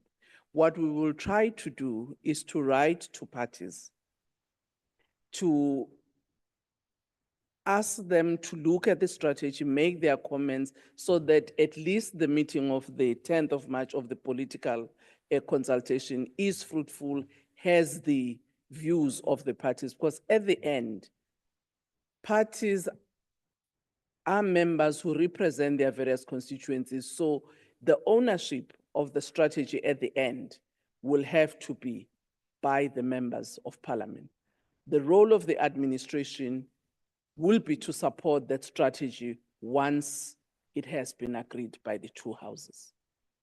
We had made that request last year, and I'm going to make the same request again to say, before representatives come to the political consultations, they must do consultations within the party so that various members within the party can make their inputs on what the strategy should be about. So we'll try and do that, but also resources permitting, STP will have to circulate the draft to all 490 members so that at least each individual member can have the draft strategy, which would also enable them to fully participate in their party consultations before the March 10 consultation. The issue of the budget of parliament and its capacity, the capacity to support the work, it's indeed a concern. And I want to appreciate the concerns that you have been raising, Honorable Member, to say, yes, you have put all of these plans, but what supports it? It calls for us to also do some quite reflection and rejigging of our own process as the administration to see whether do we continue with what we have had, the vacancies you are referring to, given that we've been able to function with some of those vacancies, do we still need them? I think we'll need to ask ourselves hard questions so that when we come back to, if there's a need to align some of the processes, we might have to do that in order for us to execute our mandate. So we've noted those concerns because indeed they're important, but equally for the administration, we will have to relook at the way in which we've been organized and done things before, whether can't we deploy technology to actually augment some of the areas where there might be a human element. And I would like to make an example. Majority of all of us are now IT compliant. We can do part of that work. So where you needed two secretaries, do you need two secretaries when you yourself as a divisional manager or manager can actually type an email? So I'm just saying that some of the hard questions ourselves will have to ask in terms of the staff complement that we have to really look whether the numbers of people that we have, do we really need all of them? Or some people can take on other responsibilities without burdening them and making them not to perform well. So it's some of the issues that I think as part of our HR and how we deploy our resources, we'll have to look at and see how best we can actually ensure that we do the work without compromising the quality of what we have to do. Chairperson, you have raised a very important issue, which I think goes to the heart of what we need to do. 30 years on, is the legislative architect that we've had still relevant, or is there a need to review and change? Cannot give you an answer now, but I do think it's a political question that you have asked because the issues that you are raising might not have been foreseen at that time, but we need to deal with them. I mean, there's some issues I was raising with the STP and legal to say some of the things that have been done as a result of practice, that the speaker in the National Council of Provinces chairperson must sign to receive a notification of papers. So it's not about a affidavit, but every day, because Parliament is a national key point, sheriff can't just come. So if there is a litigation which is there almost every day, the speaker must sign that notice to say, yeah, Honorable Clerk can serve the papers to Parliament. But that can actually be delegated. Instead of delaying litigation because the speaker or the chairperson, not all of them are there at the same time. So some of the issues, in my view, do need us to relook at them, whether are they still relevant today? The context have changed. Can't we do them differently?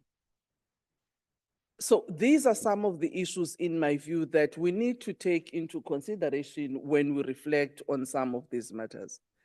Similarly, on the issue of the Speakers Forum, I think Advocate Pindela has responded, but when we met as a Speakers Forum, we did say we will review some of,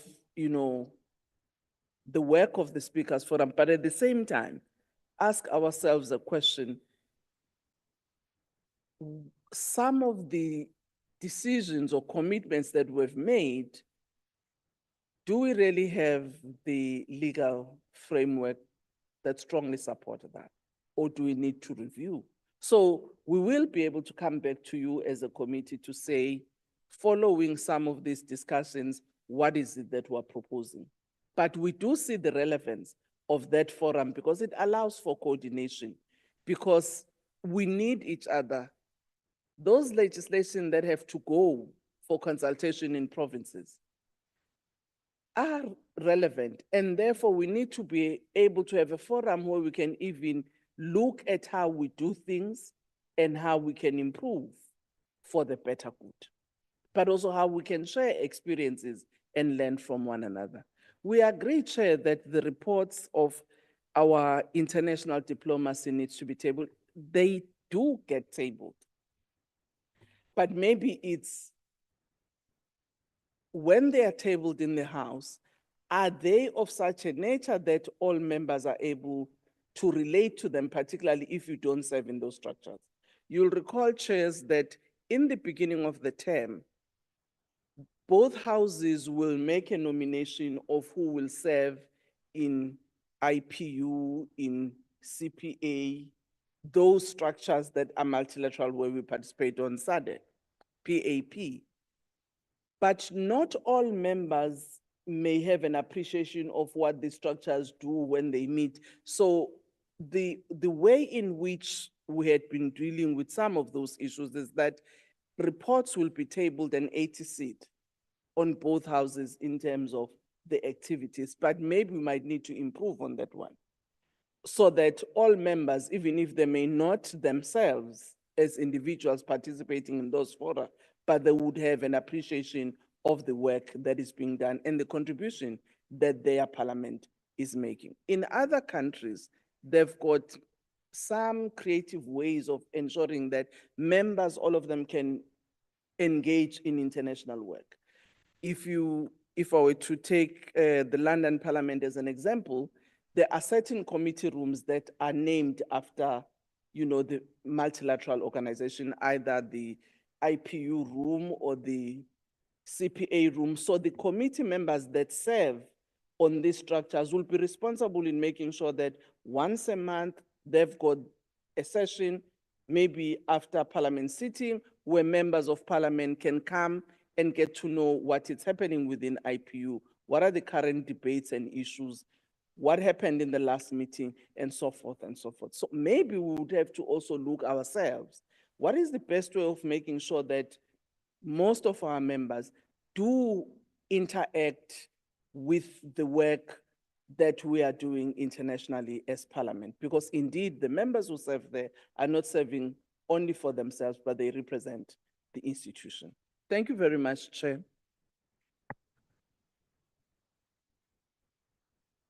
Honorable Flack. Chairperson, I'm sorry to interrupt, but I would just like to make two clarifications on my questions, because I think they might have been misunderstood.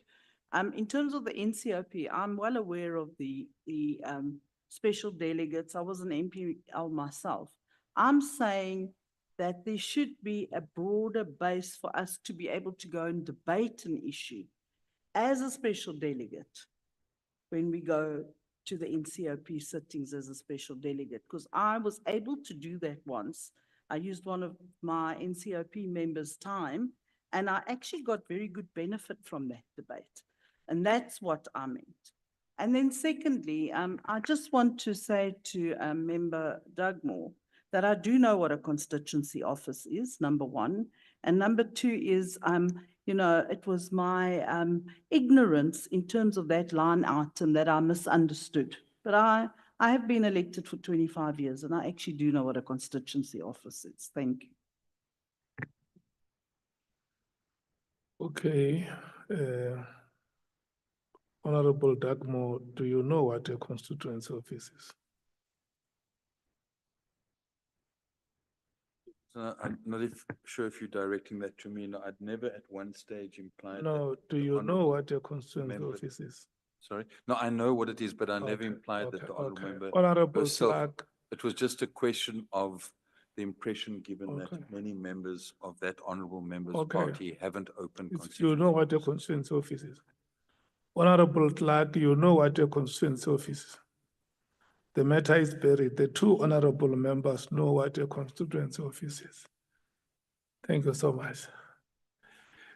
Speaker, thank you so much for your inspiration, your commitment. I believe that honorable members are learning very good examples here. For you to come and sit here for 3 days in a row. And we deal with the business of the Joint Standing Committee in your presence. It's very, very encouraging. And we want to thank you so much.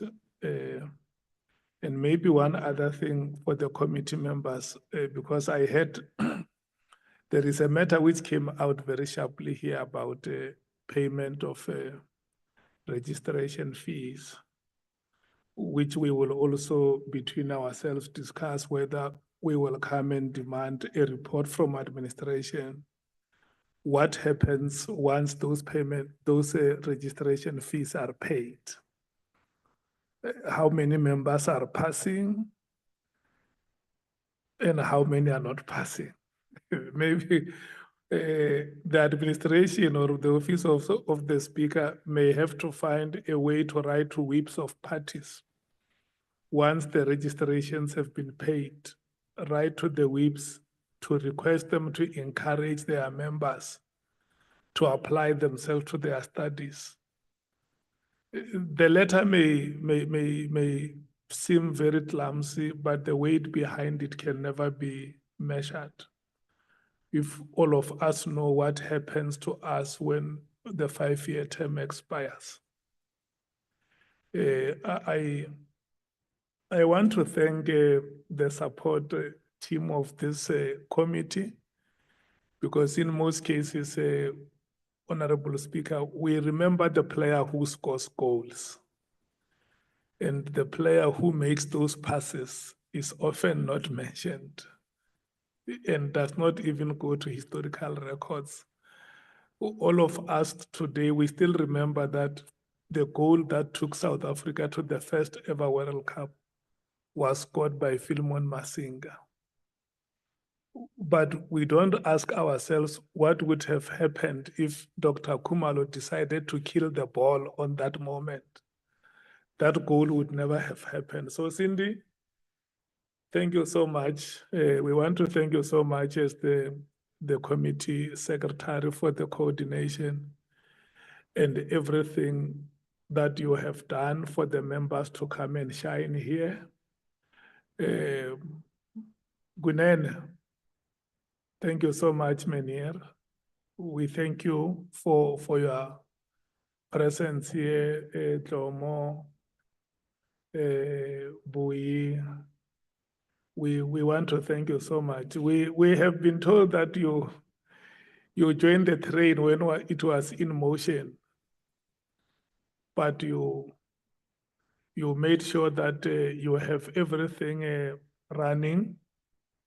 And for that, we also want to thank you so much for the work that you are doing in the committee. And Secretary, for sure, you heard honorable members to a great extent are very happy with the quality and credibility of reports that have been presented before the committee. And for the fact that this was said in your presence as a respective leaders of divisions does not mean you must go and sit on your laurels and become complacent. We hope that you will continue to work for this parliament to the best of your ability. And next time, our desires may be that, because we now know each other and you have heard the type of the questions that we are asking, our meetings would have to be business-like, where you just come with very comprehensive answers, and it makes the work of the committee very easier. Thank you so much to everyone, Honorable Speaker, honorable members, the Secretary, Ms. Mutembu, Advocate Pindela, and all the divisions you are leading. We want to thank you. The meeting stands adjourned.